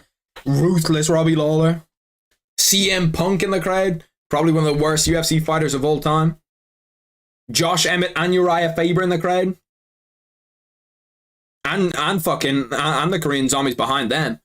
What, the Korean zombie disrespect from the UFC? They pop up Uriah Faber and fucking Josh Emmett's name and not the legend behind them. Bryce Mitchell disrespect from you. I love Bryce Mitchell as a personality. Okay, I'm not sure how much I love him as a. He's not going to be he's not like the best fighter on the planet, but as a personality, one of my favorite personalities in the UFC. If Volk's still the same, Volk Ilya will for sure lose. Dude put half his calf on a silver plate for you to just destroy, but I don't think Volk has recovered. Yeah, it's weird. Damn, I forgot that I put I can do like. So my check can go all the way back like that, or you can have it where like it just goes back a tiny bit. I forgot that I had it on all the way back, and I nearly shit myself when I went so far back. But yeah, no, this one's gonna be fucking. Let's do a little tapology wop for Anthony Fluffy Hernandez. Let's see how his fucking tapology looks. Bro, there's so many fucking Anthonys in the UFC. Holy shit. Anthony Fluffy Hernandez. Alright, looking over here. 30, 25. 7 wins via submission, 2 wins via KO, 2 wins via decision. Like, he does have some really, really good wins, to be fair. Like, Marc-Andre Barrios a great win. Josh Fremd's not a bad win, and Edmund Shabazian's not a bad win either. Like, Kevin, I don't know, he's going to have to improve. He's going to have improved off that Kevin Holland fight. To be fair, like, you're to submit Rodolfo Vieira, you actually have to be like one of the best grapplers on the planet. What's up, bro? Fell asleep at the Nakamura fight was good. To be fair, I'm not surprised you fell asleep at that Rinya Nakamura fight. That fight was dookie. It's actually not a bad time to take a nap. For like where you took a nap, it was actually a good time to take a nap. Darren Lemos, yeah, Darren Lemos was a war. But like, you'd rather take a nap then and miss the Darren Lemos fight than any of these fights. Roman Kopylov walking out. Can Roman Kopylov fucking keep up the KO streak? Can he keep up that KO streak to a high level? I don't know if he can do it. I'll be straight up with you boys. I don't know if he can do it. Everybody's picking against him. You know, nobody believes in him. He's in my parlay. I need just a head kick KO. Round 1 head kick KO. That's what I need. Roman Kopylov, do me nice, brother. Do me nice. Yeah, no, you did miss Darren's assets. You're not wrong. Actually, that's correct. The Russian guy's going to win. That's all I know. The Ruskies are just a difficult, like, just off reputation alone, Russian people are hard to fight. My main goal was just see the main card. There's loads of people that do that, where they're like, let me go to sleep and then we wake up for the main card. I actually don't mind it. I think it's actually not like, it's not a bad idea at all. To just be like, you know what, I'm going to wake up, see the main card. Hernandez is winning? You really think so? He's got the second highest takedown defense in UFC middleweight history, Roman Kopylov. And you think he's getting taken down by this bum? By this fraud? It's not happening. It's just not going to happen. It's never going to happen. No, I'm joking. It could happen. Anthony Hernandez is actually very, very good. And if anyone's going to take him down and submit him, it's going to be him. Kopylov round 2 KO. To be honest, I'm super excited for the UFC 300 main event. I think that Dana White's got something cooking up. I really do think that Dana White's got something cooking up. And I know at some point, we're just going to at some point see the commercial for it. I don't know when. If they're going to put the commercial for UFC 300 on, what fight do you think it's going to be on? Or what fight do you think it's going to be in between? Do you think it'll be after this fight, or do you think it'll be like before the main event or something? Because I need to like time it perfectly. Saying Hernandez a bum is crazy.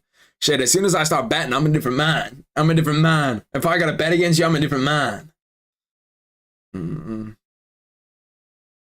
To be fair, you will see the fucking Volkanovski propaganda coming out. If I get all the way to 8 out of 9 on that bet, and I need Volkanovski to seal it, you will see the most outrageous Volkanovski propaganda from me you'll ever see. It'll be worse than like a Twitter account. Then one of those Volkanovski fan Twitter accounts, you will see some outrageous propaganda. Why Conor hasn't been booked is beyond me. Yeah. Fuck knows. Don't even get me started on it, bro. I want to see him back, bro. I want to see him back, please. It's the guy with the second highest takedown defense in the division against the guy with the second highest takedown rate in UFC middleweight history. 6.88 per 15 minutes.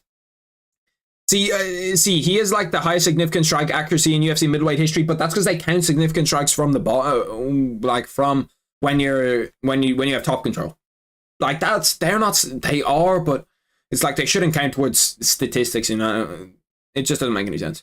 Hernandez to win by submission is plus 175. Kopylov to win by KO/TKO is plus 330. I should have put a bet on this that this one wasn't going the distance. To be honest, this one is no way going the distance. Can you grow facial hair? Yeah, I can. Look, facial hair here. I just need it to fill in up here. Once it fills in up here, to be fair, it looks different IRL to how it looks on the camera. The camera makes it look like there's a lot less. IRL, you can actually like see it all. IRL, it's almost gone too much. I do need a shave. I need a shave like all up under here. But yeah, the camera the camera just makes it look like that there's none. This one, I'm mega excited for this one. I'm nervous, I'll be real. This one I'm more nervous for. The Henry Cejudo one, I think Henry's winning that fight, man. I've got a fucking gut instinct that Henry Cejudo's taking that one all the way to the bank. To be fair, Merab's changed. Merab's actually changed from one of the like most hated characters in UFC history to I actually think that he's like a loved guy among UFC fans right now. Just because like the sketches and the shit that he comes together. Too much is crazy, bro's got tweezer hair. Nah, that's crazy. Tweezer hair is crazy. But I do have too much. It annoys me. This fight's going to be a banger. You're not wrong. It's going to be a sick fight. Roman Kopylov 1-1 as a UFC underdog. 12-2 coming from Russia. Come on, the Ruskies. I've been picking Cejudo. Let's go, bro. I'm telling you. People are sleeping on Triple C. People are sleeping on a double champ. On a champ.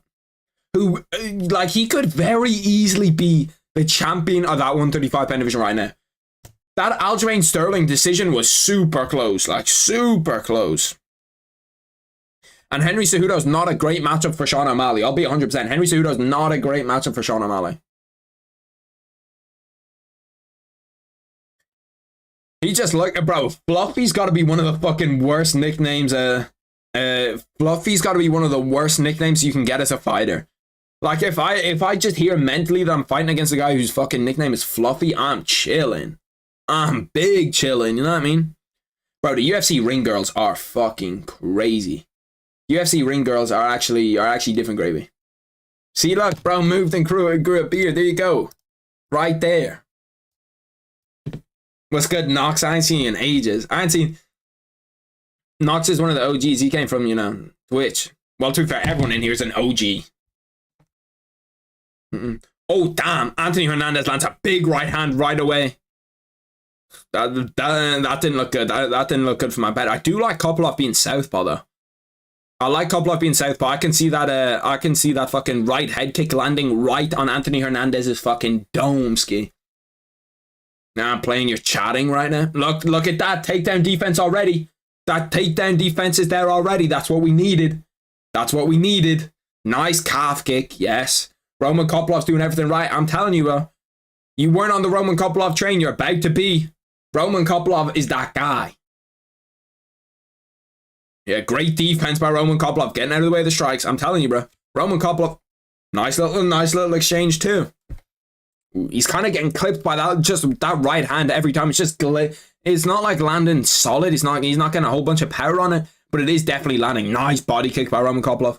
Ooh, that hurt him. You can see that his backhand is low. So that one actually stung him to the liver. He's got really, really good body kicks and head kicks. His body kicks and head kicks are just fucking unbelievable. We've seen the highlight tape. We've seen the knockouts. Gross. Like, actually disgusting. Anthony Hernandez just puts nothing behind those calf kicks. Puts absolutely nothing behind them. It's just like the tap. Oh, no. Nearly a takedown. No. Get away from there. Get away from there. Stuff that, Roman. Stuff that, Roman. Stuff that. Easy takedown defense. Let's go. Roman Kopylov has successfully defended 20 consecutive takedown attempts. Fucking wild. Oh, nice one too by Roman Kopylov. Kind of stung him a little bit. Now you can see those hands are a little bit higher. Now, kick to the body. That outside kick to the body. I promise you that'll land clean. Outside kick to the body or question mark. A question mark kick KO here, please. So far though, Roman Kopylov's looked good. He's looked really, really good. For someone coming in on short notice too, we'll have to see how the gas tank is just because short notice.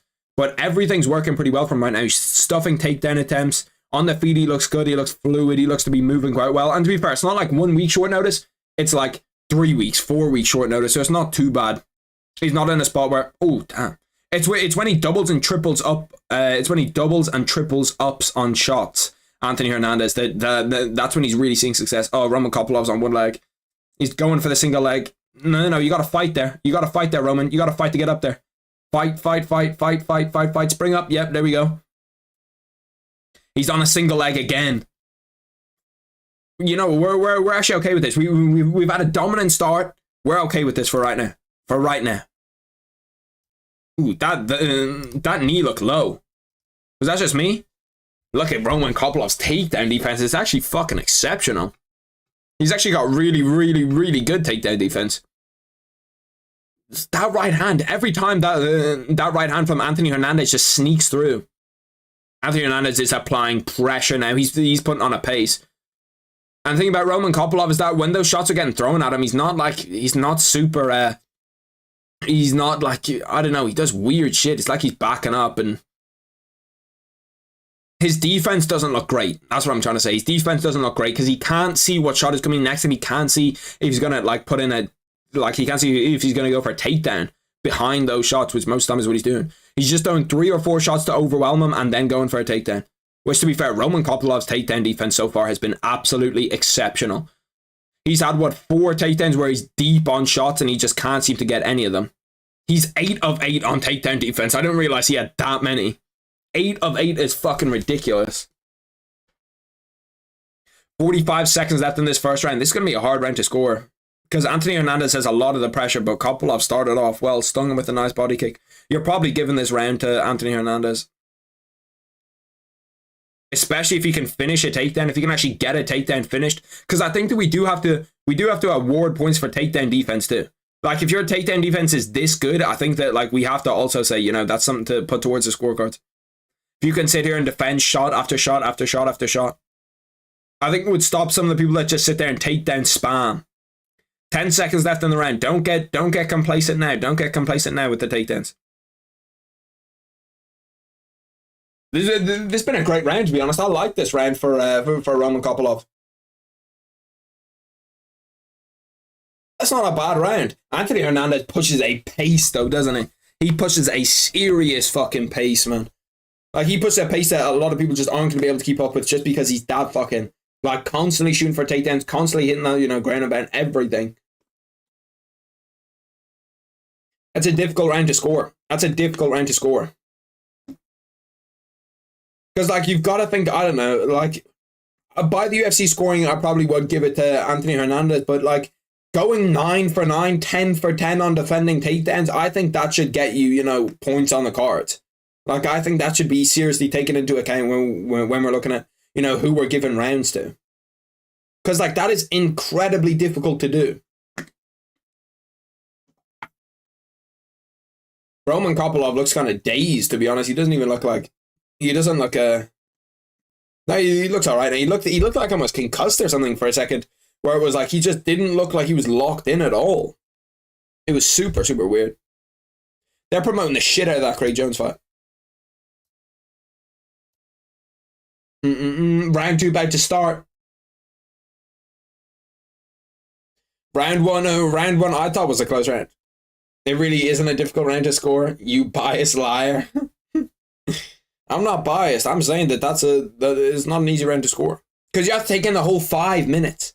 where we're going like, oh, that's a big right hand by fucking Anthony Hernandez right at the middle. He leaps into that right hand. If I was Roman Kopylov, I'd try duck under it and then maybe throw an uppercut underneath it. Throw a rear uppercut, because when you see him like jump in, or even throw your jab while he's jumping in. Because like a jab while you're jumping in, it hits you and it hurts you. Nice body shot by Roman Kopylov. He's working the body well. He's got that outside kick to the body that's worked well. I'd like to see him, you know, push Anthony Hernandez on the back foot a little bit though, because he keeps getting put on the back foot. To be fair to Roman Kopylov, when he doubles up and triples up on those hooks, it's not like they're not landing flush. They're just landing kind of just on the nose. He does set a crazy fucking pace though, doesn't he? He does set a crazy pace. That liver shot is so open too if he wants to throw it. He's just taunting in the middle of his fight. It's crazy. Just sticks his tongue out as soon as he gets hit with a head kick. He doesn't like those body kicks though. That's the thing though. When he's just constantly coming forward, constantly putting that pressure on you, it's so difficult. Roman Kopylov's takedown defense might be the best in the division though. Holy shit. He might actually have the best takedown defense in the entire division. Like, fuck me. He defends takedowns like no one I've ever seen. What is he, 11 for 11 on takedown defense now? It's a bad matchup for Anthony Hernandez, to be fair. If he got him on, like, I think on short notice, just difficult, because on short notice, you're obviously going to be tired. And he's got a good chin, too. I don't know how Anthony Hernandez is going to do against big power punches. There he got him down. Okay, so he finally got him down. It'll be interesting to see now if Roman Kopylov can get back up. Oh, Anthony Hernandez has his back. This is not a spot that we want to be in. It's not a spot that we want to be in. Anthony Hernandez on your back. Bro, Hernandez is Hispanic Kobe. It's actually not a bad comparison. He does kind of fight like Kobe does. Oh, that's pretty much locked up. That could be it. No, he's got his chin under. It's not under the neck. It's not under the neck. It's like a face crank. It's not actually in under the neck, I don't think. Oh, it might be now. It might be in under the neck. Oh yeah, you can see him wincing. I think it's over. What is this fucking clown in the background doing? Oh yeah, he's going fucking purple. He said he's okay to the ref. He said he's okay. Fight through that, Roman. Fight through that. Yeah, he's okay. Yeah, he's okay. Damn. How the fuck did he get out of that? Oh no, he's just reset it. Oh yeah, no. That one's deep. That one's in under the neck. Yeah, no, he's done. Anthony Hernandez wins via submission in the second round. Great performance. That was a great performance from Anthony Hernandez. He just went out there and put on a pace that was just unbelievable. He put on an unbelievable pace against them. That was fucking crazy. That was crazy. The pace that he put on, and he just got hit with shot after shot after shot after shot. The one thing I would have liked to see Kopylov do more is if he just threw that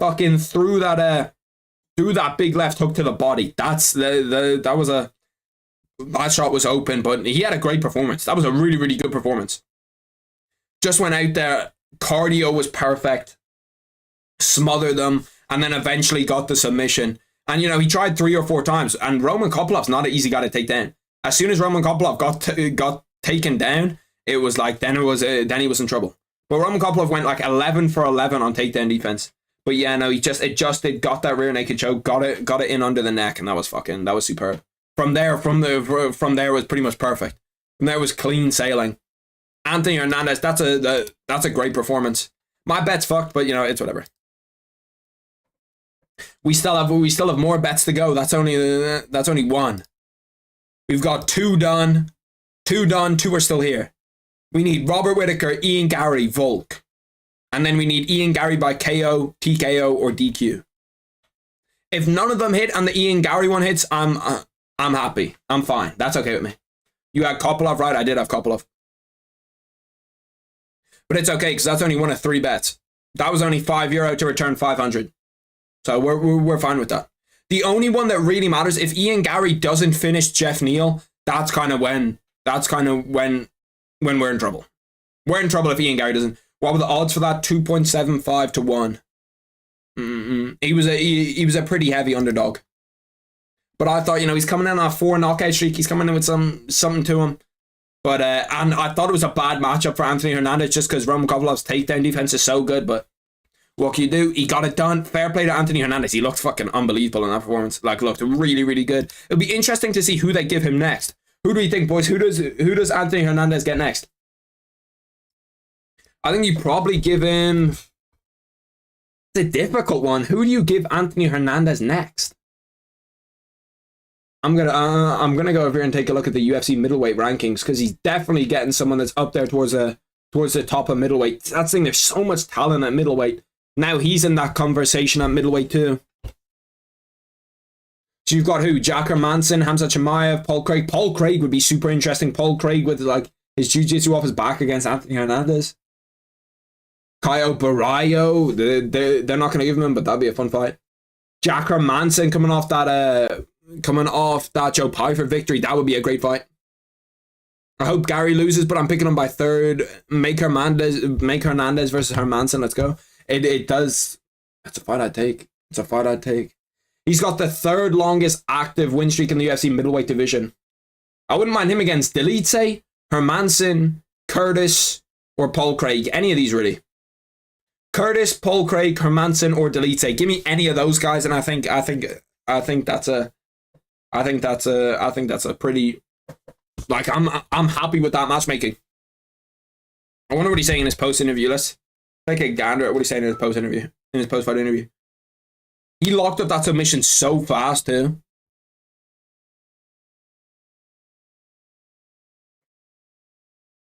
It's just pretty much Joe Rogan saying that he had an outstanding performance, which he did. He looked fucking good. Why does he jump up in the rankings? Actually, I didn't even think about his jump up in the rankings. He probably goes to maybe 13. I think he goes to maybe 13 or 12. Maybe he goes above Paul Craig. And then from there, you're looking at a shot against Hermansson or Delice. Hermansson or Delice is next. Mario Lopez is in the crowd. I don't know who the fuck that is. Who's Mario Lopez? Anyone know? Dan Henderson. Okay, now they're showing the Koreans on me in the crowd. I got Hernandez beating everyone outside of the top 6. Really? Let me take a look at this division. Brendan Allen. I don't know about him beating Brendan Allen. Bo Nickel would be actually a really fun matchup in a few years, in like maybe a year and a half. That would be a super fun matchup. Caio Borralho, I think beats him. But Hamza Chimaev's a difficult fight for him too. Mario Lopez, some cheesy TV guy. Oh, he's like a reality TV type person. Now we have Merab Yashvili against Merab's next, right? Yeah, Merab. We have Merab Henry Cejudo, then we have Ian Gary Jeff Neal, then we have Robert Whittaker Paulo Costa, then we have the main event. And after the main event, we got UFC 300.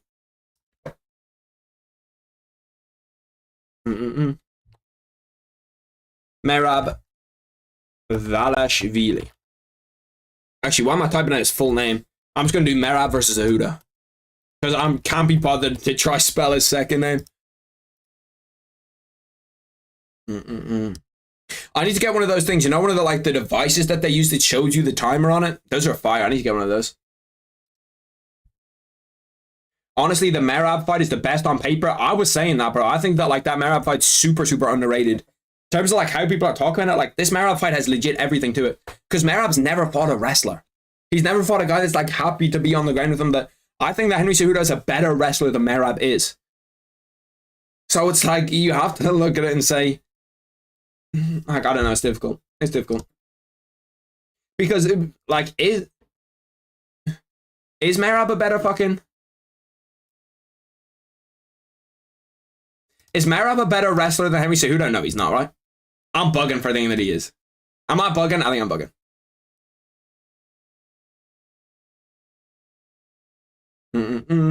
Why is it not showing me any of the fucking shit that I want to see? Whatever.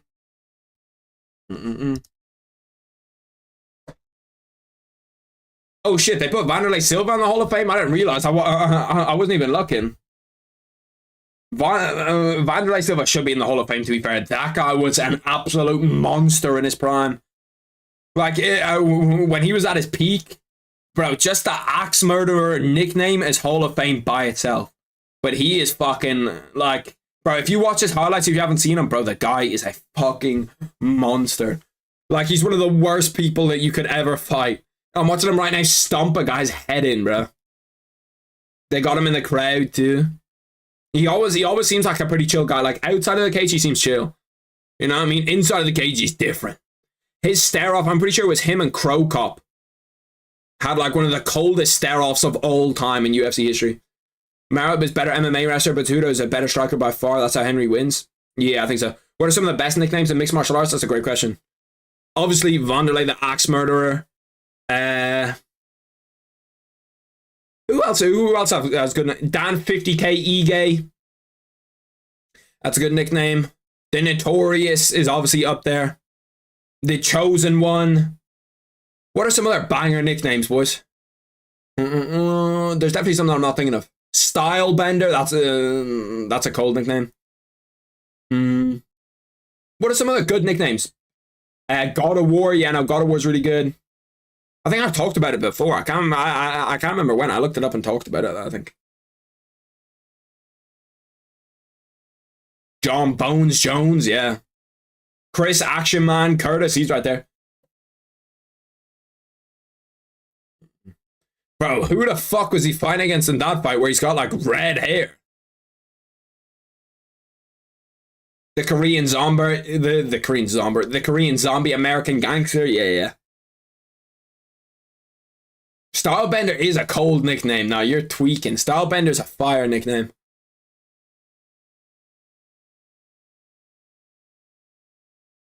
Raw Dog Royval is crazy. Watch him knock out Chuck Liddell. The Numerous is not that good. What? Who's got the Zomber? Zomber was crazy. I can't lie. The Numerous. Who has the nickname The Numerous?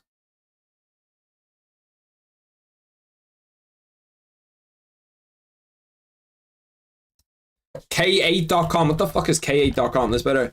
I'm checking just to make sure that it's not fucking. Look at what he's got on, bro. He's got on a fucking crypto sponsor t-shirt. Look at fucking Wanderlei getting his bag. That's typical bag getting. Look at him. I look up K8.com and it instantly loads me into a fucking crypto site. That's typical as fuck. Let's take a look at the UFC lines. Virtual sports? What the fuck is a virtual sport?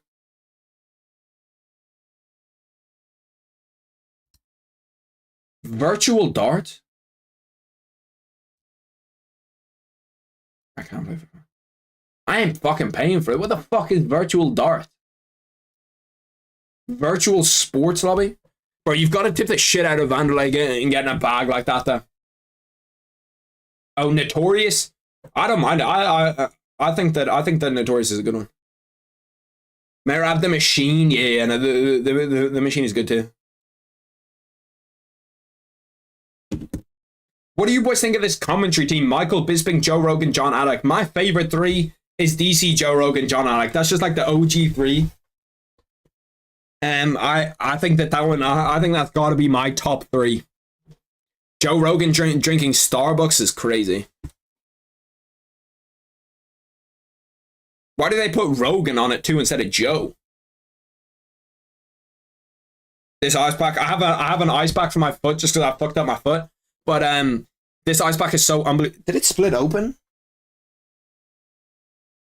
It's like a weird ice pack. It's not like a normal ice pack where it's actual ice. It's like, it's just like a kind of, I don't know how the fuck to describe it. It's like a ice pack you can like move around. It's actually pretty good. But it feels like it's split open. It feels like there's like no water in it. Feels like it's like leaking. I like Bisping more than Joe. DC, Joe and Anik is the best, but everyone hates on Joe and DC. Yeah, I don't know why Joe Rogan gets so much hate. Like, he is a good commentator. It's so random because I swear people just like hop on the train. Like, some people say that they dislike Joe Rogan, and then all of a sudden everyone dislikes Joe Rogan. And then someone says that like they love Laura Sanko on commentary, and then everybody loves Laura Sanko on commentary. It's like, fuck me. Like, make up your own opinion. Who's your boy's ideal three for commentary though? So what's your Sean, like Bisping, DC, Anik? People say that Paul Felder's a really good commentator, but like I don't know. For me, I don't see a big difference in the commentators. Dominic Cruz is definitely ass. I can see the difference between Dominic Cruz, where it's like, okay, yeah, no, he's not a good commentator. But then there's like somewhere it's like there's not a big difference for me between a lot of the commentators. As long as they know what they're talking about and don't just say something stupid, it doesn't like really matter that much to me. The Eraser is also good. Yeah, no, the Eraser's fire. You remind me so much of Let's Play YouTubers like Jacksepticeye. Let's Play YouTube. Is that sort of thing? Does Jacksepticeye still make content? I've seen him like, he might have popped up on my timeline like once or twice. My ideal three, DC, Joe, and Anik. Yeah. That's the same as mine. That's the same as my ideal three. Look at the Honor the Gift t-shirt. Does anybody know who Honor the Gift is owned by? It is owned by Russell Westbrook. I have two things from there. I have this in shorts. Because most of the stuff says like inner city humble or something like all over the front. And I'm like, I cannot wear that around. What did you boys think? Actually, I never asked about it. What did you boys think about Henry Cejudo firing his coach on UFC Countdown? What did you boys think of that? Did you guys think that was fucked up? I think that they must have done it beforehand. They must have done it beforehand and then just did that for camera. Because like there's no way that he just rocked up to him and he was like, yeah, well, you know what? We're gonna have to get rid of you.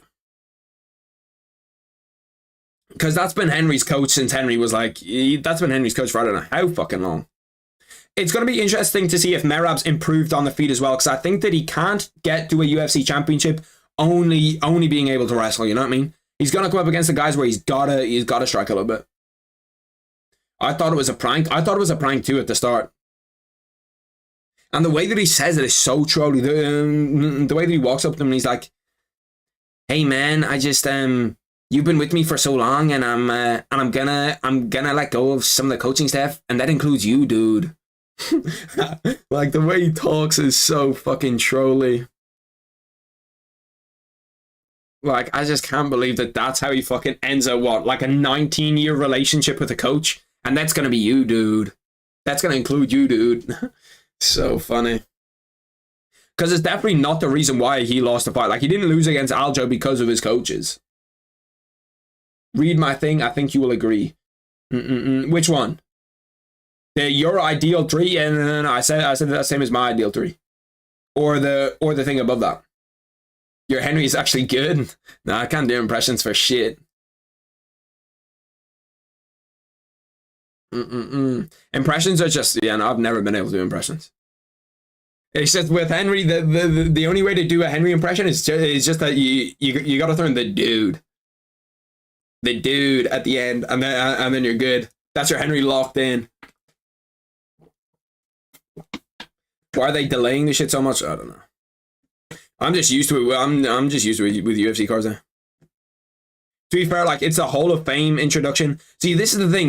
They do it on TNT Sports 24/7. Okay, so they'll show you all this promo, and then they'll just show you like Henry Cejudo getting Vaselined up. You know what I mean? Like they don't ever really show the walk, like their walk in.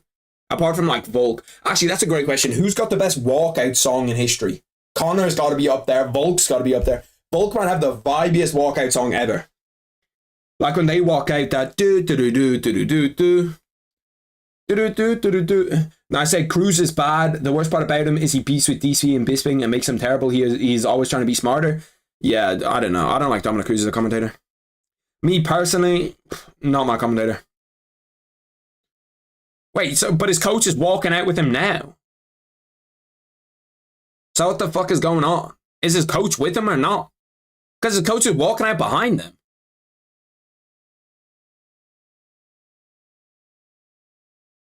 But I thought that wasn't his coach because he's fucking coaching Paulo Costa. O'Malley's is crazy overrated.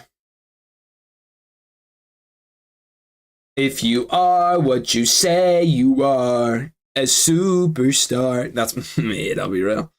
Because he did it. See, no, it would have been cold if he did it at that fight, but he did it like 2 fights before. He did it like 2 fights before, and I got no reception. It only got reception because it was a title fight. but it's like it didn't hit before that. Do you know the song that the Korean Zombie walks out to? I didn't know that the person that wrote that was Irish, and I'm Irish, and I had no idea that the person that wrote that was Irish, or that sings it is Irish. I presume she wrote it as well, but the person that sings it is Irish. Henry Cejudo, former UFC and bantamweight champion, one of 4 two-division simultaneous champions in UFC history, best bottom percentage in UFC flyweight history. That's fucking crazy. Henry's gonna give it out, you know what I mean? He ain't no bottom. He ain't no bitch. An O'Malley impression's gotta be fucking impossible. How do you do a Sean O'Malley impression? I can't even think what he sounds like.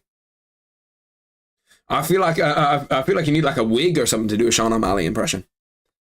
Sean O'Malley is like, bro, Sean O'Malley's so confusing to me because he's so dog shit on the mic when he's like at a press conference. But then like if you watch his podcast or you watch him just like normally in like any type of content, he's really good. Like he's really, really, really good. And then it's just, but as soon as you get him in a press conference, dog shit. Just do a typical American accent. I can't really do American accents. People say that I sound American when I talk. I get that comment maybe once a week where people are like, "Where are you from?" It sounds like you sound British and American, and I'll be like, neither. Or someone comments saying like, "Yo, love your content. We need more British MMA YouTubers," and I'm like, not British. 1.1 billion streams on Spotify. Holy fuck! What does Merab walk out to? I'm actually not sure. Why does Merab wear that wig too as well? Because I know that Khabib wore it, not just the Russians, but just try the impression.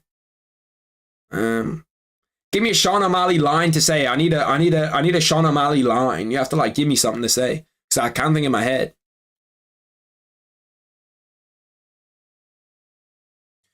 I said do. Merab's hairline is fucking crispy, to be fair. Oh no, I can see some receding there. He had me caught. He's actually receding like me. He's got a great way to cover it though. He's got a great way to cover it. See, the thing is about Merab, like Merab, you need to have a good hairline because he's 5'2", so someone's always gonna be looking down on him anyway. So like if I'm looking down at Merab and I can see that shit is receding, he needs a good hairline. He might need to hit up the Turks, I'll be real.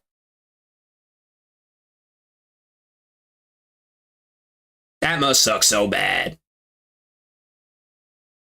That was the best I can give you. Guys, I'm trying to sleep Aljamain. I'm going to win the belt, and I'm mad cringe.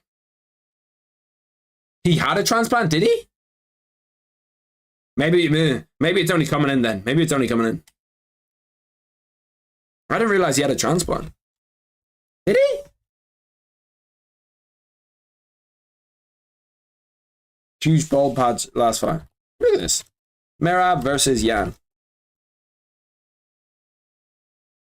Am I fucking bugging? Oh yeah. No, you're not wrong. See, but it looks the same in this photo. It looks the same in this photo. That looks like the same hair pretty much, apart from here maybe. Maybe there. But that's just what happens when his hair gets sweaty, you know what I mean? It's the same thing that happens to me. You can see my full, when my hair gets sweaty, you can see my full hairline.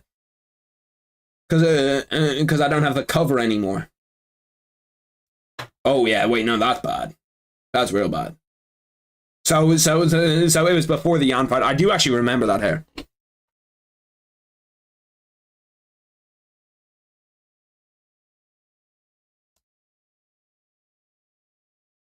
Search up Merab hair. I'm pretty sure I'm pretty sure that's what it is.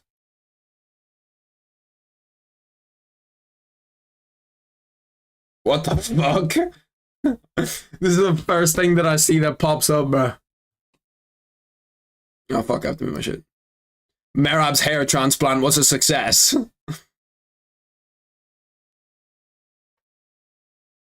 Shit, well he's still fucking balding, so there's nothing he can do. He should have hit up the right Turks. He hit up the wrong ones.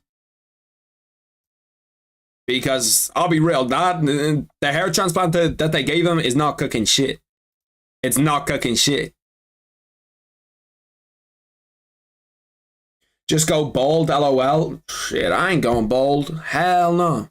I look like a toenail bald. I've got enough disadvantages physically. There's no way I'm going bald too. be fair, I actually have no physical disadvantages. Now I'm fucking... This fight's going to be so good. Yeah, no, it should be a banger. We're locked in on this fight. We're locked in for all 15 on all of the next fights. Merab, the Machine, Yashvili. Aljo, that hair low-key actually suits Aljo. What the fuck? To be fair, he does have a great camp. That fucking Ray Longo camp is elite. Damn, Ray Longo got that bling on too. Look at that motherfucker shining over there. Holy shit, look at his ass. Who's oh yeah, Aljo's got Cater. I was thinking who's a... You are a good looking dude. Shit, I appreciate that, Ray, bro. I appreciate that.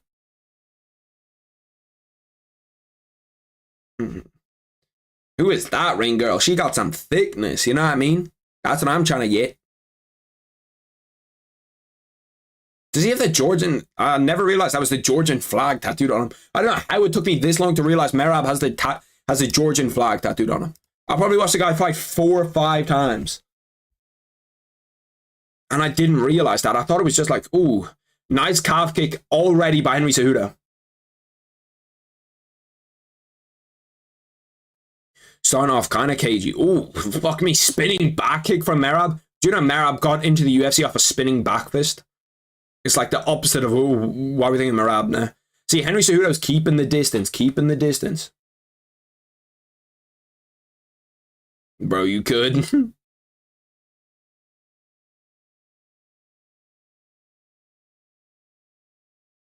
Nice calf kick by Merab. Henry Cejudo does a lot of feints, to be fair. Henry Cejudo still got a fringe at 35 is crazy. It's been a slow first minute. We haven't seen Merab shoot. I think Merab's happy to keep this one on the feet for now. You can see that he's trying to use that he's trying to feint changing levels to land shots. That's what the game plan is from Merab, which we all obviously know. We knew that that's what's gonna be. But like this spinning shit, we don't see a whole lot. Like you don't see a whole lot of Merab just spin.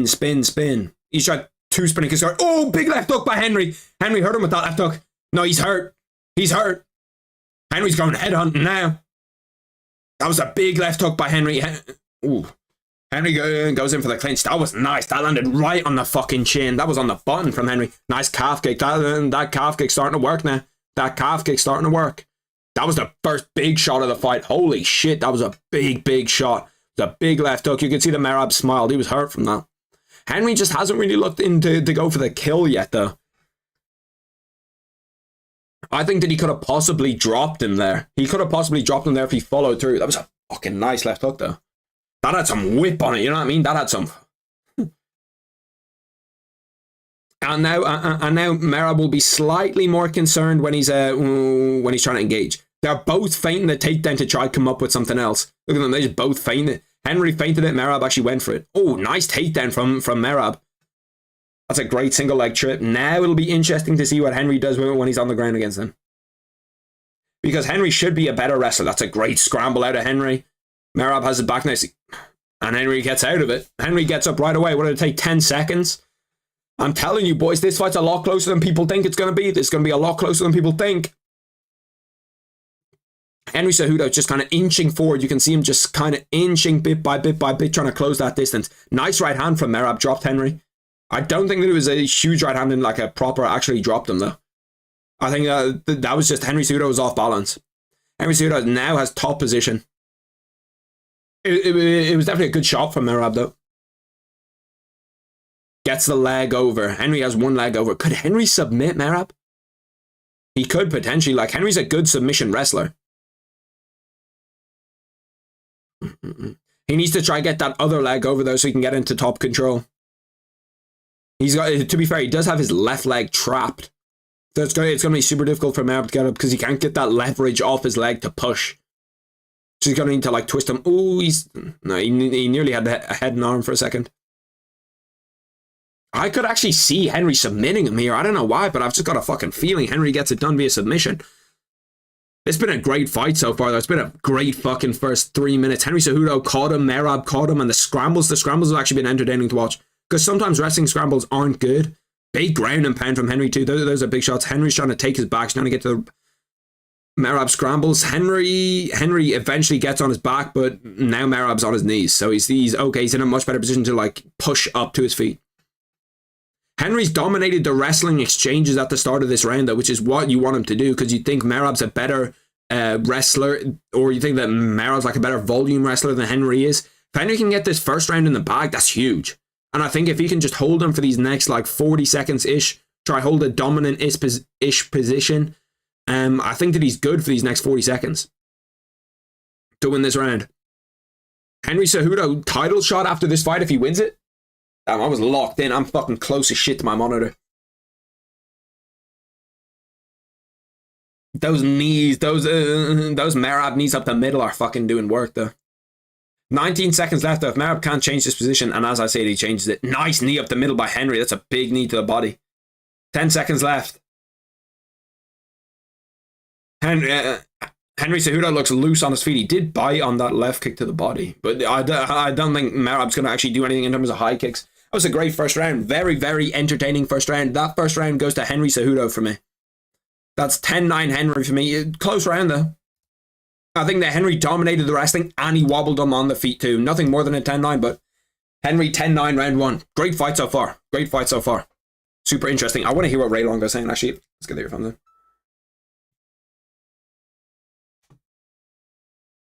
Let me hear.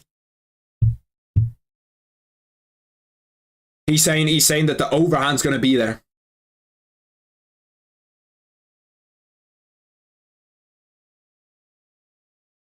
See that left hook didn't even look like it had a stupid amount. To be fair, it was it was like legit on the button, perfect where you want a left hook. But yeah, no, it was a great left hand from Henry Cejudo. But like, it didn't even look like he got that much power. Just by like where he's coming from, it looked like he couldn't get a whole lot of leverage on it, but he did. And he landed it perfectly. It was legit as fucking nice as you could be. What? Right on the chin. What did the Ray Longo corner say at the start? I heard them talk about the overhand, but I didn't hear anything else. And the overhand is right. The overhand is right. It's good. That's good corner advice. Because every time that he feints the takedown, Henry's hands come down here to try to stop it. But 10-9 Henry for me. It'll be interesting to see. Henry's cardio should be fine. It should be fine for 15 minutes. Like, you should be able to keep up with Merab's pace. Oh, let's see. Fuck. I gotta get timer. Timer. See, he went for it there. He went for like a right hand into a left hook, I think Merab did. It's not really going to work. See, the thing is, Henry's distance control this fight has actually been very good. His distance control has been good enough to the point where like it's kind of stopping most of Merab's attacks, and it's stopping him from just shooting over and over and over again because he's happy to just sit at that longer distance. Islam Makhachev saying that this is a good fight. It's a great fight. And those calf kicks, if you can start to work in those calf kicks a little bit. See, now Merab's kind of over-committing to that right hand. He switched southpaw. Henry Cejudo goes for a takedown, gets a takedown. He hasn't finished it yet, but he's leaning off his back. Goes for the single leg. Yeah, I think... No, well-defended takedown from Merab, but Henry has him up against the fence now. Broke off from the fence. It's been a very back and forth fight. Another good left hook by Henry. That one didn't have as much torque on it, so he couldn't really get it. But that left hook is landing all the time. Off the clinch, off the break of anything, Merab's hands are down, and Henry just keeps on exploiting it and throwing that left hook. It's obviously something that he looked at because he's thrown it 4 or 5 times in the last minute. That was a nice overhand by Merab. Just kind of caught him. Merab just seems to be a little bit out of range, though. That's the only thing. See, I hate this significant strike stat because, like, I don't think that this is... Oh, that's a nice shot from Merab. That was a big left hand from Merab. Henry Cejudo needs to throw an uppercut. When Merab comes in and he ducks, if Cejudo throws an uppercut, he'll catch him clean. Because he just kind of ducks his head below and then tries to throw an overhand, tries to throw a left hook. You see every time. Whereas if he throws that uppercut, he'll catch him. Merab's looked good this round. This is so far this is a Merab round for sure. Merab just seems to be doing more work, putting on more pressure. And I said that the cardio I didn't think was going to be a big thing. The cardio's been a big thing so far. Henry's like Merab just seems to be able to just, you know, throw more, put a better pace on. That's a Merab shoots in for the takedown. Will he get it? No, I don't think he'll get it. He's on a single leg. Yeah, no, he's going for the trip again. That single leg trip has worked twice now for Merab. There's been a great recovery round from Merab. 2 minutes 20 left on the clock. This round's been pretty much all Merab. See, the thing is, I can't see Merab really submitting Henry. So I don't think that he's going to really get anything on the ground. Henry has been able to get himself up to the fence now, so he can like kind of push himself off the fence. He's got to be careful he doesn't grab it. See, these knees that Merab's landing on Henry, though, they're still like big knees. And once again, Merab gets him down. Merab's done really, really well this round. He's done really, really well this round. He's done well on the feet, and he's brought him down. Henry doesn't have that same kind of pop. Like the first time he got taken down in round 1, he just kind of popped back up to his feet after 10 seconds. Now it's a little bit longer. It's a little bit harder for him. Now he's back up on his feet. He did well to get up there. Minute and a half left. Henry needs to push on the pace here if he wants anything out of this round. Because right now, round 2, all Merab. That's something that he's seen there. When he ducks his head in, I think that the overhand's actually there for Henry too. That back overhand, you can see that like when he comes in, he's trying to throw a jab to pick you out. That's Merab. Merab's trying to throw a jab at Henry when he comes in low. I think that if he throws that overhand, he can squeeze it over. He needs to throw the overhand though, not left hook overhand. He keeps on trying to throw a left hook overhand. It's just not going to work. Merab's going for a guillotine. He's not going to get a guillotine. The guillotine's one of the most useless fucking submissions in the UFC at this point. Because like nobody ever actually gets it. Merab's actually dominated this round. I don't think it's a 10-8, but it's a very, very convincing 10-9. Very convincing. I don't know why Henry's holding on to his knee there. He can't knee him. 30 seconds left in this round for Henry Cejudo. Now there's just about survive. Now it's just about survive because this round's already over. Unless he gets up and he knocks him clean out, like, well then the fight's over. But this is for sure a Merab round.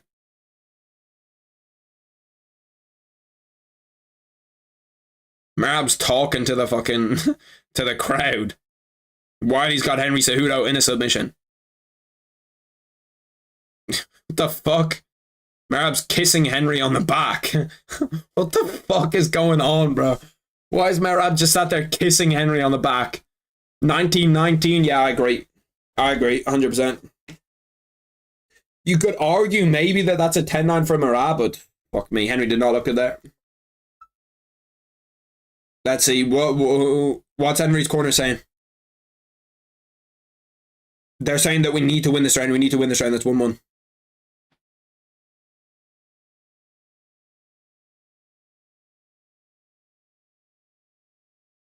He's got a Brazilian or Portuguese coach. They're speaking Portuguese to him in the corner.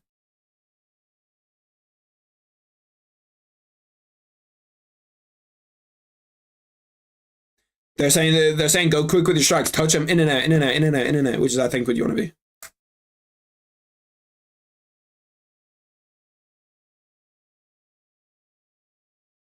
Mark Zuckerberg's a snake. If I was sat beside him, I'd fucking punch the cunt.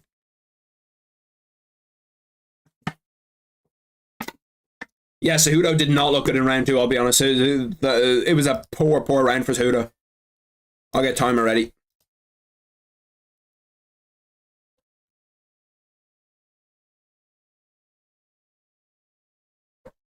Bro, Merab keeps on trying to go for this like spinning back kick. I don't know why. It doesn't make any sense to me. Henry Cejudo needs to work. Like if he keeps going for that calf kick, that's what he needs to do. That calf kick is working, and it does accumulate, it does do damage. He keeps on going in with his head down to the left. I don't know why he does it. He goes in like this. You know what I mean? Like it just doesn't make any sense to me. Because like surely if you're Merab's corner, you're just telling him, yo, throw that left hook. Throw that left hook constantly. Merab shoots in, he's kind of deep in on a takedown. Has Henry up against the fence. If Henry gets taken down here, he's in a terrible, terrible spot. And Merab's just kneeing him constantly, knees to the legs. Henry's not in a good spot here. He needs to do something to defend again. He can't just take those knees to the legs 24/7. The fuck? Okay, he's trying to roll out of it. He needs to flip this position. He's maybe taking 15 knees to the legs. And it's just more control time racking up for Merab. Merab's looking good in this third round so far. Henry started it off well. But now he's just getting kneed over and over and over and over and over again in the back of his legs. Like he's fucking in trouble. 3 minutes 26 left in this round. Henry manages to break it up. He's still got time here. He just needs to not let... Is Henry's arm broke? No, I don't think so. No, it doesn't look it. No, it doesn't. He wouldn't parry with it if it was broken. Henry needs to just get more active on the feet. Like Merab's just like that's such a readable shot. I think Henry's really, really tired here. I think Henry is gassed because that was a terrible shot. It was a super, super readable shot, and Henry just did nothing about it. Merab just definitely does look the fresher of the two. He looks like he's the guy that, you know, he is the fresher of the two, 100%. Henry just looks like he's I don't know, he won't like let that. I understand what you mean about his arm being broke because he just will not let it go. You know what I mean? Like he keeps on throwing this calf kick, and if he doesn't throw the calf kick, he's not throwing anything else. Throw an uppercut up the middle. I beg you, Henry, bro. Throw the uppercut up the middle. I promise you that'll land. I promise you that uppercut up the middle lands. Look at Merab just duck his head every time he comes in. Look at him, he's just ducking. Throw it, please. Either one of you throw an uppercut, for the love of God. Henry went for a guillotine. Now he's in trouble. Merab has a free takedown pretty much on Henry. Now he's just got top pressure just wailing on top. Henry's in trouble here. 2 minutes left in the third round. It's been all Merab this third round. All Merab. And you have to respect it. I don't know how Sean O'Malley's going to deal against this. Because I thought Henry would be okay to be taken down, but like Henry's just looked terrible. Like Sean O'Malley's gas tank is going to need to be elite to fight against Merab. The only thing about Merab is that he is hittable. He is hittable. And Sean O'Malley has that one kind of, like that kind of power where he hits you once and you're out. You know what I mean? Like round 3, Henry Cejudo has 5 total strikes. Merabdashvili has 62. That is fucking outrageous. 62. When Henry Cejudo has 5? I don't know. This is not looking good for Henry. Merabdashvili passes Clay Guida for third most takedowns landed in UFC history, 79 and counting. 55 seconds left in the third. This looks like Merab is, you know, pretty much nailed on for a win here. Henry Cejudo's going outside. Henry Cejudo looked good in that first round, and ever since then he just has not, he just hasn't been able to throw anything. He won't let anything go. I don't know what is wrong with him. He's been just pushed up against the fence and bullied. Henry got 30 seconds to go. He's got to go for broke now. Please, for the love of Christ, Henry, throw an uppercut. Please throw an uppercut. Like someone in his corner's got to tell him, right? Why are you going for a takedown? There's 10 seconds left. Why is he going for a takedown? He ain't winning. Okay, what is he doing? Flying knee, head kick, something.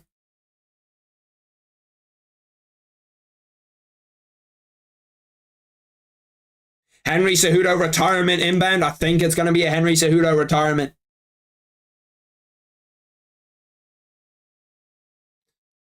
Why the fuck is Mab such a big fan of Mark Zuckerberg? Mark Zuckerberg's a bitch.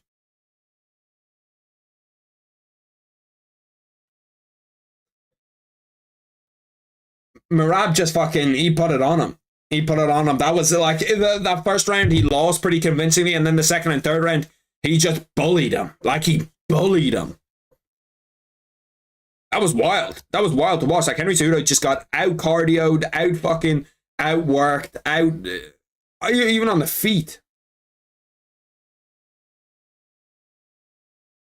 That was fucking, like... Henry legit landed one left hook, and apart from that, lost every striking battle. The thing about Merab is that he is fucking hittable, bro. Merab's very hittable. Sean O'Malley could put him out. Now I have to watch this fraud retire. To be fair, they're gonna speed up pretty much the whole broadcast now. They're going to speed up the entire broadcast. Let's see when Bet365 see that Volk's going to be walking out. Or think that Volk's going to be walking out.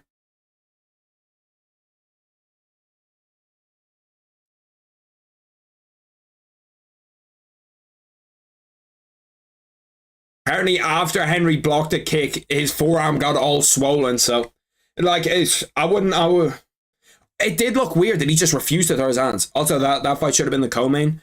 There was like all three of these fights could have been co-main. The reason why it's not co-main is because it's not an entertaining fight for casuals. Watching Merab fight's not entertaining for any casuals. Like Robert Whittaker, Paulo Costa is a lot more entertaining if you're just like casually watching. UD for Merab Yashvili.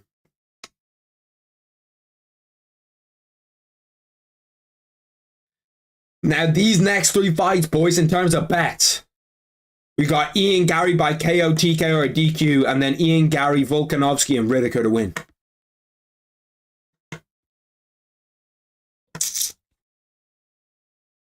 Should have kept Eric in his corner. Henry Cejudo is telling Merab that he's the next champ. I kind of hope, I don't know, I hope he's not, man. I hope he's not the next champ, I'll be honest. Because he's like, who can they give? I suppose he's gonna get a title shot, right? What do you think, boys? Is Merab getting a title shot after this? I think he has to, probably. It's either that or him, Corey. What do you think about him versus Corey for a title shot? What would we think about that fight? A Merab versus Corey title shot fight. Title eliminator. Joe Rogan saying that he's going to fight for the title next. How would, like, Merab Sean O'Malley would just be a weird fight. That would be a weird fight to watch. If Sean O'Malley gets through Cheeto, which I think he will.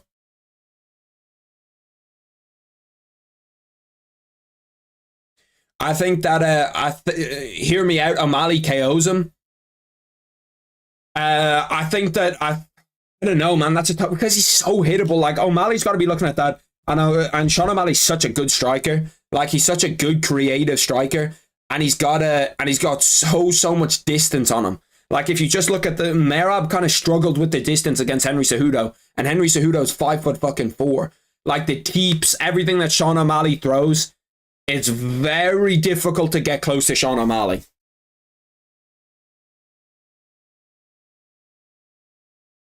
Merab said that he wants a 10-round fight. Bring me the champion. Sean O'Malley's just sat in the crowd.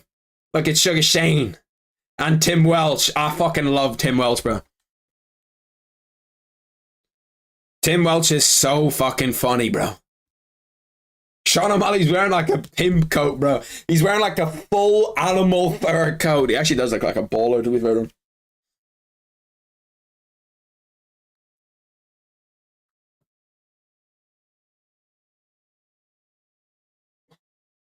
Corey wouldn't KO. Like, do you think Corey wouldn't KO more? I think Corey's a bad matchup for Merab. Because Corey can do everything very well and has a good gas tank. We haven't seen that Sean O'Malley gas tank yet. Joe Rogan is 100% sure that he's next. I think he is next. I think he's gonna be next.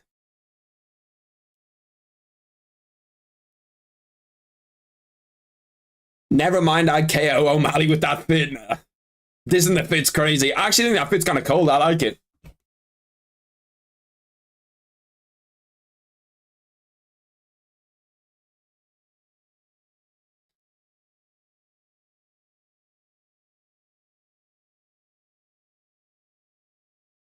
Merab said that the UFC never sent him a contract to fight Aljo, and if they sent him a contract, they might have fought. I don't know. I'm just excited for the next fight. Get this fucking guy off the mic, bro. Please, Jesus. Fuck me, they gave him a 5-minute interview. He's still going. Jesus.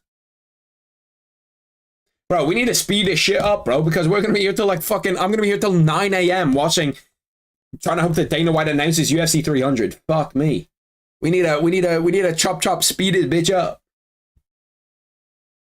Okay, well, they have Volkanovski walking out at 5 a.m. I can guarantee you he's not walking out at 5 a.m.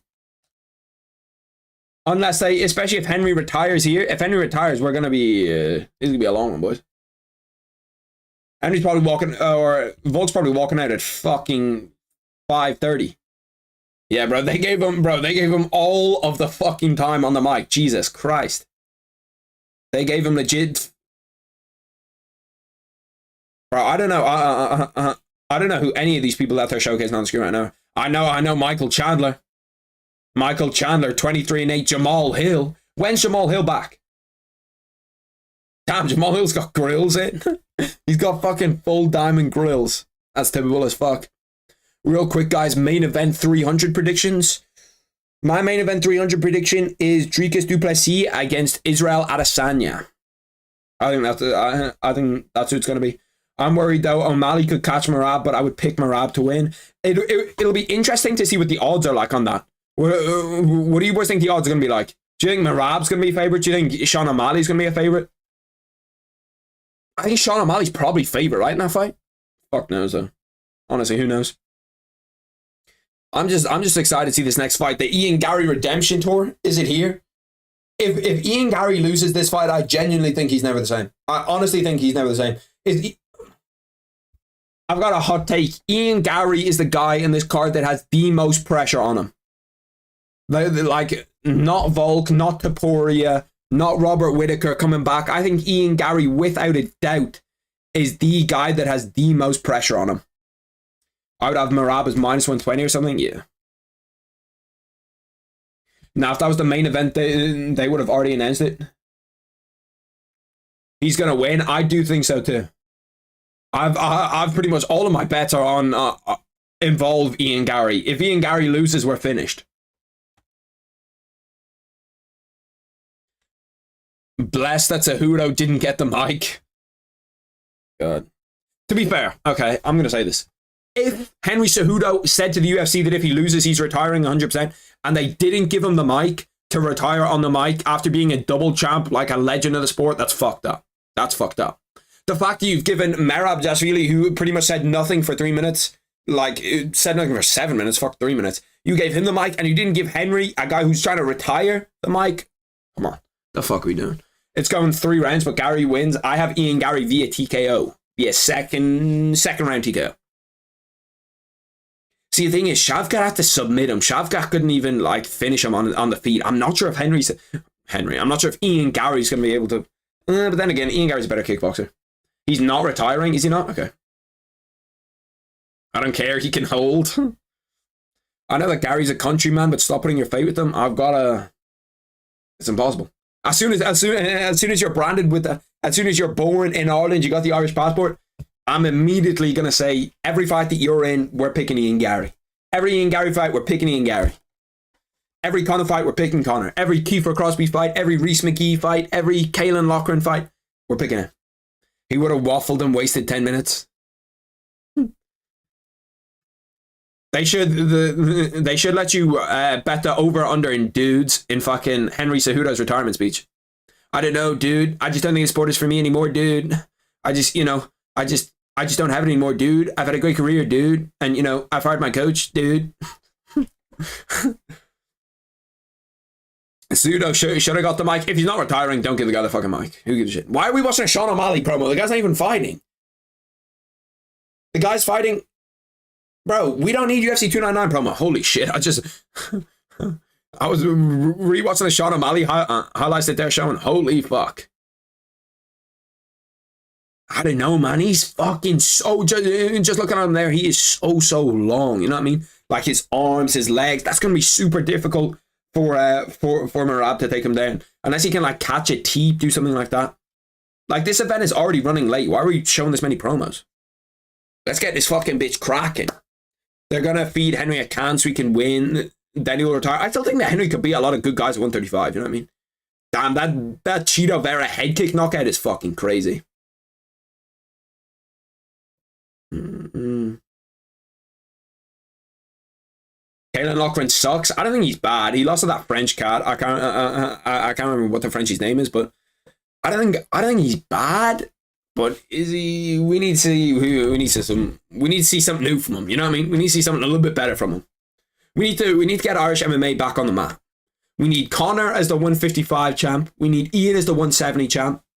We need Caelan Loughran as the 145 champ. We need Kiefer Crosby as the 185 pound champ. None of those. Well, no, to be fair, Ian could be... Ian.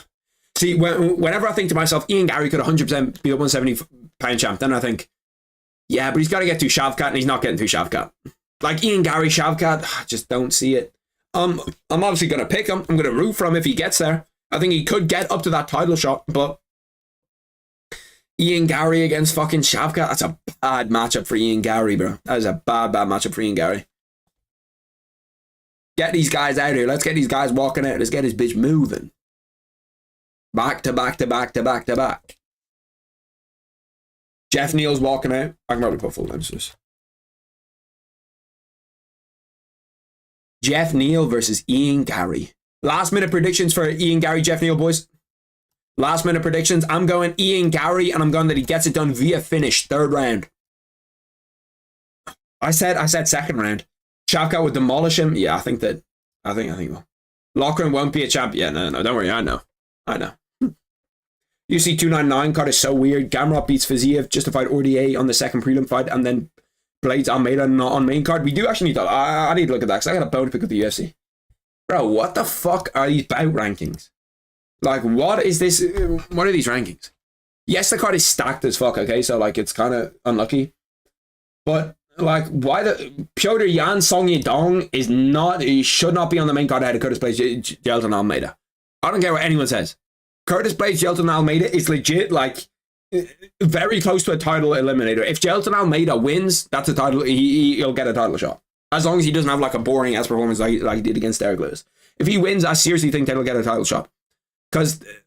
Or a title shot against Tom Aspinall, that is, by the way. Obviously not against John Jones. Mateusz Gamrot RDA, why is that not above Caitlin Shugian and Macy Barber? What the fuck?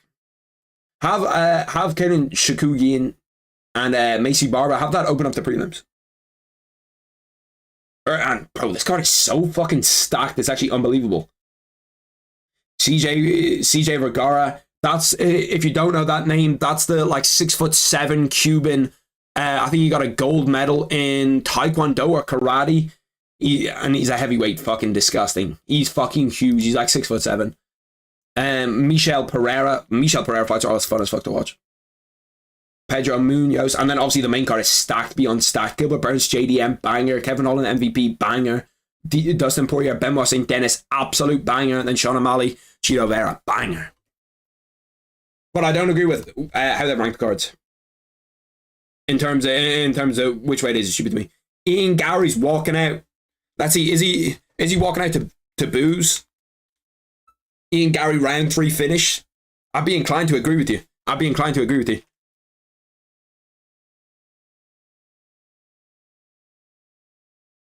He's kissing his wife as he comes out. Shit. Ian, you gotta get the fuck away from her, bro. Please, brother. Please. Like, why can the UFC fighters not wear some drip out there? You know what I mean? I feel like the walkouts would be a lot better if they didn't have to wear like the Reebok fight kit. You know what I mean? Imagine walking out in some drip.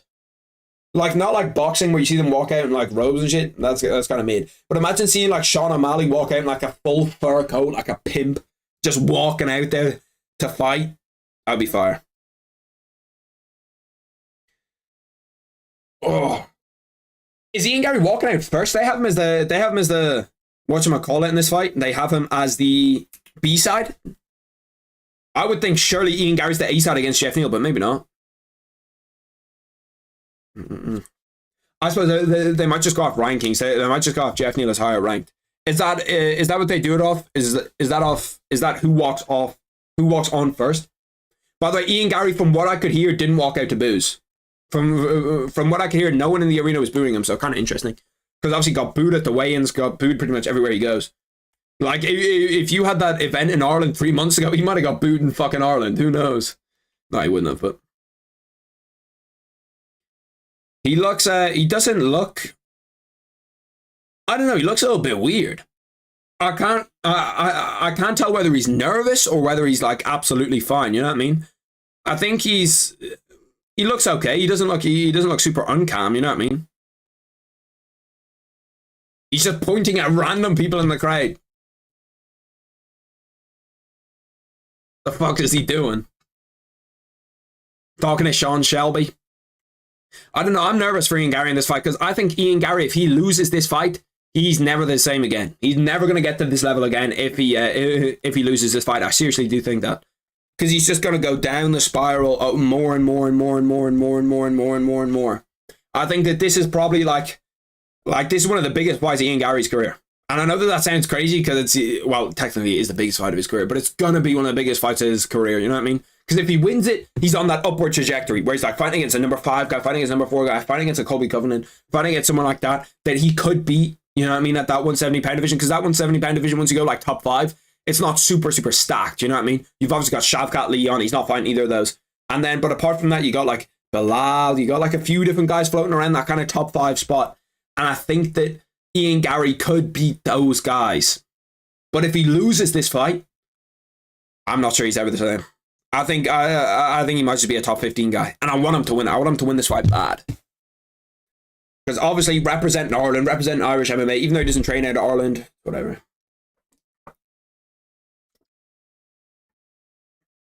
I always do think that you should train out of your like home country most of the time, especially if you got a gym like SBG. Although I think he did get kicked out of SBG, didn't he? Let me Google that really quick. I don't want to talk shit about him. He already has enough people talking shit about him. Did Ian Gary get kicked out of SBG? Did Ian Gary get kicked out of SBG? Because I know he did train there for a while, didn't he? He did train there for a while, didn't he? Him versus Wonderboy when he wins, that would be an absolute fucking heater. Ian Gary Wonderboy would even changed Ireland for Brazil. Did he? Is he fighting fucking who wins, Merab or Habib? Like Khabib or Habib? I presume you mean like Khabib. Like Khabib Nurmagomedov? No, I know he trained at Kilkiff, but I'm pretty sure before that, when he was like on the rise, when he was in Cage Warriors, I'm pretty sure he trained at SBG. He trained at Kilcliff once he was in the UFC, I'm pretty sure. No, he still got the Irish flag, okay? I was about to tweak, bro. I was about to fucking cash my bet out immediately. If he was walking out with like the Brazilian flag and didn't have the Irish flag. Khabib is the real pronunciation of his name. Yeah, but it's not like, well, obviously Habib. Habib wins that fight 100 times out of 100. Habib's two weight divisions up. Habib would like it wouldn't even be close. Habib would smoke him. It's like saying who would win. Like, I don't know, Sean O'Malley or Conor McGregor. Like, Sean O'Malley's just gonna get smoked because Conor's just too big for him. Ian Gary, at least Ian Gary, he doesn't look too nervous to be in there. You know what I mean? He looks like he's holding that pressure pretty well. I'm screaming into the mic.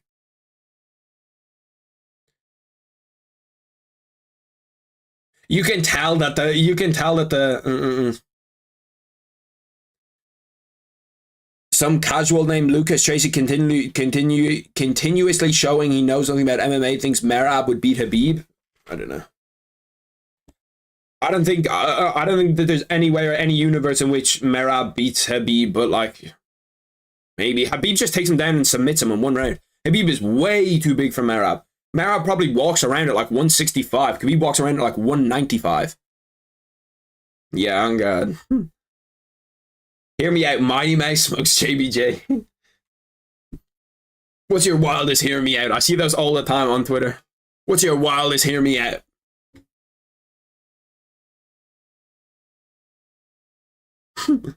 What the fuck? The fight just started randomly. We just lagged into 4 minutes 55. Hold on a minute. Technical difficulties. Okay. Fight has started. I'll get timer right. I'll get the timer right. 285. Fuck, I should have started it. Ian Gary's just kind of stalking Jeff Neal now, walking around the cage. Nice calf kick by Jeff Neal. Inside calf kick.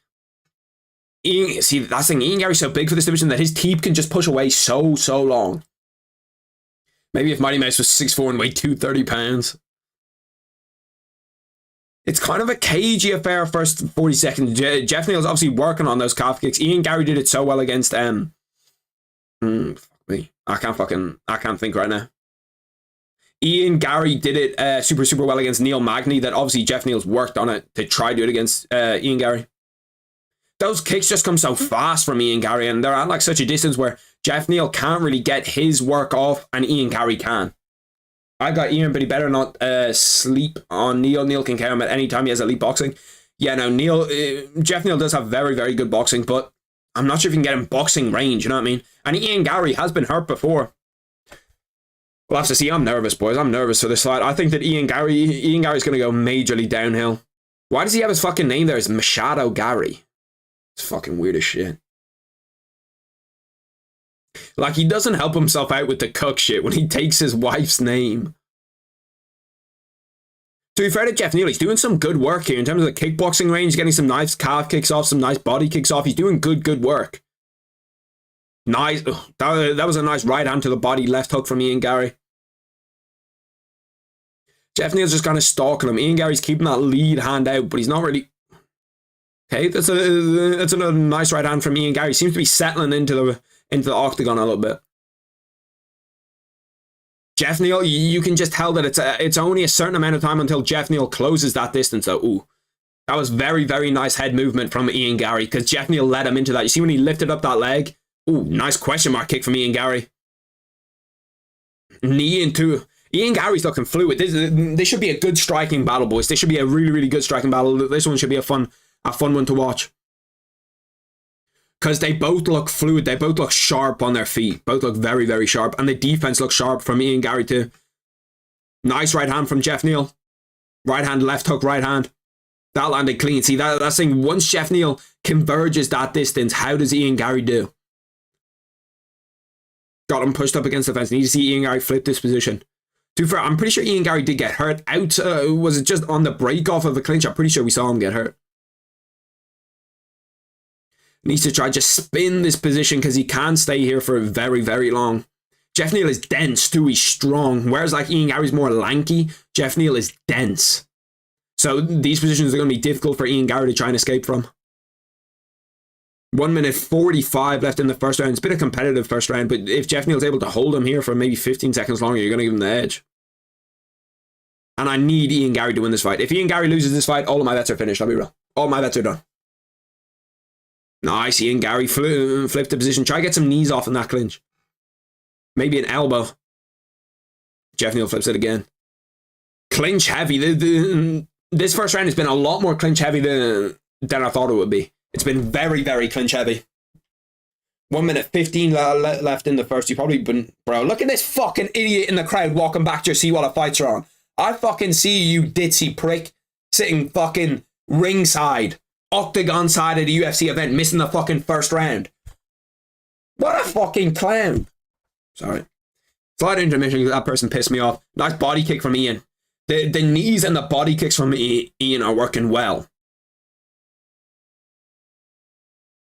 That fucking pissed me off. You're fucking octagon side at a UFC event and you're missing half of the round. You missed pretty much the whole first round. Dickhead.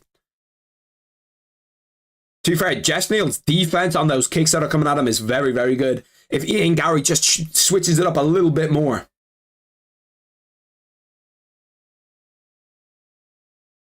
I do like that. I do like Ian Gary striking though. Ian Gary striking has been clean, has been fluid. The way that he's mixing up the kicks, the knees, he just goes a little bit more to the body. He'll be in good shape. He is fucking very big for this division though. Like you can see just how much distance he covers with that teep. And he's holding that jab. Ooh. The thing is that Jeff Neal bites over when Ian Gary holds out his jab. It's just try and measure distance. So he's always ready to go. Whap, you know what I mean? But Jeff Neal is seeing this jab out here and coming over the top of it with the hook. Neal 1-0. I actually thought that was, I don't know. I thought that was Ian Gary's round, to be honest. It's actually funny because Ian has the perfect style to beat Leon. I'd pick Leon though. Leon's too well rounded for me. Leon's too well rounded for Ian Gary. Rips a hoot. I picked him when he was winning until he broke his left forearm. Damn. Yeah, if he actually broke his left forearm, that's tough for him. Damn, you think that Jeff Neal won that round? I thought that was Ian Gary's round, to be honest. I thought that was Ian Gary's round. Low key, you're the most biased guy in MMA. For sure, I'm not. Ian Gary did a lot of the work on the outside, the teeps, the kicks to the body, the kicks to the head. Yes, Jeff Neal had some clinch time where he was, where he was on top in the clinch. But apart from that, he didn't really do anything that was like major, you know what I mean?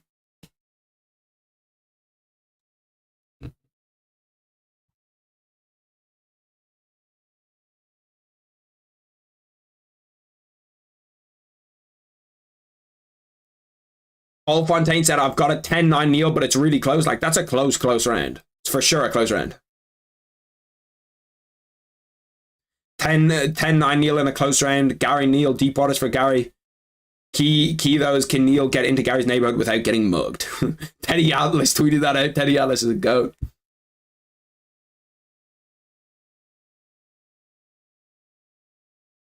To be fair to Jeff Neal, he is like commanding the kind of, ooh, that was a nice left hook by Ian Gary, just managed to get through.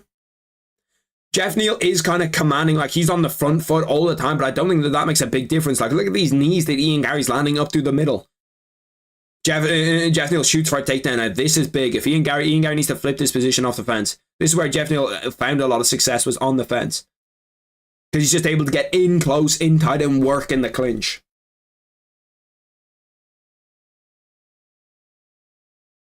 That was a close round. Like, yes, I could see it 10-9 Jeff Neal, but I wouldn't be surprised if that was 10-9 Ian Gary. I honestly wouldn't. Ian Gary's just doing a lot more of the work on the feet. And he's landing cleaner shots on the feet. The only time that Jeff Neal's landing is in blitzes.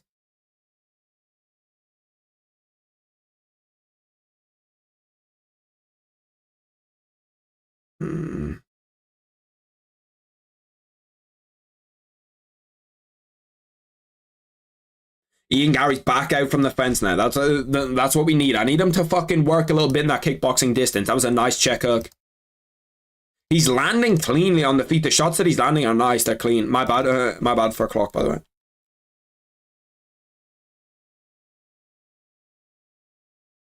Tell me why Lucas was arguing with me then silent once I brought up gym offer. What, like that you'd fight him? Well, it's like most people, if you don't fight, there's no point in fighting someone. Ian Gary seems to be like, he's on the back foot, but he is controlling this fight. You know what I mean? Maybe I'm being biased. I don't know. I am biased for Irish fighters. I do want Irish fighters to win, so I can't tell you I'm biased. But just like, even putting my bias aside, I do think that like Ian Gary's controlling this fight. No, he needs to get out of this clinch. He needs to get out of this clinch. The clinch is not working for him. Clinch is not working for him at all. Needs to flip that position. Needs to flip that position. He's in trouble. He's in trouble when he's in the clinch. The only time that Jeff Neal is seeing real success is when he has him in the clinch. Push him off. Push him off. You gotta be strong there, Ian. You gotta be strong. Yeah, here we go. Into the open cage. This is where we want it. This is where we want it. Yeah, breakaway. Yeah. Did he wobble him with that uppercut? Jeff Neal seemed to wobble Ian Gary with that uppercut. Ooh, that was a nice strike by Jeff Neal. Jeff Neal he seems to be, he's done well this last minute and a half.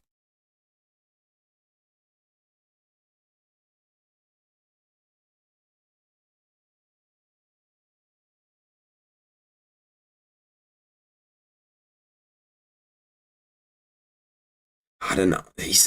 I need to see some activity out of Ian here. I need to see something out of him here. Like, the punches aren't flowing like they should be. I just need to. I want to see him put Jeff Neal. I want to see him put Jeff Neal under a little bit of pressure. Don't constantly be off your back foot, because that like left hook right hand is working well. The shots are working well when he throws them. He just needs to fucking throw a little bit more. Jeff Neal catches them in the blitzes. He catches them when he blitzes in. That's when Jeff Neal catches them. Work that body kick, bro. Work the body kick. Work the calf kicks a little bit. See, in terms of head, body, leg strikes, it's super, super close. Super close. Nice head kick by Jeff Neal, blocked. Why do they keep on fucking touching? Oh, nice left hook right hand by Jeff Neal. And now Ian Garry's up against the fence again.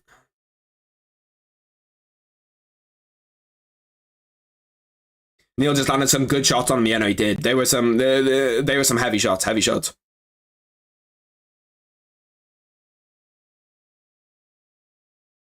It's another close round. It's another close round. I'd probably give that one to Jeff Neal. See, the thing is, it's always difficult to score rounds because it's like Ian Garry does the better work at the start of the round pretty much all the time. He's getting good work off at the start of the round, and then it hits that kind of 2 minutes 30, and then Jeff Neal starts to land a little bit more and starts to do a little bit better of the work. So it's just it's difficult to score. I probably have it 19-19 right now. I think I give Ian Garry the first, Jeff Neal the second. Let me take a listen to what the corners are saying. Ian seems to have a good chin. No, he does. He does a good chin.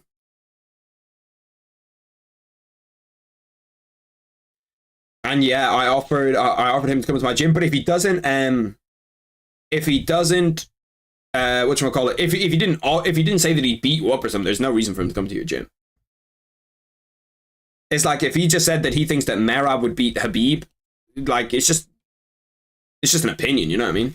It's a wrong opinion, but it is just an opinion.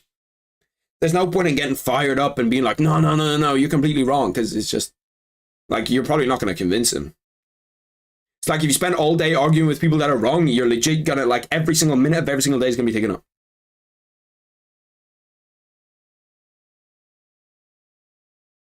It's only difficult to score these rounds for you. Anyone can see that Neal is winning, but like you have to say, like, are you biased against Ian Garry? Because a lot of people will not want to see Ian Garry win. Because the people, like the analysts that were talking about it, had that first round for Jeff Neal, but they said that it was a super, super close round.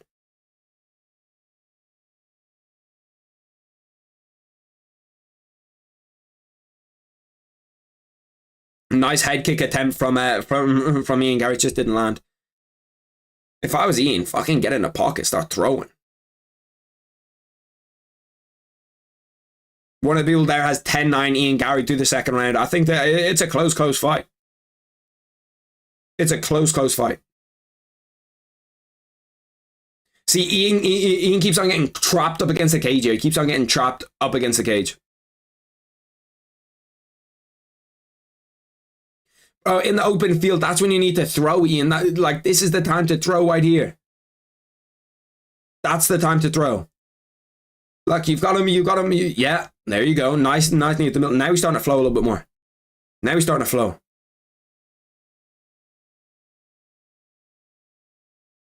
Throw jab to the body, right hand. That's what I want to see. Jab to the body, feint to the body, come over the top of the right hand. He tried to get smart by saying I know nothing about MMA, so that's when I told him to pull up, and he hasn't responded since. So, like, I do think that there's a difference between seeing fighting and knowing fighting. So, but like, if he just doesn't know about fighting, like, why would you care about his opinion if you already think that he's stupid?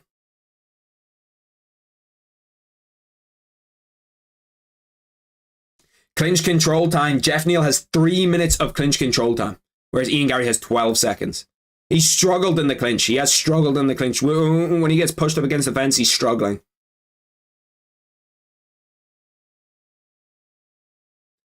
And I think that, it's not... Like, he's done well in this third round so far, but this is the time, every time, when he gets trouble.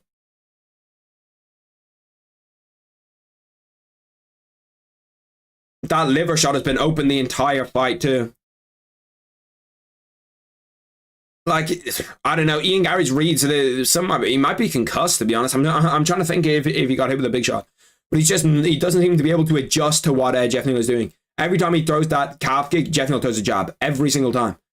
So, that was a big knee up the middle by Ian Garry. That was a big, big knee up the middle.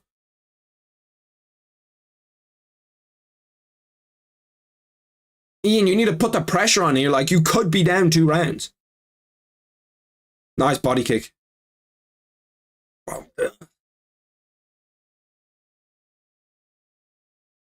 Throw that. Let that right hand go. Let it go. Let it go. That his fucking left hand is so low. If he just throws that right straight down the barrel, it's bang. I wanted to see his energy. Yeah, but to be fair, if he doesn't fight, anybody who doesn't fight is never ever gonna pull up to a gym.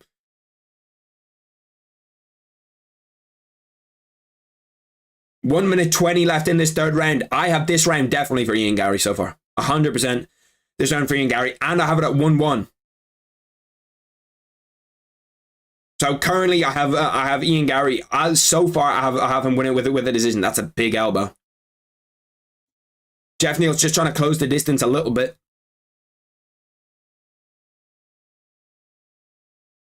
Ian Garry needs to throw that right hand down the middle. Throw that right hand down the middle.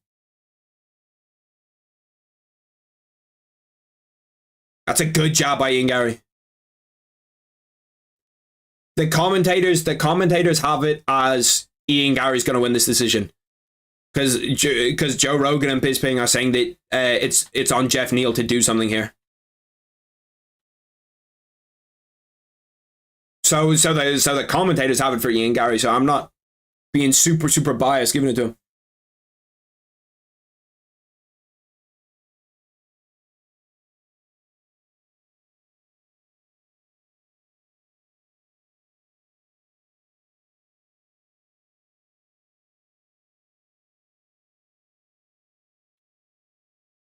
That's a big elbow. That's a big elbow by Ian Garry off the break.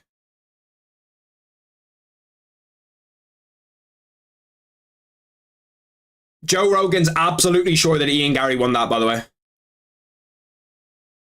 He's saying, why did Jeff Neal raise his arm? As if Jeff Neal's like 100% lost the fight.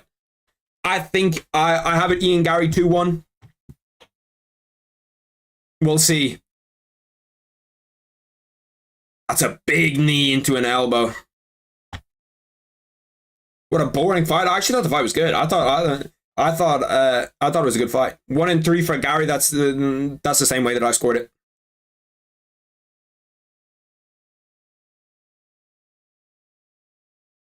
You just said that it was 2-1. 2-1 Neal? Okay. I was about to say, you just said it was 2-1 Neal, now you're saying 2-1 Garry. Close fight. Really close fight.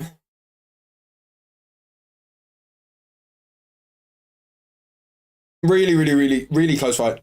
I did have it as 2-1 Garry. But that's a close fight. I could see the decision going either way, to be honest. I could see that decision going either way.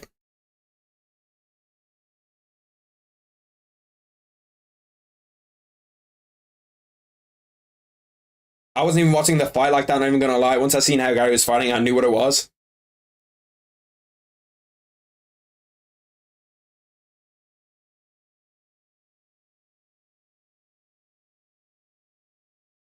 John Anik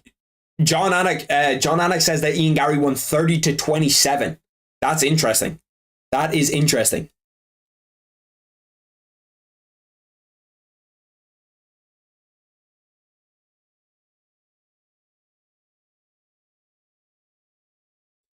It's close though. In terms of significant strikes, Jeff Neal had more in round 1. Ian Garry had more in round 2.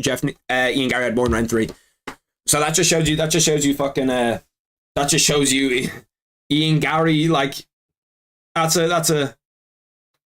just shows you significant strikes are stupid. Let's tune in for the decision. This is a big decision in terms of both of their careers.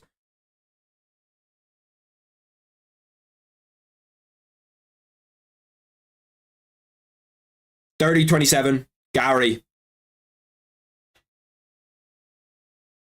29-28, Neal. 30-27, it's going to be Garry. It's going to be Ian Garry. Yeah, Ian Garry progresses, gets a win against Sheffield. Big win for Ian Garry. That's a big win for Ian Garry. I don't agree with the 30-27. I think that it was probably 29-28. I give Jeff Neal that second round, but I do agree with Ian Garry winning that fight. I think that was, like, the scorecards weren't great, but I think that Ian Garry won it.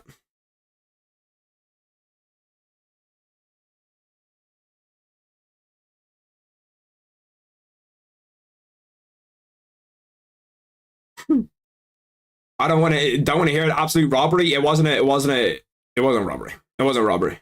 If you listen to the commentary, every one of the commentators thought that Ian Gary won easily. Like Joe Rogan said at the end of the fight that oh fuck, he didn't win via finish though. It's whatever. He won. I've got one bet left, boys. We got one bet left standing. We've got Alexander Volkanovski and Robert Whittaker. Bring it home, boys. Bring it home. Bring it home. It definitely wasn't a robbery. It definitely wasn't a robbery. I think that 29-28 Ian Gary would have been my scorecard. But I had him winning 1-2-3.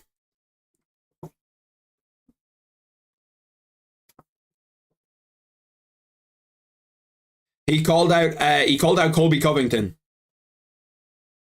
A robbery, but I think he lost, and I like Ian Gary. Yeah, I don't know. I really don't know. That fight's splitting opinions like crazy.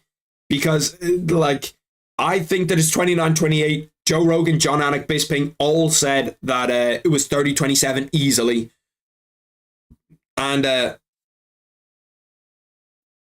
And like most people here said that they thought that Ian Gary won that. It's pretty split. It's pretty split amongst all of you. Who won? Rogan thought Ronda Rousey was the greatest martial artist. Lol. His opinion means jack shit. To be honest, I think that like Rogan can go a little bit crazy sometimes on the hype trains, yes. But I think in general, the way that he scores fights, I don't think is too bad. I think he's pretty, and he's unbiased scoring. WWE superstars? What the fuck? Damn, that girl is bad as fuck. Bianca Belair, she is fucking, holy shit. Tony Ferguson in the crowd, big Tony.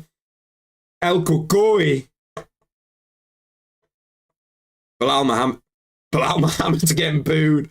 Bilal Muhammad's getting booed in the crowd. Chocolate Dell. Big fucking Chocolate Dell in the crowd.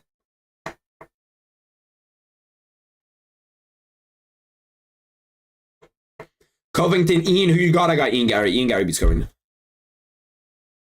Robbie Whittaker, Bobby Knuckles. He's getting ready. I'm excited to see him perform, bro. I'm just excited to see him fight. I'm excited to see Robert Whittaker and Paulo Costa both fight again. Obviously, you know, for the bank account, for bread's sake, I would really, really like if Bobby Knuckles could win. But I'm unbiased. If he loses, I lost what, 25 years I think I put on. All my picks I've won so far, aside from Cejudo. Covington is washed. Yeah, he didn't. He looked very, very bad against Leon Edwards. If he fights the same fight against Ian Gary against Leon Edwards, he's fucked. He's fucked. Because Ian Gary will pick him apart. Except Cejudo and Kopilov, Hernandez is a motherfucker, man. Yeah, bro, he is. He's good. He's really, really good. That was one of the best performances. We've had some really, really good performances tonight. Hernandez looked dominant. Merab had a great, great performance. I'm trying to think some other good performances that we saw. What other performances did we see, sir? Let's take a gander. I'm trying to remember all the fights. In terms of really good performances, that was a bad performance, to be honest. Yeah, Zhang Mingyang, fucking banger. Crazy power. Let's go all the way to early prelims. Danny Barlow, ooh. His striking looked a little bit iffy, but he did get a knockout one.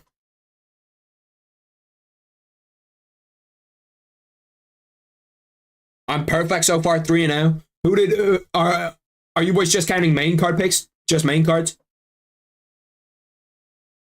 Bro, the ads are so weird on TV right now.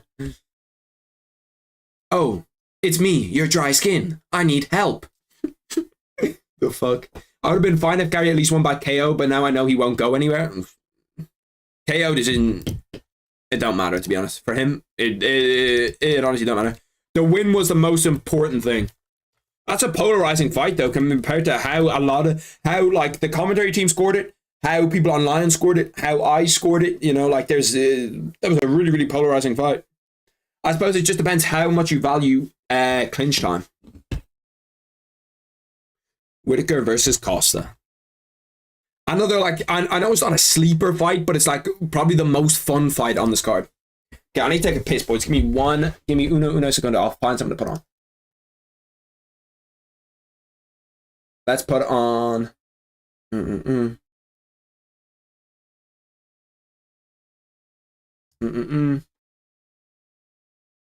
trying to find something to put on. Because I need to take a piss real bad. See, this always happens to me. I always drink water a shit ton when I'm like streaming. And then I just need to take a piss. To be fair, it's better now than before the main event. I'm trying to find something.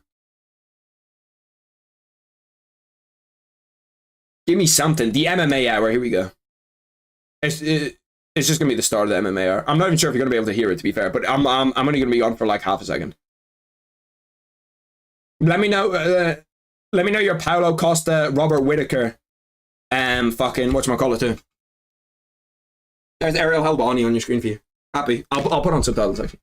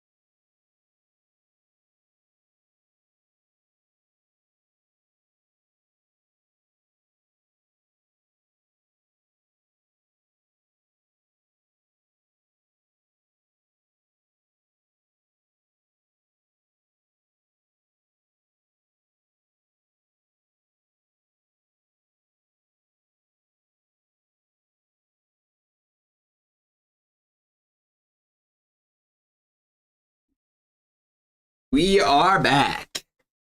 I needed to pee so bad. I'll be real, bro. I needed to pee so bad. Ariel Helwani's another guy that's a pretty fucking polarizing character. Like, some people love Ariel Helwani, some people absolutely fucking despise the guy. It's probably just because he's Jewish, to be honest.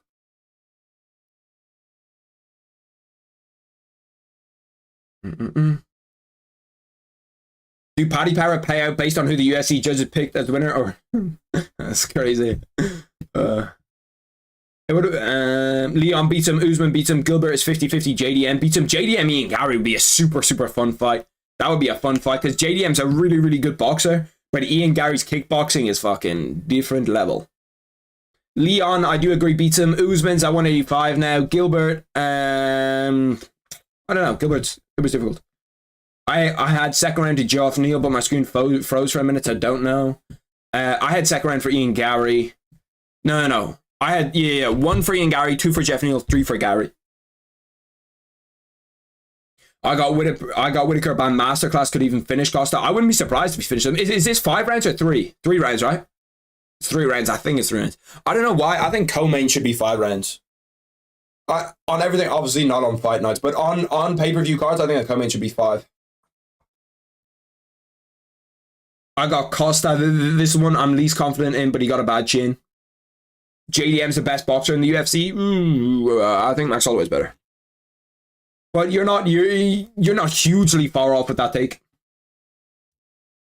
It's 5? Damn, I thought it was 3. 5 rounder kind of changes it, to be honest. Because what the comment on the last pay-per-view was not... No, it was 5 because it was a women's title fight. Why did I think that this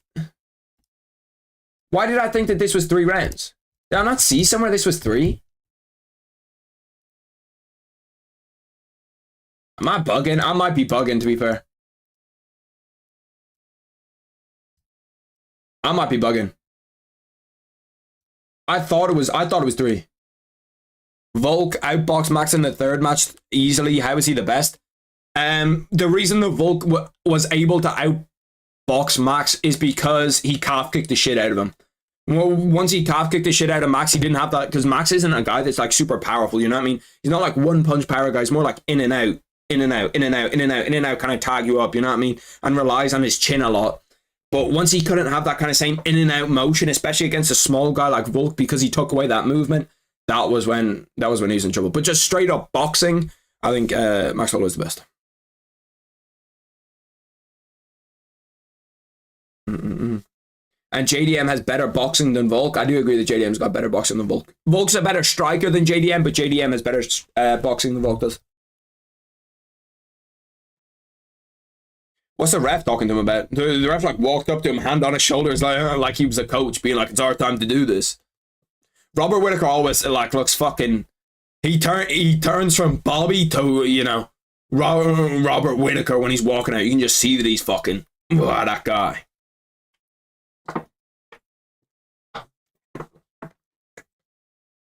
I'm super excited to see this fight. I feel like we haven't seen, like, it feels like ages since that Robert Whittaker Dricus du Plessis fight, and then obviously he had that big layoff before that. Seems like ages since we've seen like Robert Whittaker actually compete, and then obviously Paulo Costa a year and a half, probably a little bit more, since we've seen him actually fight. Former UFC middleweight champion, this is Robert Whittaker, tied for second most performance awards in UFC middleweight history and 6th most significant strikes in UFC middleweight history. My top 5 boxers in the UFC right now: JDM 1, 2 Poirier, 3 Yan, 4 Volk, 5 Holloway. I don't hate that list. Volk at 4, I don't. Volk at 4, I don't like. I'd probably have. Who would I have at 4? That's a good question, actually. Who are the top 5 boxers in the UFC for me? JDM's definitely in there. Poirier's definitely in there. Yan's definitely in there. Holloway's definitely in there. Who do I have as the other guy? That's actually a great fucking question. Let me pull up the UFC rankings really quick because I'm blanking on somebody for sure. Gamma Pernil. Oh no, that's not perfect. Sean O'Malley could potentially be in there. Sean Strickland could potentially be in there ahead of him. Volk actually isn't that far away though. Yeah, Volk actually isn't as far away as I thought. Charles, Justin, Dustin. Justin's a good boxer, but he does use other shit as well. Connor. Yeah, no, it's actually he's actually not super far away. I don't actually mind that list. Jamal Hill is very underrated boxing. That's true. Jamal Hill could definitely be up there as well. Mm-hmm. You know what Strickland's absolutely elite at that people don't give him credit for? I think he might be the best kick checker in the UFC. His ability to like check kicks and read when they're coming is absolutely fucking unbelievable. And I feel like nobody ever like talks about it. Aspinall and Pavlovich, I feel like for Pavlovich or me, I don't even feel like he's that good of a boxer. I feel like he just has stupid power. Like stupid power. Robert Whittaker looks ready to go. He looks ready to fucking go. Conor used to be the best boxer in the UFC. Yeah, he still has great boxing skill. He's just like, he needs to come back a little bit. To be fair to Conor, like he beat Dustin Poirier. Okay, obviously lost to Khabib, beat Dustin Poirier. Lost to Khabib, beat Donald Cerrone, lost to Dustin Poirier, lost to Dustin Poirier. That one was the calf kicks. That one was a leg break. There's not really like, it's not, and he was piecing up Dustin in that. He was piecing up Dustin in that first fight. I'm done being salty. F Gary, I'm hyped for Whittaker. Like, I feel like Robert Whittaker's got no haters. You can't be a Robert Whittaker hater. They just don't exist. I'm convinced. Minus 240 favorite for Robert Whittaker. He opened minus 185. Damn. People are hammering that Robert Whittaker money on. He caught Aspinall first exchange. Yeah, but Aspinall's defense is also his worst thing for me. Going into this card, there was 4 undefeated fighters, and if Topuria wins, it's 4 for 4. Who are the 4 undefeated? Rinya Nakamura, Ian Gary. Not Oban. Oh, what's his name? Fuck me. How am I forgetting his name? Dan. Fuck me. What's his second name? How did I forget his name, bro? He's legit fighting tonight. He's Dan Barlow. That's it. Dan Barlow. I used to have O'Malley in my top 3 best boxers. I don't think O'Malley's a bad boxer. I think O'Malley's actually a good boxer. It's just he uses his teeps more. O'Malley's kind of like, yeah, I don't know. I wouldn't say he's a bad boxer. We haven't seen him really exchange like that much though. He uses everything more than just pure boxing. Aspinall started training at boxing. He was a sparring partner of Tyson Fury. Yeah, I saw that. Tyson Fury once paid for Tom Aspinall to fight because Tom Aspinall said that he wasn't getting paid. Like the promotion said that they're not going to pay him. So Tyson Fury was like, well, fuck, I'll pay you. Damn stiff jab by Paulo Costa to start it. Nice leg kick by Rob Whittaker. They're starting fucking fast here. It is a 3-rounder. Okay. I thought it was a 3-rounder. Clock's going to be ready in like 2 seconds. Clock might be a second behind, but it's fine. Swing and a miss from Paulo Costa on a calf kick. Oh, nice head kick from Paulo Costa. Just missed. O'Malley can box and strike. Yeah, no, he does a lot of stuff very well. Max Crosby tweeted out that this fight's about to be crazy. Teddy Atlas said, Robert Whittaker, physicality at Costa versus technique and guile of Whittaker, picking Whittaker. Teddy Atlas, if you don't know, he's like an elite boxing coach. Bro, it'll be interesting to see how Robert Whittaker kind of lines up against Paulo Costa, because God, Paulo Costa looked big in there. That's another head kick from Paulo Costa. That one kind of got around his hand. It's interesting that Robert Whittaker is deciding to circle towards Paulo Costa's power hand. Usually you want to circle away from that power hand and circle towards the jab, but he keeps on circling into the power hand. Damn, that was a fast left hook from Paulo Costa. Paulo Costa looks good. God, he needs a hair transplant too. Fuck me, look at that big fuck off bald spot on his head.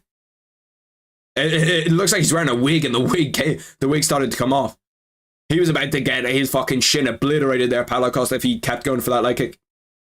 He beat Rarian with just boxing, basically with a broken rib. That's insane. Yeah, no. Nice jab by Robert Whittaker. That's the same jab that he got caught when he was fighting DDP, though, so it's a little bit, nice leg kick from Robert Whittaker. Bobby Knuckles is looking good here. Nice hook from Paulo Costa over the top. Just caught Robert Whittaker just behind the ear. It'll be interesting too to see how Paulo Costa deals with kind of like the Robert Whittaker blitz. Beautiful right overhand from Robert Whittaker. He just slipped a jab and came over with the right overhand, landed clean. Nice left hook from Robert Whittaker. He's cooking. Nice jab from Paulo Costa. It's been a great fight so far. Great stand-up battle. Paulo Costa just hurt his leg throwing that leg kick. The good thing about Paulo Costa, though, is that he utilizes the inside and the outside leg kick a lot. He uses them both. That blitz from Robert Whittaker is working. He keeps on coming in with a jab high. Nice. Robert Whittaker's boxing looks sharp. He looks super, super sharp in there with his boxing. He hurt Paulo Costa with that calf kick. He hurt him. Paulo Costa hurt Robert Whittaker with that one.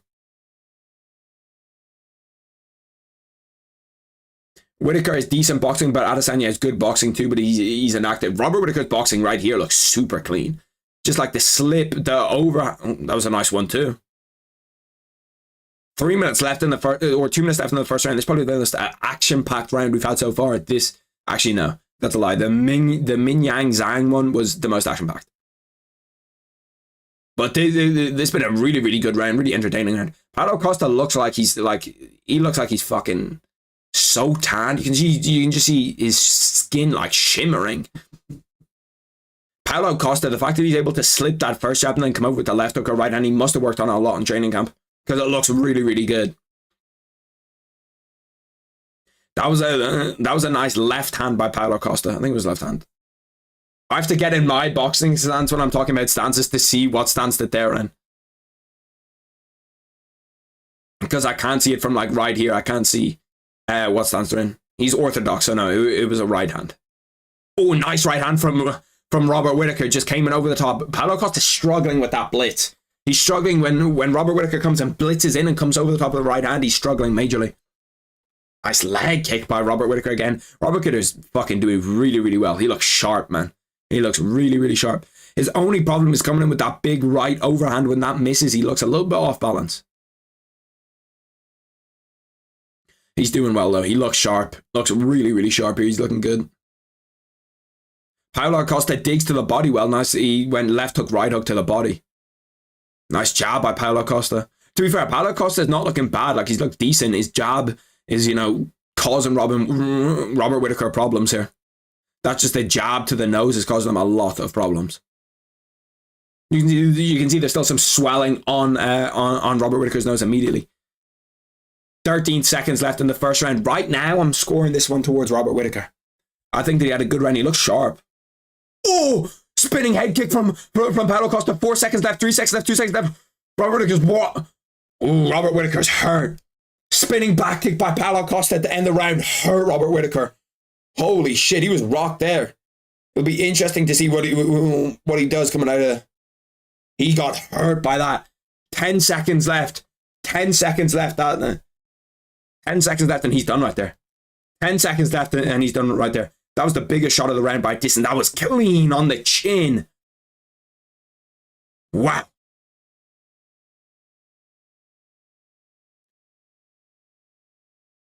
He took that directly to the chin and was still okay. He threw punches after it too.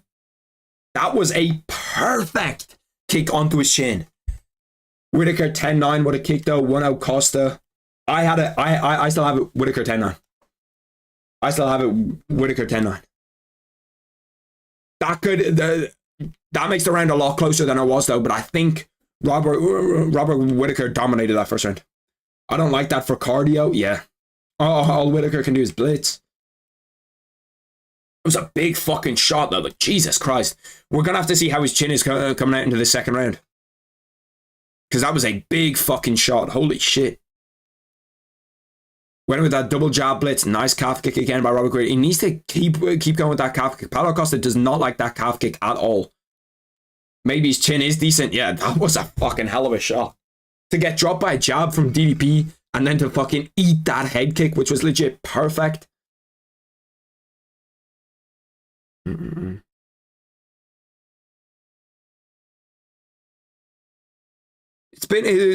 Costa had a spinning kick in the final 10 rounds. Then nearly finished. Really good at the point. Rob had a great round. I agree, Kevin Ioli. Could you give me a fucking... Costa may have stolen that round the last 10 seconds. So yeah, it's close. Costa just stole that round with the big shot at the end. I personally have Robert Whittaker win that first round, but a lot of people are saying that Costa won that first round. Nice jab by Paulo Costa. He's just flicking out that jab. The problem with that jab is that since it comes from so low, it's so difficult to see. Did it have any power? Yeah, no, it for sure had power. Robert Whittaker just missed with that head kick by a centimeter.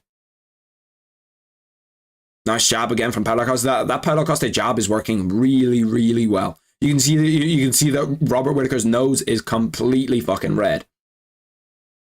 Costa's kicks hurt Vettori, so Rob definitely got a chin on him. Yeah, he does. You mean Robert Whittaker's a dog for eating that? Or are you talking about the Robert Whittaker head kick? Bro, this is such a feint heavy fight. I'm almost moving my head back and forth like, when's the feint coming? You know what I mean? When's the punch coming? Because Robert Whittaker and Paulo Costa are just both feint a stupid amount. That was a nice body kick from Paulo Costa. Fuck, timer. I'm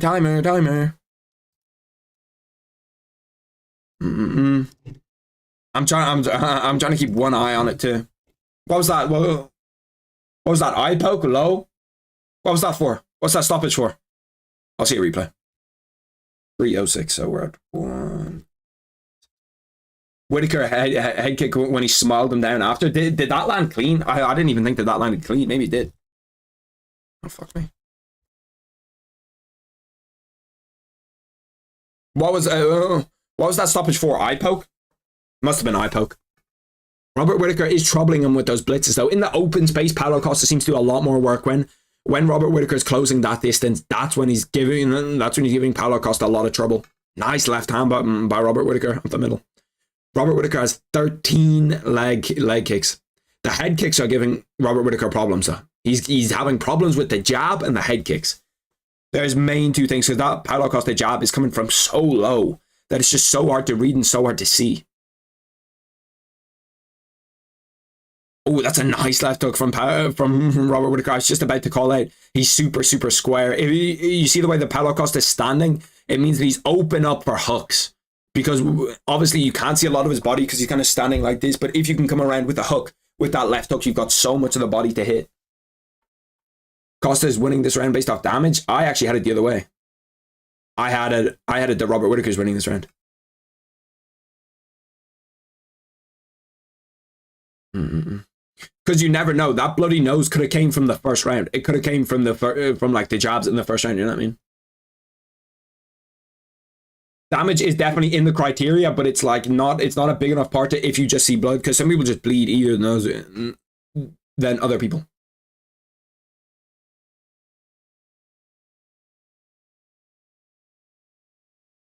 That's a nice leg kick by Paulo Costa. That stumbled Robert Whittaker a little bit. It's been a super fun striking battle. It's been a fun fight. Significant head strikes. Robert Whittaker 39, Paulo Costa 22. It'll be interesting to see how they score that first round. Very, very interesting based on that head kick at the end. Robert Whittaker's just, I think that once he starts to get that read on the jab, you can see that Paulo Costa is coming low to parry that jab. If he feints that jab and comes over with the left hook, literally, as I said it, he did it in a miss. So obviously I don't know shit, but that's what I was telling him to do. Because he keeps on trying to, Paulo Costa keeps on trying to parry Robert Whittaker's jab.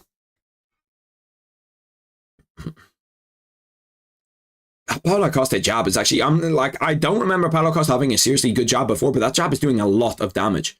It's doing a lot of damage. He has a cut just under the eye as well. I'm not sure where this cut under the eye came from, but he has it. I don't even think it's his nose is actually definitely bleeding. In terms of wearing the damage better, Paulo Costa is 100% wearing the damage better. Robert Whittaker took this round back. Yeah, no, I agree. I agree that he took the round back. 10 seconds left. Robert Whittaker needs to be on high alert for these 10 seconds because this is where he got fucking smoked last time. I have it as, I think I have it as 2018 Whittaker. See, this is my problem. Sometimes when I look back and like, I want to change. I'm going to completely stick. I need to stick with what I had in the first round as the same as what I have in the second round. 1919, either 1919 or 2018 Whittaker. I think both cards are fine. I think both cards are fine.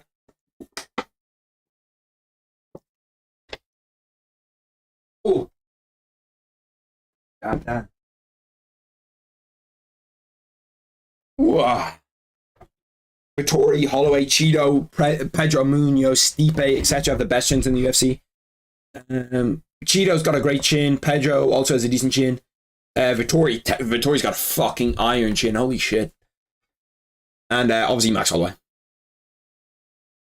Whittaker wasn't doing anything at first, and he started piecing Costa up, so he stole that round back. I don't actually disagree that I think he might have stolen that round back. It's been a fucking great fight so far, though, boys. It's been a great fight so far. And then after this we have the main event, and after that we have UFC 300 main event. I'll stay around for a little bit after the fights are done, and just talk about the fights.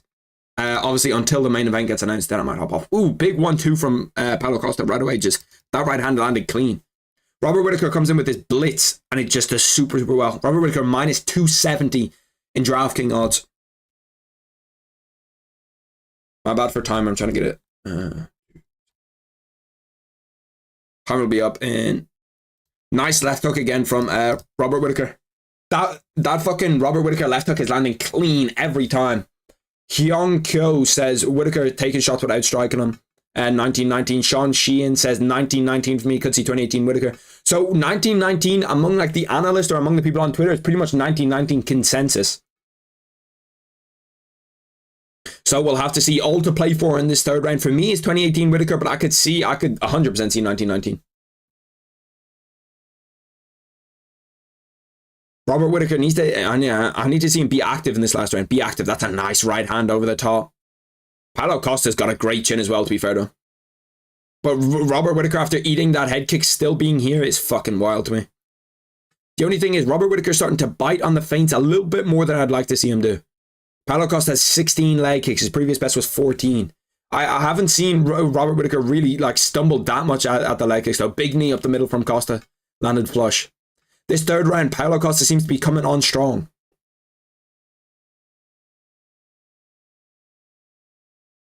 Nice leg kick again from Robert Whittaker. I'm surprised that he hasn't implemented that a lot more in this fight. Because like the leg kicks have been pretty much perfect from him. Another nice left hook from Robert Whittaker. That blitz into the left hook is working super well for him. Paulo Costa just tags him a little bit when he's on the inside. 3 minutes left in round 3. Nice leg kick again from Robert Whittaker. All to play for here, boys. This round is 50-50 right now. 50-50. Paulo Costa wants him to stand in the middle of the ring. Robert Whittaker saying, hell no, stand in the middle of the fucking ring.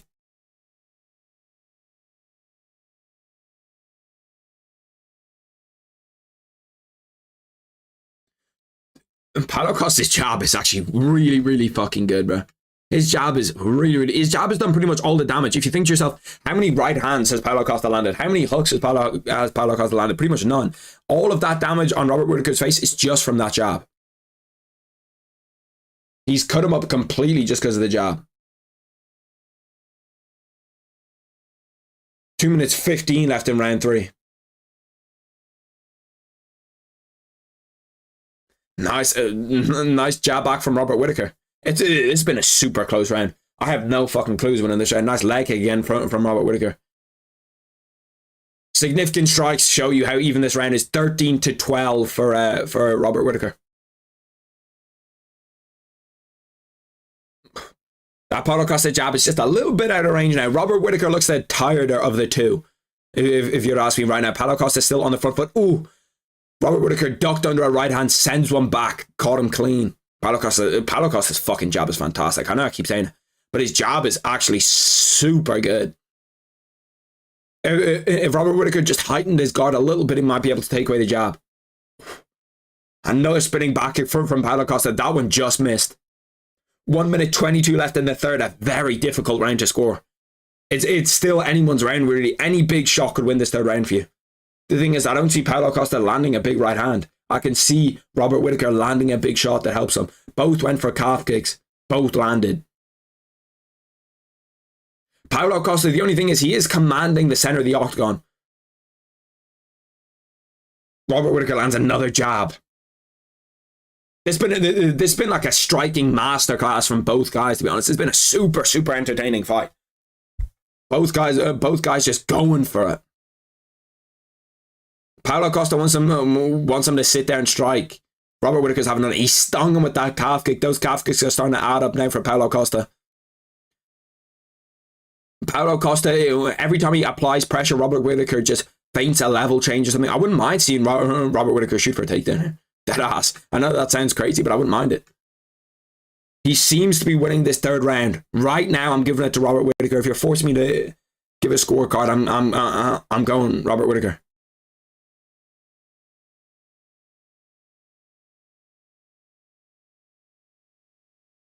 Paulo Costa's corner are telling him to come on, bring it on, bring it on, bring it on. That's an interesting one, boys. That's an interesting one. I think 29-28 Whittaker. It was a great fight. That was a great fight. I can't see Paulo Costa winning that fight. It was close, but I think that the obvious scorecard is Robert Whittaker winning. I think that's the obvious scorecard.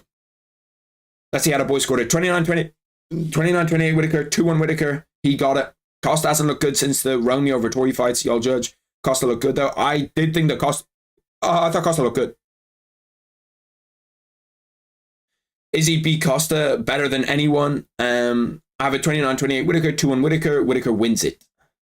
Costa did look good. He didn't do enough. If he could just find a way to land that right hand. His jab was so good the entire fight. I love Costa though, so entertaining. He is super, super entertaining. And he's a great fighter too. That's a great fucking fighter. Like the stream, by the way, to push it out a little bit more before the main event if you're fucking enjoying it like it shit.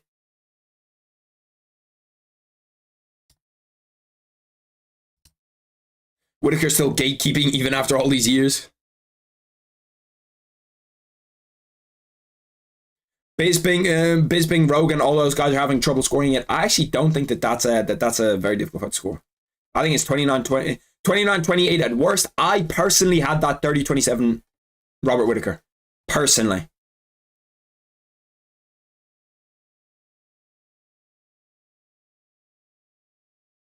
Loki, I gotta admit at this point, DDP is actually good, lol. Whittaker wasn't washed. No, but like, we all knew that. Robert Whittaker's like one of them guys. Let's listen into the decision, boys.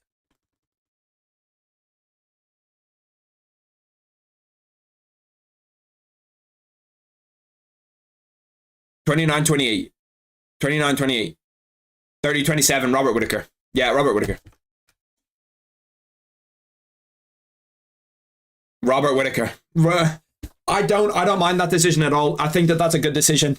It'll be interesting to see who Robert Whittaker gets next. I wouldn't mind seeing Robert Whittaker, Sean Strickland. There's a lot of guys in that 185-pound division that I think would be super, super interesting for Robert Whittaker. I'm happy for him to get another win. And now, boys. Hold on. The final leg. The chosen one.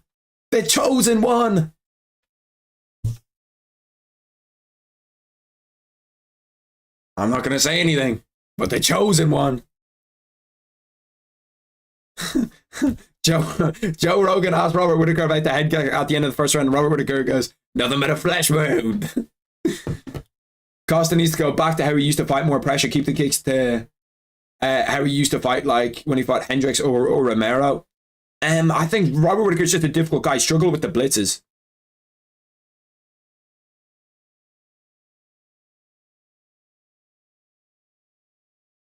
Robert Whittaker wants that Dricus fight again. I'd watch the shit out of it. I'd watch it. I'd watch that fight with Dricus again. Dude was a monster back in the day. He looked better in this fight, but Costa's mental ain't been the same since Izzy. That's crazy. I got Volk. The only picks I got wrong tonight was Cejudo and Kopilov. Let's go. Blueprint. LOL. I got Volk too. Let's go. Damn first round pick. Shit. I need fucking all the boys picks in future. I need when I'm doing the bets at the start. I usually do it like first prelim. If the first prelim shit, I'll do bets. And I need all the boys in here to give me the advice, because you boys are cooking more than I was cooking. To be fair, all of this main card I've got right, I think, apart from Roman Kopilov. I got Roman Kopilov wrong, but I technically got Henry wrong too. I'm tuned. I underestimated Anthony Hernandez, and all I knew was he didn't get tired too much, didn't do too much studying. To be fair, Alexa Grasso in the crowd. Paddy, holy fuck. Sugar Sean in the crowd. Justin Gaethje. Look at that, some bad motherfuckers in that crowd. Mr. Justin Gaethje. We all wanted Roman to win. Grasso, my future wife. Oh god. Yeah, my future wife too.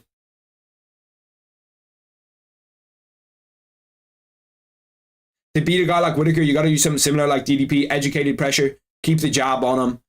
Heavy wrestling and grappling. Whittaker is good everywhere, we know this. Yeah. But he didn't... It was a weird fight. That Whittaker fight was a weird fight. Whittaker DDP. I think that Whittaker might have been injured going into that fight or something. He might have got hurt in training in a spar. Because his chin didn't look good. Like, he just ate the shit out of that head kick and got dropped by a jab. And Dricus has power, yes, 100%. But Dricus doesn't have stupid power, you know what I mean? And I think he also took, Dricus not serious enough. Who you got for the main event? I have Alexander Volkanovski for the main event. Who do we all have, boys? Main event time, who do you have? I know that we have a few Ilia Topuria, a few Volkanovski in here. It's going to be close. It's going to be really, really close. And the storylines going into this fight, Ilia Topuria, future superstar, Volkanovski, like, I don't know, it's going to be a fucking banger. Regardless, it's going to be a banger. I'm trying to think, do I think it goes to a decision, or do I think someone gets a finish? I think Volkanovski could get a finish, you know? I wouldn't be surprised if Ilia Topuria finished Volkanovski. We need to see that Volkanovski chin.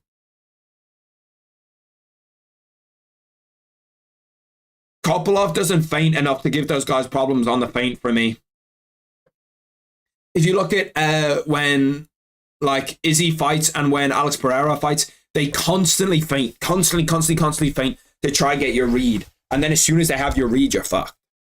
It's why a guy like Paulo Costa would really struggle against Israel Adesanya, and would really struggle against Poatan. Because it's like, you know, always trying to get the read, always kind of like changing, shifting. Ooh. It's just like 1, 2. How are you going to react to that? How are you going to react to this? You know, just constantly like the moving, the shifting. And then as soon as they get a read, as soon as they think like, oh, he thinks I'm going to the body, it's going to be whap bow when he comes over the top. Or as soon as he thinks, oh, the jab is coming, whap bow comes across with the left hook. That's why they're just so difficult to fight against. So a guy like Kopilov would struggle against all those feints. 9 out of 10 times the older defending champ never wins against the young guy. There is that stat, 100%. We all know that stat. The over 35s are 3 and 36 in title fights when you're under 170. That's what I mean. That's what I was saying. That's why Paulo struggled against Israel Adesanya.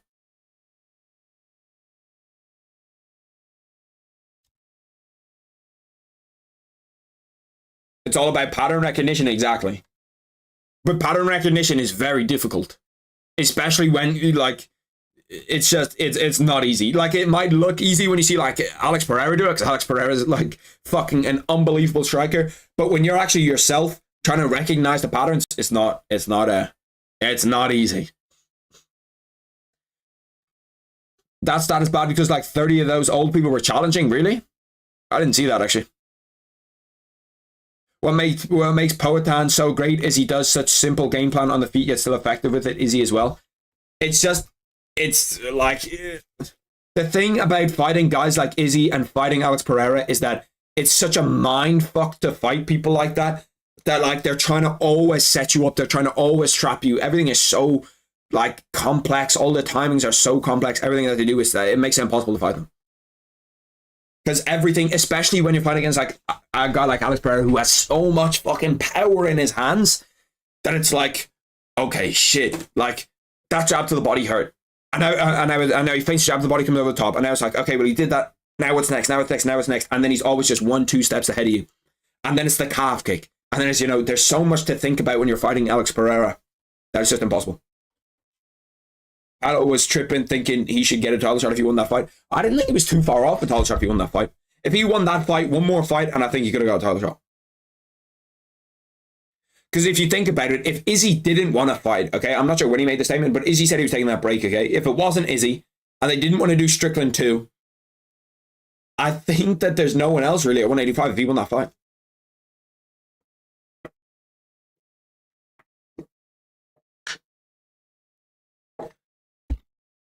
Bro, Volkanovski's wife is fucking huge. Is that Volkanovski's wife? Do you think Volk is the featherweight GOAT? It's a great question. I think with this win, he is. I think with this win, Volkanovski's the featherweight GOAT. The only thing about this fight is Volkanovski's chin. If Volkanovski's chin is not isn't back and isn't right, I think he could be in trouble. Sean versus Whitaker, I think that's the next fight. I think that's fight to set up. Poatan leg kicks you once you get close. Distance management with the left, ways to counter you with the left hook. With jab, sometimes sets up the right and does sneaky spin kick. Alex Pereira's right hand is super, super underrated for how much he uses it. People know about the left hook because obviously the left hook's got crazy power. But like his right hand is so good. Because the thing is, once you're worried about the left hook, okay, your defense to the left hook all the time is going to be this. And then the right hand can sneak through over here. So what he can do is he can like feint on the left hook like this, get your arm to come back, and then bang, just fire the right hand right through the middle. So he's just got so much weapons, you know what I mean? He's got weapon after weapon after weapon after weapon after weapon, which makes him fucking impossible to fight. Izzy jabs, leg kick, 1-2, wait to counter. Give me Whitaker if he fights Sean Strickland. That'd be a great fight. That'd be a great fucking fight, bro. Sean versus Costa would sell so well. They both shit talk in the ring. Sean Strickland most time is locked in the ring, though. You know what I mean? Sean doesn't shit talk outside of the cage. Most time in the ring, he doesn't do a whole lot of shit talk. He's super, super locked in. You know what I mean? Because he's constantly waiting, trying to see like what's next. You know what I mean? Trying to cock the shoulder up here, roll, bang. Ilia Topuria is now walking out. This is the main event of the evening, boys. This is the fucking big one. This is the big one. This is the main event of the evening. He faked Strickland out with the right and KO'd him with the left, played like he was going to KO him with the right. Yeah, it's impossible to fight people like that. I'm not even joking, bro. It's impossible to fight people like that. And he jabs to the body all the time, that jab to the body, and then as soon as you think the jab to the body's coming in his face, wow, you know what I mean, with a left hook over the top. It's so hard I always think it's so hard to punch when I'm sitting down, because obviously 90% of the time when you're punching, your leverage comes from your legs. And my legs like aren't on the floor most of the time. They're on top of like this little thing in front of me. So when I'm trying to punch, it feels so unnatural to throw a hook when I'm trying to like.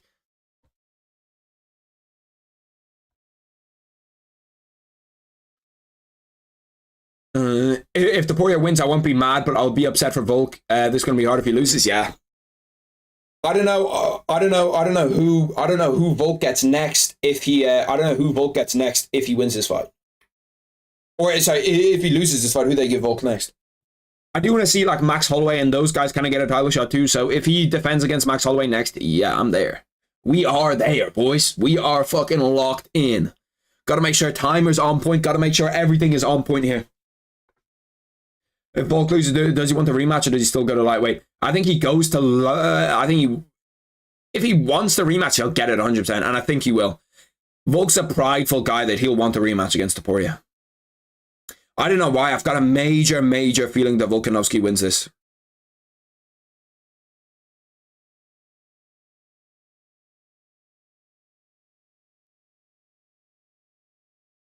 Johnny Big Bang Zhang. Banger. Change the reg text. What color do you want it to be? Because I've tried a few different colors and it doesn't like... Oh, yeah. Change it to Volk Topuria. My bad. My bad. I appreciate that. Volkanovski versus Topuria. Why is that lowercase? Why is it always lowercase? Volkanovski versus Topuria. It depends how Volk loses, but if Volk gets KO'd first round, he's getting rematch 100%. Oh, if he gets KO'd first round, I think if he gets knocked out, he's going to take some time off. He's going to take some time off, 100%, if he gets KO'd first round. I got Volk too, but Topuria's on a mission. He's hungry. We'll see. The things that trim me out about Topuria, his strength of schedule isn't great. How many actual elite guys he's faced at 145? Not a whole lot. If he had the Max Holloway test and beat Max Holloway going into this fight, I'd legitimately think he's a favorite. He doesn't look too nervous, though. I thought he was nervous in the press conference. He doesn't look nervous.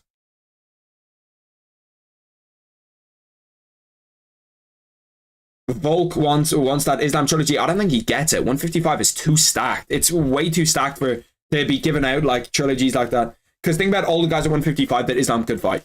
Justin, Dustin, BSD, Charles, Arman Sarukian. Like, there's tons of guys at 155 that Islam needs to defend against. Obviously, some of the guys are booked up. Justin's booked up. I don't think he gets a title shot off Max Holloway, but he could. Actually, you know what? We're tuning into this fucking to Volk's walkout song because it's such a banger. It's such a banger, bro. This song is so good. Just seeing Volk walk out with the flag, fucking with that song on, is such a heater. Give Volk the loser of Oliveira Sarukian. He's only going to go up to 155 if he gets a title shot. From a land down under. This song is a fucking heater, bro. It's a top tier walkout song. Just Volk looks calm too. He looks ready to go. To be fair, Volk is pretty much unbeatable at 145 as of right now. Topuria is very confident, and rightfully so. He's good everywhere, but I think where Topuria is good at, Volk is even better. But watch out, Topuria might have better boxing than Volk, but Volk fights smart. Volk's always gonna have a good game plan coming into it. This song is fucking fire, bro. It is an absolute banger. He said if he wins, then he will go to lightweight. When did he say that? I didn't hear that.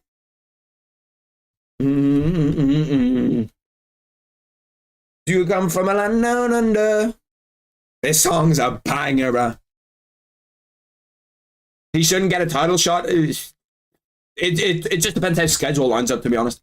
We've been waiting to hear this legendary song. This is the Aussie theme song right here. It's a fucking banger, this song. One of two Australian champions in UFC history, him and Robert Whittaker. I don't know, man. I'm feeling Volk here, bro. I'm feeling a Volk win. Mark Zuckerberg's in his fucking corner. What the fuck? What the fuck? Why is Mark Zuckerberg in his corner? Eugene Berriman showing up last day as per fucking usual. Shows up for the fight, Eugene Berriman. Craig Jonesy back there. My G fucking Craig Jones. I think Volk should definitely fight Islam again in Chile because he got robbed in that first fight. Second fight was Volk's fault. Second fight was Volk's fault. First fight wasn't a robbery for me. It was a close fight. I scored it for Volkanovski, but I think that it was a close fight for sure. Imagine Volk wins and retires. Damn. If he fucking retires, that'd be crazy. UFC featherweight champ, longest active win streak in UFC featherweight division, longest significant strike differential in UFC featherweight history. He says he wants Islam in a trilogy. If he loses that, he might retire.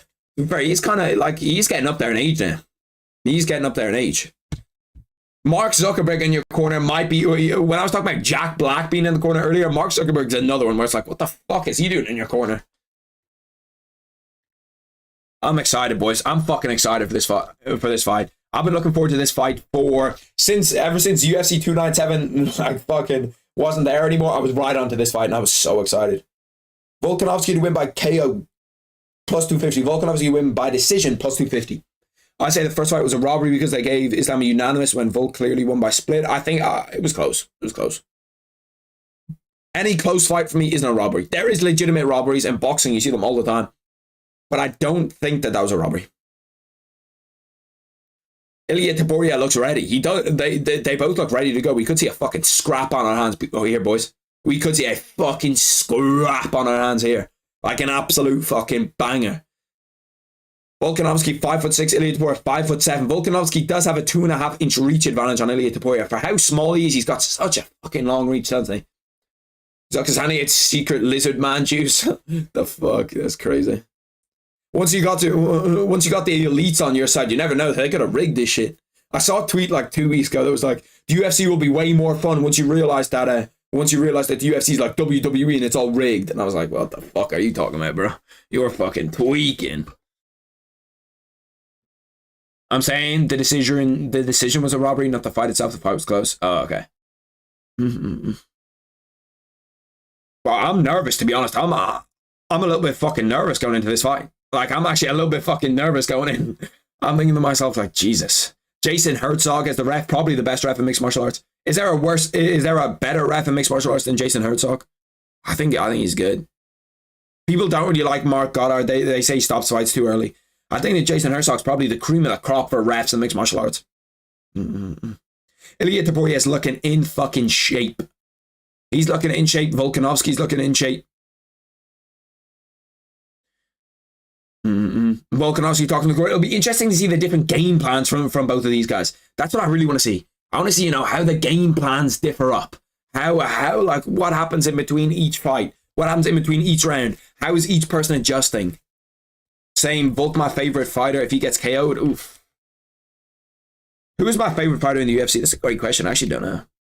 I'm a little anxious too, but Volk is one of those fighters I have strong trust, so I'm not really worried. Herb Dean is a good ref. Fight me. I like Herb Dean as a ref a lot too. I think that Herb Dean makes very, very little mistakes, and his communication is really good with the fighters. You know what I mean? He tells you why he's making that decision. I'm anxious in an excited way. I'm not nervous. I just got, the like butterflies in your stomach and shit. I'm just like fucking hyped. You know what I mean? Like, I'm ready to go. I'm ready to watch this. Deep breath in, deep breath out, boys. Fuck me. They're staring each other down. To be fair, Ilia Topuria, I thought that Ilia Topuria was going to come out and look a lot more nervous here. I thought he's going to look a lot more nervous. He does not look nervous at all. He looks like he's, fucking ready to go. He looks like he's, ready to go in there and really sleepwalk. He's kind of like that. When I was saying he's a Conor McGregor wannabe, I thought he was going to come in here looking nervous. He's coming in here with the same kind of energy as in, like, I'm destined to be here. I should be here. I'm going to win this fight easily. It looks like he believes what he says. Top 5 best strikers in the UFC. O'Malley, Wonderboy, Gan, Sandhagen, and Poatan. Oosh, I don't know if I agree with that list. Adesanya's got to be up there for me. I'm trying to think of some other guys. Yeah, I can't. I'm too locked in on this fight to be honest to think of anybody else. Alexander, the great Volkanovski, 26-3, 5'6", minus 125 favorite. He's 10-0 as a UFC favorite. Obviously, his only 2 losses in the UFC are to Islam Makhachev, and Islam Makhachev is not going to be a favorite against because Islam Makhachev weighs 200 pounds. Fighting out of Windang, Australia. That sounds like it's fucking Chinese. Windang. He's not my top 5 because he's inactive at the moment. Undisputed UFC featherweight champion of the world, Alexander. Bro, it almost gets you so fucking hyped up when you're in there. Even the fucking Volkanovski corner looks locked in. Volk looks locked in as shit. I'm ready, boys. I'm fucking ready to go. I'm ready to fucking go. We're here. Izzy would be at number 1 if he was still active. I think Poetan's probably going to be hard for me too.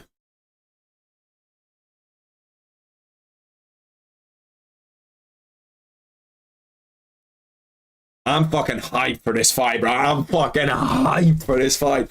Gotta get timer ready. Timer. Bro, I'm fucking breathing heavy like I'm about to scrap.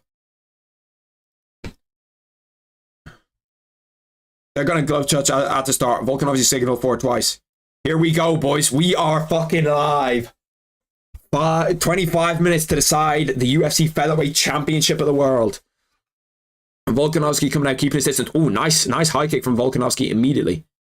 We saw it. I told you about that high kick. I told you that he was practicing that on the pads. I think it's something that he's going to look for at multiple stages. Body kick, nice body kick, deep body kick, and another calf kick from Volkanovski. He started off well. He started off strong. Toporia's trying to close that distance. Volkanovski's just keeping him away at that distance. Another nice body kick from Volkanovski. Volkanovski's already getting the kickboxing game going. Volk will win though if he fights smart. Watch. Toporia's just powerful. It's that chin. How's that Volkanovski's chin looking? Toporia's just kind of stalking him, trying to get a sense of distance, trying to just get calm in there. Topuria tried to throw a big right overhand, just missed Volkanovski. See, the thing about Volkanovski is now I'm a little bit worried about his chin. So he's kind of lost that invincibility that he had, but he's using that left kick super well, mixing it up. He's going calf, body, head, calf, body, head. Like he's just thrown it at all different angles. Ilia Topuria has done well to get his hands up though to block the last 2 head kicks that came his way. 1 minute 20 into this. Ilia Topuria, he's just kind of stalking him. It'll be interesting to see once we see the first clean exchange.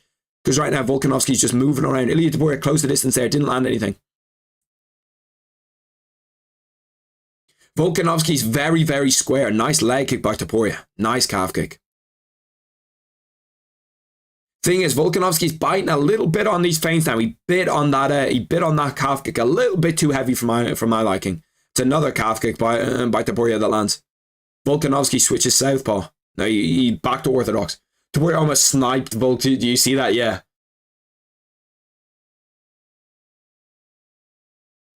That overhand nearly clipped him. Well, Volk nearly knocked him out with a head kick 10 seconds in. You can see that Volkanovski's circling away from that power hand, constantly circling away. See that Robert Whittaker circled towards it. Volkanovski's the opposite. He's going to circle away from the power hand. Because he knows that right hand has a lot of power to it. I think I would like to see Volk fight southpaw. I think that Volk fighting southpaw is where he's going to find his best success because he has that outside kick. Topuria tries to come in with the blitz, doesn't really land anything, just too far out of range. Volkanovski's done a good job of maintaining distance in this first round, and those body kicks are working well. Anytime that Topuria tries to come low with the body jab, Volkanovski's going for a check hook. Topuria's head movement looks good though. He doesn't look to be too heavy on that lead leg. Volkanovski's kickboxing here has been really good. He's just landing those shots that win you rounds, you know what I mean? He's just landing that fucking body kick, landing that calf kick.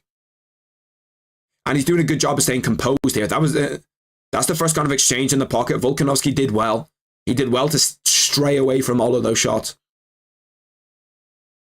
Topuria does throw these big, long, heavy shots. Well, Volkanovski's doing a really good job of maintaining distance right now.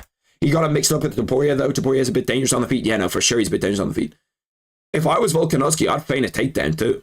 Feign a takedown. So you level change. See what the reaction that you get out of a level change is.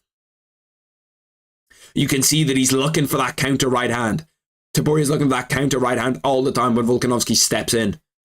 It's high level striking. You can see what I was talking about with Poatan, with Izzy, where they're feinting 24/7, trying to get the reads on each other. Great head movement by Volk. Volk's just getting out of the way of that right hand, but that right hand is sharp and it comes across fast. Those calf kicks are starting to add up. They're starting to hurt Ilia Topuria a little bit. You can see he's reacting a little bit more on them. Topuria's starting to stalk a little bit more. Significant strike, 16-12 for Volkanovski.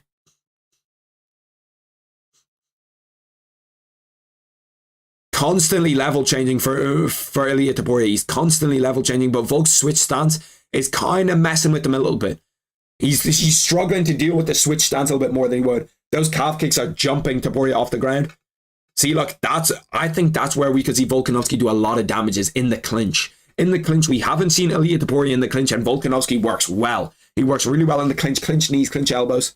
Nice head kick from Volkanovski again. 15 seconds left in this first round. Volkanovski's looked sharp in this first round. Ilya Taporia's through maybe 8 right hands, and I think one of them is connected. 4 seconds left in the first round. First round for me is 10-9 Volkanovski. I thought that was a great round. I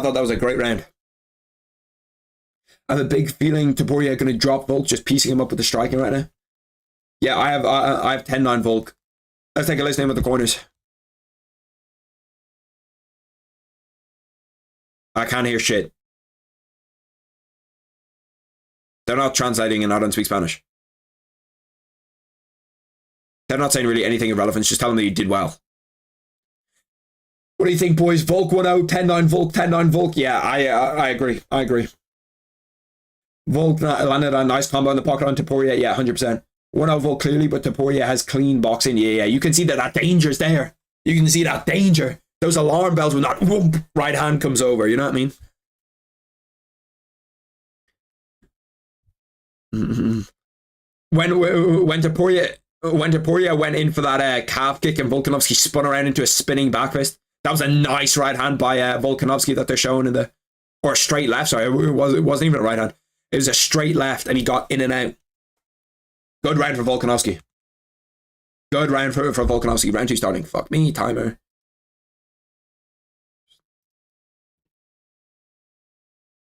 Timer will be ready in 2 seconds. Bang, timer's ready. Volkanovski managed to land a jab there. Taporia lands a jab. Volkanovski lands one back right after. The switching stances from Taporia is messing with Volkanovski. They have the DraftKings live odds have it at -115, -115. They have it as even. I thought the Volkanovski looked really good in that first round. Interesting. Interesting that they have it as more, as Taporia is more likely to win now than he was before the fight. Aaron Bonser says 10-9 Ilya, close round. I don't agree with that at all. I think that Volkanovski definitely took that first round. 2 people have said 10-9 Taporia after a close round. I thought 100% that was 10-9 Volk. I thought 100% that was 10-9 Volk. Interesting. Nice jab to the body from Ilya Taporia. Nice right hand from Taporia. Taporia's kind of starting to stalk him. This is where you don't want Volkanovski. You don't want him up against the cage. Or if you're Volkanovski, you don't want to be up against the cage. Taporia is starting to get his distance a little bit more now. Starting to get inside a little bit more. Nice left hand from Volkanovski. Or sorry, right hand from Volkanovski, not left hand. Big ass combo by Taporia.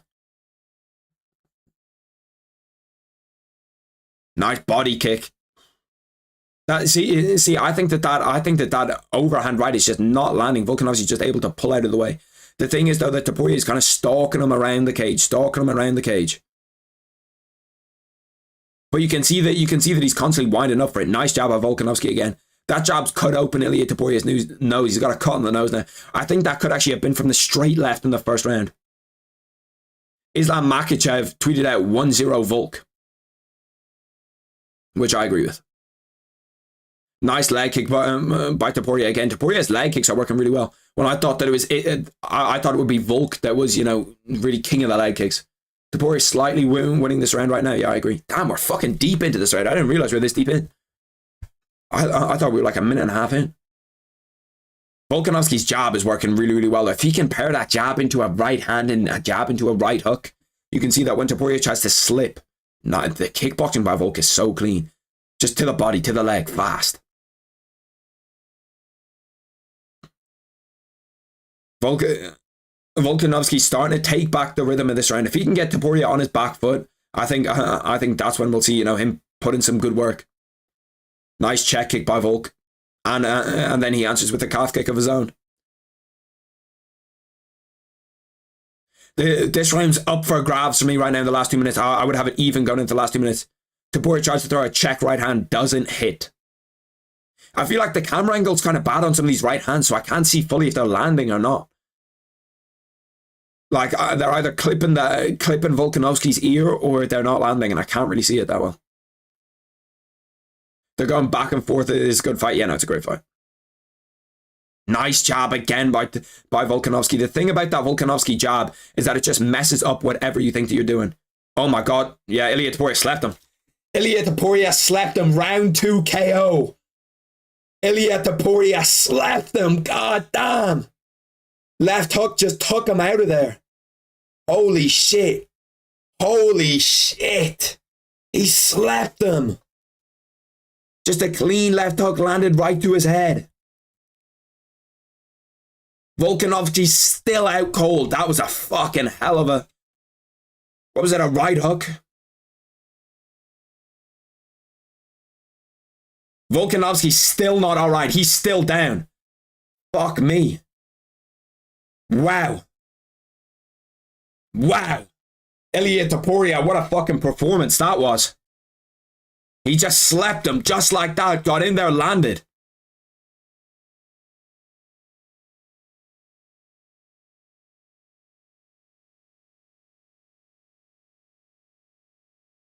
Holy shit.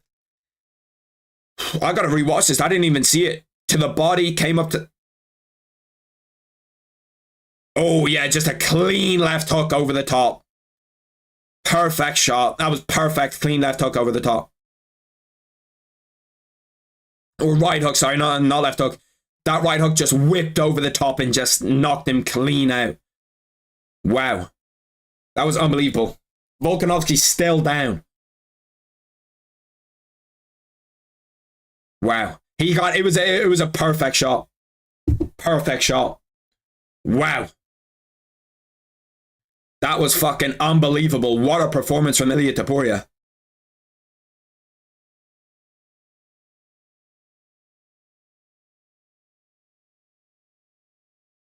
Ilia Topuria gets it done. I'm still in shock, to be honest. I'm still in shock.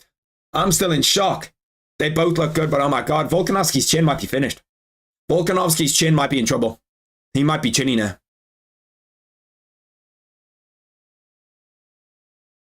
I don't know about that Volkanovski chin now. Obviously he's still like a goat at 145, maybe the top guy at 145. But like, I think that fucking... Holy shit. That was fucking incredible. That right hook, bro. You see the fucking whip he got on that right hook when he was like loaded down, and then he came down and you could see his whole body just wow, came right into it. You know what I mean? Just hit him legit right on the bottom. Volk needs time. He shouldn't fight for a while. Yeah, he shouldn't. He shouldn't fight. See, it's difficult because I'm not sure if that shot knocks him out anyway. That was a perfect shot. That shot was so good. Like, he just ducked down, came over with the right hand, and bang.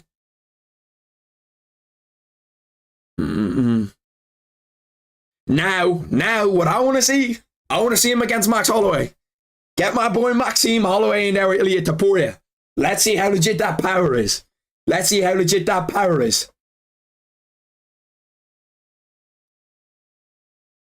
Let's see how legit that power is against Max Holloway.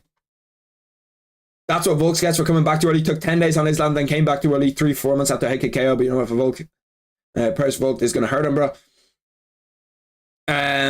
Yeah, it's just a great shot. It's a great shot.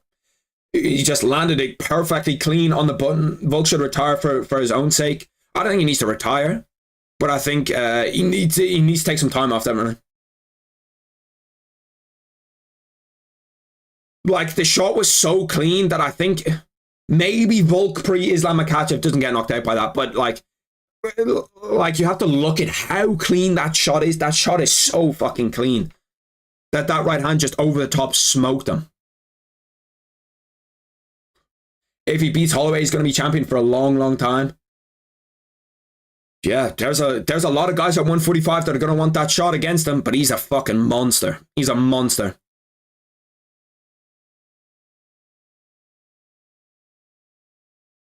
When he said still there, I was like, what the fuck? Topuria will beat him in the rematch as well, unless Volk takes takes a full lengthy time off. But that's probably won't work out. Topuria is very smart and patient for his age. I'm still a little bit in shock from that performance, to be honest, boys. It hasn't fully set in yet. It was a fucking wow. What a performance by Ilia Topuria. What a shot. That shot was fucking so clean, right on the chin. What an overhand right. He called his shot, to be fair. He called his shot. He's talked his shit. People said to him that, you know, he wouldn't get it done and that he'd get beat up by Volk and that Volk was going to humble him, and he did it. I knew it was going to be a close fight. I picked Volkanovski, but Ilia Topuria, what a fucking performance that was. That was a fucking hell of a performance.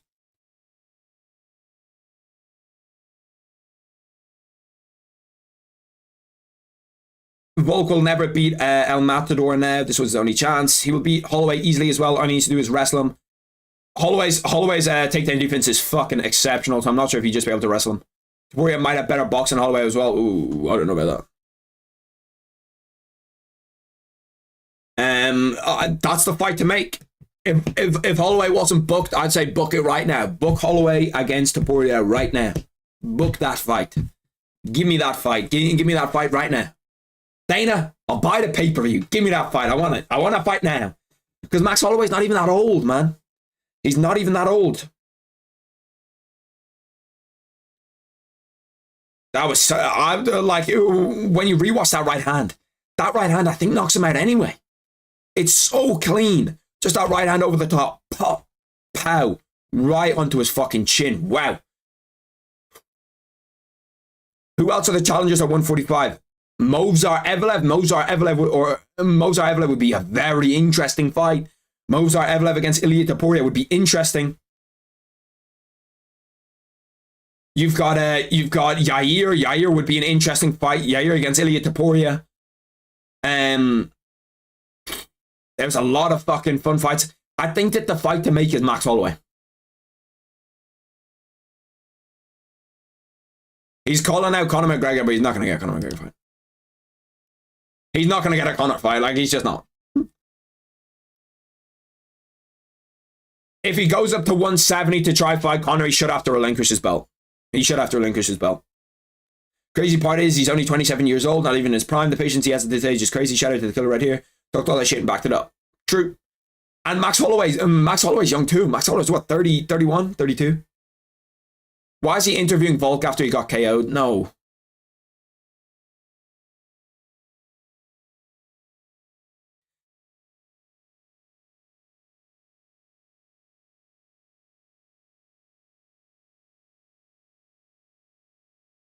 Volkanovski now, what, 2 fights skid, lost 3 of his last 4. It's hard. That's hard to look at. That's hard to even see for a guy like Volkanovski. That's that fucking difficult. Thing is, Max will destroy his own chin going up against Gaethje. That is very true. Max's chin might not be the same after he fights Justin Gaethje. Volkanovski's talking about doing a rematch over in Spain. I did think that he'd call for a rematch.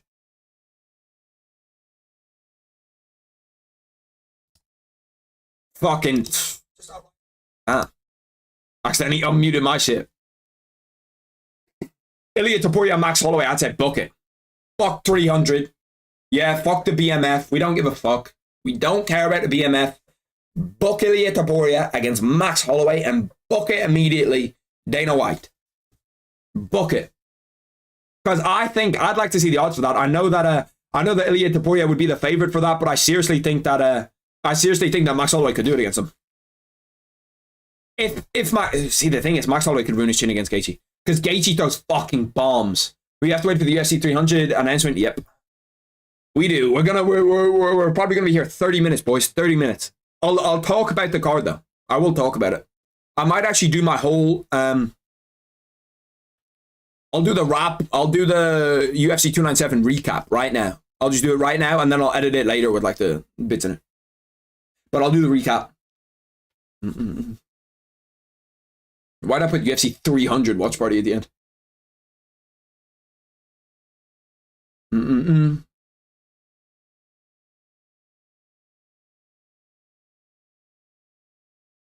Let's change the title to UFC 298 recap because that's where we're at now.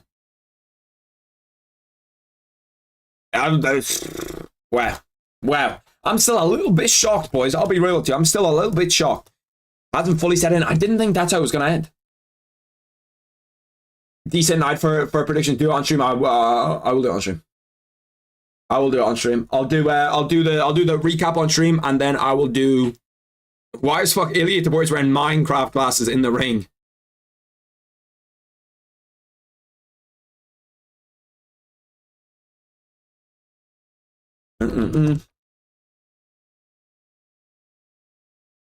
Have a good night, Ray. I will. I'll wait for the UFC 300 announcement. I'm gonna have to move Volk out of my top 5 best boxers because it's Chin. We all knew it. He'll go to 6. I'm gonna have to do the recap though. I might not look at the chat a whole lot while I'm doing the recap just because it makes it fucking difficult to edit. But we'll have to go through it all the way from Val, all the way from Oban Elliott, Val Woodburn, Josh Green, and Danny Barlow, Zhang Min Yang, Brenta Ribeiro, Drake Riggs. Who's Drake Riggs? He tweeted out Topuria the truth. Bo Nickel tweeted out Ilya with the heart. Kamaru Usman said that he's a real deal. And knew from Tracy Cortez, damn, his wife is a fucking baddie too. Where does he rank pound for pound? Where does Ilia Topuria rank pound for pound now? Because that knockout fucking changes things. That changes them. No, that changes things for sure. Kind of feel bad for Volk fans. No way they thought bro wouldn't be KO'd. Well, yeah, I had it as a close fight. I picked Volkanovski. Mozart Evelev said, my congratulations to the new champion. I'm coming for you and taking that belt from you. That's a fun fight. Mozart's a fun fight. Max Holloway's a fun fight. Yair Rodriguez, fun fight. The new generation is here. Volk didn't break the 35-year-old champ curse. No champs yet to break the curse at 35. Woo. Ilya would spark Max Holloway. I don't know about all that. I've got trust in Max Holloway. I've got trust in the blessed one. The blessed one's Chin. If Ilia Topuria can knock out Max Holloway, he's different. Because Dustin Poirier couldn't knock out Max Holloway. And he beat the shit out of him. I'll tell you this right now, okay? If Justin Gaethje cannot knock out Max Holloway, Ilia Topuria will not be able to knock out Max Holloway. I'll tell you that right now, 100%. 100%. The only ones that beat the 35-year-old curse was Jones and GSP. Well, there's loads above 185. Because you have like Glover won his title at 40. There's tons of them, but it's under at 170 pounds. Ilia Topuria is doing an interview right now. Okay, let's do the fucking recap. We'll do a live. We'll do live recap. For the boys talking about the event. See, when I record videos, it's different usually because I can stop. If I say something stupid, I'll just sit there and stop. You know what I mean? And but now I can't do that. So you're gonna see. If you see me pause for a second, it's just because I was saying something and then I forgot what I was gonna say. Okay, well, we're gonna start from the very, very bottom. We're gonna start Miranda Mab. Do we even cover the fuck? We'll cover the first fight for like a second. Actually, let me get rid of this shit. Fight name and the timer gotta go. I will pull up the chat over here so I can see. Couture did also when he won fucking ages. Islam Bones, Leon, Ilya Sugar. Topuria hits so hard, I think if Gaethje doesn't drop Holloway, Ilya would be the first to drop him. Ooh, I don't know. I don't think Ilya Topuria hits as hard as Justin Gaethje does. Justin Gaethje hits like a fucking truck. Maybe, but they have different styles. Justin isn't a one-punch KO guy. No, man, he hits fucking hard. Bro, Ilia Topuria's wife is so unbelievably good-looking. Holy Jesus. She is fucking unbelievably bad. She's like a fucking 15 out of 10. She's one of the best looking people I've ever seen. I'm just fucking sat here in awe. We need her. Bro, she's fucking bad as shit. Okay. I'm locked in now. I'm locked in. I've got to turn this off. Otherwise, I'll keep looking at it. I look at the screen, right? I need to look at the camera the whole time. Okay, early prelims. Let me set this up really quick. Boys, let me know when the post-fight press conference loads up. Because I can stop halfway through if that loads up. So I just need somebody, give me the bang. The baddies like the killers. Shit. You ain't wrong. Shit, I guess I just gotta be fucking Ilia Topuria. Okay, let's go through. Let's do this all the way from the early prelims all the way to the top. Okay. I'm used to starting it off a certain way, so now I'm not in the fucking flow. All right, we're just gonna start it. 3, 2, 1. Miranda Maverick against Andrea Lee. This one was a close fight. The decision is kind of boring, you know what I mean? Like you have the curtain opener. Did we really all care? Did we really all watch it? I didn't watch the whole bunch. To be honest, I was putting in bets for all of it, so we're not going to spend a whole lot of time on that. Oban Elliott against Val Woodburn. This one was an interesting one. I thought that Oban Elliott was going to get a finish. Val Woodburn's a guy that he's a fan favorite inside the UFC, you know what I mean? But Oban Elliott, it's like he just out-wrestled him. He just has that little bit extra. Val Woodburn did rock him at points. He rocked him early in round 1, I think it was, where, I thought that Oban Elliott was done. I thought that he was out on his feet, but he manages to just wrestle him. And then from that point on, once he realized that Val Woodburn couldn't wrestle, it was almost just the Oban Elliott show. We just had tons and tons and tons of control time. Good decision. Oban Elliott's on the board inside the UFC. I like him as a fighter. So it's like good to see him get on the board. But was it the most entertaining fight of all time? I had it down as my sleeper fight. Was it the most entertaining fight of all time? Probably not. After that, we have Danny Barlow against Josh Quinlan. Danny Barlow, for someone who doesn't have a whole lot of technique in like the punch. See, that's what happens. That's what happens. Whereas someone will have it like that and then I'll just get fucked up and it'll throw me off my rhythm. Because my voice is just fucking gone. Okay. Danny Barlow against Josh Quinlan. Danny Barlow, honestly, for someone who, has crazy KO power, who knocks out a lot of people, he has some of the worst technique I've ever seen in terms of how he throws hooks. He throws hooks like someone who's never ever fought before, but holy Jesus does he have power. Slapped Josh Quinlan. Josh Quinlan, another guy that came off Dana White Contender Series. Danny Barlow looks legit. If he can figure out that striking, we need to see his wrestling. We need to see how well-rounded his other bases are. Obviously, his Muay Thai, his wrestling, everything else. But apart from that, if just going off how good his striking has looked, I think that he should be able to, sit in the UFC. Do I think with the, how high his striking is? See, this is what fucking happens. Do I think with how good his striking is that he can possibly, get towards the top of the UFC level in terms of, those top kickboxers in that division at 170? No, I don't think so. I don't think he's technical enough to do it. But could he sit around in the UFC? I think he could. After that, we have Zhang Minyang against Brenton Ribeiro. This one was a fucking banger. For the 1 minute and 41 seconds that it lasted, it was a banger. Zhang Minyang's got crazy power. Like, I don't know how the fuck he does it. I don't know, where that power comes from. But if you look through this guy's record, he has 3 fights ever in his career that have not been finished in the first round. And every single one of his 17 wins has been a round 1 KO. He put on a superb performance today against a guy in Brenton Ribeiro who's not bad. He's not a bad fighter. He's not a guy that's like a Khan where they're trying to build up, the Chinese audience, so they throw in Brenton Ribeiro. Brenton Ribeiro's a good guy, a guy that I picked before going into this fight. I think he was the favorite going into the fight.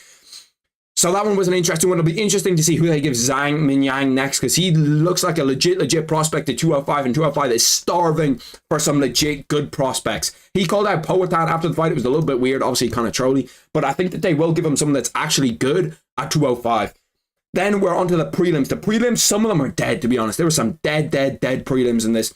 First off, we had Rinya Nakamura against Carlos Vera. Rinya Nakamura, it was a boring fight. I'll be honest, it was a boring fight. I expect to see a little bit more out of Rinya Nakamura. Obviously, he said that he fractured his hand really early into the fight, so you can't blame him that much. I think he said in the first round, the first minute, that he fractured his right arm. So you can't expect him that.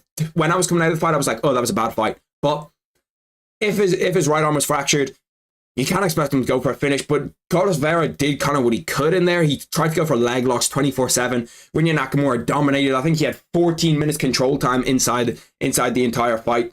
Marcus Rodrigo de Lima against Junior Tafa.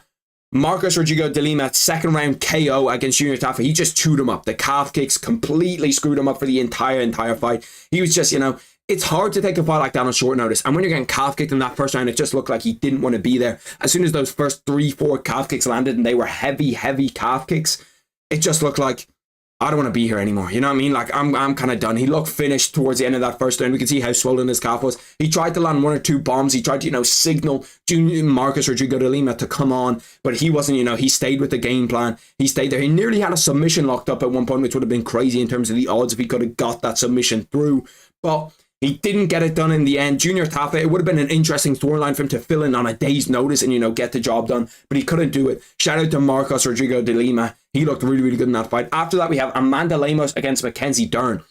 That was legit one of the best scraps that we've had on this UFC card. The main card, lived up to the hype. And for a featured prelim, for the top of the prelims, this was a scrap. You saw Amanda Lemos nearly have Mackenzie Dern out on her feet. This was a questionable scorecard. I had it personally myself as a draw. I had this as a draw because I had Amanda Lemos with a 10-8 in that second round.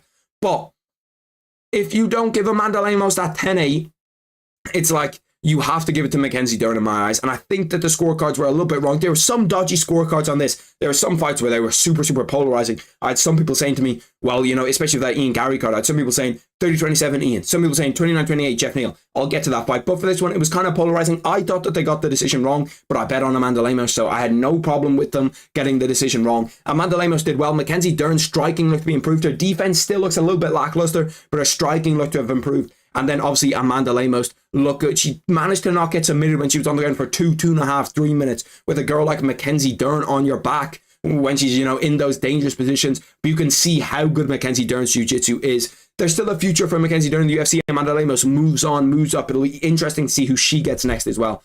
Then on to the main card of the night. We had Anthony Hernandez against Roman Kopylov to start. Anthony Hernandez, I picked Roman Kopylov here, and Anthony Hernandez looked phenomenal. It was one of the best performances of the night. It was one of the best performances of the night by distance.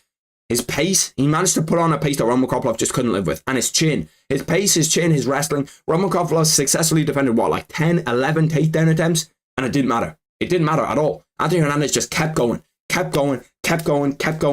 He was walking through Roman Kopylov's shot. Roman Kopylov wants, the kickboxing, wants to be at a decent distance, and Anthony Hernandez gave him none of that. He gave him zero space. Oh, fuck me.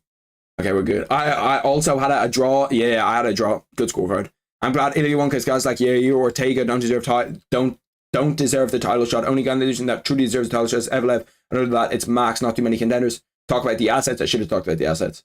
I got to get locked back in. And then after this, we'll just go to the pre-fight press conference right away. And then we'll look at what happened in terms of pre-fight press conference. Oh, fuck. I'm going to have to grab this from the VOD. It's fine. I'll grab it from the VOD. What was I talking about? Anthony Hernandez, Roman Kopylov. I'm trying to fucking remember what I was talking about with it. Oh, yeah. Anthony Hernandez pressures. I'm pretty sure what I was talking about. Got to snap back in. Oh, stretch it out really quick. Okay. Anthony Hernandez, it'll be interesting to see who they give him next at middleweight because 185 is stacked to the brim with guys. And when you see me, might be 12th ranked, 11th ranked after this. I think that there's some interesting fights they could give him. And if he can keep pushing that pace on people aren't going to like that pace that he pushes. And people aren't going to like how good he is once he gets you down there. That rear naked choke, that finish that he has, is superb. It's so good when he can just get you down that rear naked choke and you're done. You know what I mean? He tried to set it up once, twice, 3 times against Roman Kopylov, couldn't get it off, but then he adjusted, switched the position, and finally he just got that done immediately. And once he had that set up, we knew that it was done. After that, we have Merab Yashvili against Henry Cejudo. This was a banger. This was an absolute banger of a fight. And I knew going into it, I wanted to see how Merab Yashvili would do against a guy that can wrestle. Against a guy that, will be okay to wrestle with him. And the answer was he passed the test with flying colors. He passed the test with actual flying colors.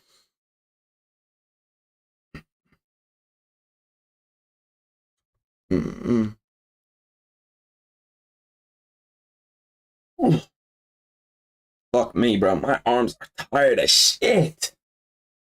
Merab Yashvili against... No, I already talked about it. Merab Yashvili passed the test with flying colors. We saw him just put that pace on Henry Cejudo and put a pace on him that not a lot of people could live with. You know what I mean? Once he puts that pace on you and, you're constantly kind of, on the back foot. Henry Cejudo obviously won that first round, cracked him, nearly finished him, had a nice left hook. I thought that he should have went in for the kill there. I thought, he's a little bit too tactical, sat back a little bit too much when he could have really gone in for the kill there and really tried to hurt Henry Cejudo or really tried to hurt Merabashvili. But he didn't do it, and then we saw Henry Cejudo win the first round, and then Merab just took over. Second round, third round, the cardio was just way too good. He was way, way, way too fast for him. He just put that pace on, and I thought for 15 minutes, the pace isn't going to matter a whole bunch, you know what I mean? That he's not going to, he's not going to be able to impose his will as much as he really did. He imposed his will. He broke Henry Cejudo in there. Henry Cejudo didn't retire after that. Merab is definitely next in line for a title shot, and it'll be interesting to see how he matches up against Sean O'Malley or Cheeto. I presume it's going to be Sean O'Malley. It's a weird fight. We'll break it down when it happens. We'll break it down when it gets to it, but it'll be interesting to see how he does against a guy like Sean O'Malley, how he does against the length of Sean O'Malley, because he passed a wrestler test with flying colours, and against a guy that's an elite boxer like Piotr Yan passed that test with flying colours. So that will for sure be an interesting fight. But Merabashvili, Anthony Hernandez, some banger performances. It'll be interesting to see who gets performance of the night, who gets the fight night bonuses, because we had some unbelievable performances today. After that, we had probably the guy that has the most pressure on this card, Ian Garry. Ian Garry against Jeff Neal. Ian Garry, when he was, in there. Ian Garry, when he was, when he had all the stuff with his ex-wife, when he was, getting flamed by everybody and anybody on Twitter, I think that he probably had the most pressure going into this event. If he lost, he could have gone on a downward spiral over and over and over and over and over. You know what I mean? Once he takes this one loss, then the confidence is gone, and then everybody's memeing him and everybody's talking shit, and he can't prove them wrong.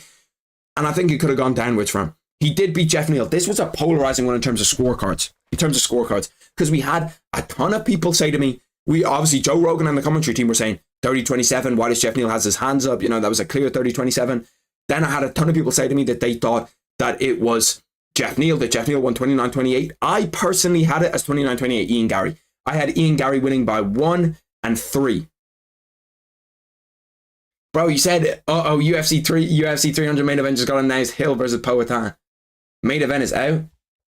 Hold on a minute. Where's main event? Where's the main event? The UFC 300 main event will be Pereira versus Hill, April 13th from Las Vegas. He just put it out on his fucking Twitter, the clown.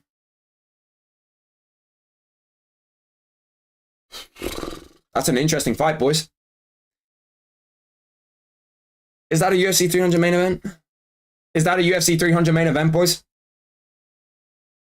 I'll be real, I would have preferred Izzy DDP. I'll be 100% honest, I would have preferred Izzy DDP. Pereira Hill as a UFC 300 main event. How do you think that fight goes? If Hill's leg is healed and he's at 100%, he will KO Poatan in the first, second round. Hill has the way better boxing and has exceptional striking power, dunk hands like that. It'll be interesting. I didn't know though, because you have to think about it like this, okay? We have to go, those calf kicks, though, that calf kick can take away pressure. There's not even all the announcements for UFC 300 yet. Yeah, but he said that the last one's a mid-tier fight. He said the last one's like not a big fight. I don't think for a 300 main event, I think it's poor. I think it's poor for a 300 main event. I'll be completely honest. Let's look at what the comments are saying in this. That's not main event 300 worthy, Dana.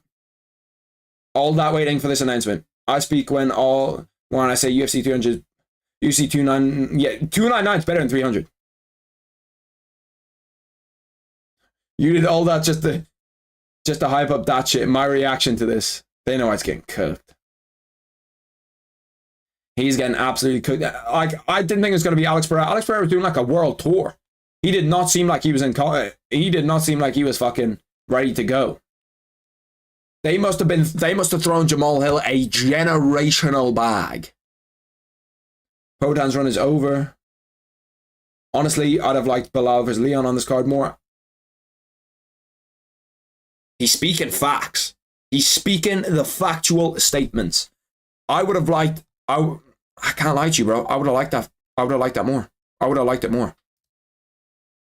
Am I wrong for saying that? I expected Brock. It was never going to be Brock. This fight is 50-50 simply because of Hill's leg. I love the main event. Hill doesn't have a main event and Poatan doesn't either. This fight going to be a banger while it lasts. I don't know. I don't know if I like that for 300, I'll be real. It's such a letdown considering what we got at UFC 100 and 200. Yeah, it is. It is a letdown considering what we got at 100 and 200. Couldn't get that heavyweight title situated in time, huh? Alex will win. I really thought we'd see Khabib versus Conor. Volkanovski needs to retire. Islam Makhachev took his soul and his chin. Islam is right. Alex is only showing up for paychecks now. Great fight, no doubt, but a little underwhelming. Izzy versus Dricus would have been a better main event, in my opinion. What happened to the super fight? Ugh. Yeah, it's not a great main event, boys. I'll be 100% honest. Not a great main event. They should throw the women's fight out and put Leon versus Bilal, or just fucking put Leon versus Bilal on the card anyway. Get Leon versus Bilal. If you have Leon versus Bilal, okay, and Poatan versus Jamal Hill, fantastic event. Fantastic event. You have Charles Oliveira, Arman Tsarukyan. You have Justin Gaethje against Max Holloway. You have Poatan against Jamal Hill. You have Leon Edwards against whatchamacallit. Leon Edwards against Bilal Muhammad. That's a fantastic event. But anyway, boys, I'm gonna hop off stream. I appreciate all the boys showing love in the stream. I appreciate, all of you, all the love. I appreciate all the subs. I appreciate all the likes. I appreciate all of it. I do. And I'll get the recap up as fast as I can. And obviously I'll cover the main event and all that stuff that I didn't cover there. But I will catch all you boys tomorrow. Next week, I'll update you throughout the week if I'm gonna do a live stream for next week. I'm thinking for fight nights that I might just do main card. For next week, it might be a little bit different because it's stacked. But for fight nights in general, I might just do the main card. The card should be like this: Oliveira versus Arman. This main event is good. I wouldn't say great because I feel like Hill is not 100%. Hill has an ego where he wants to get in fast, but hopefully he's healed though. The Poatan gonna kick the shit out of that.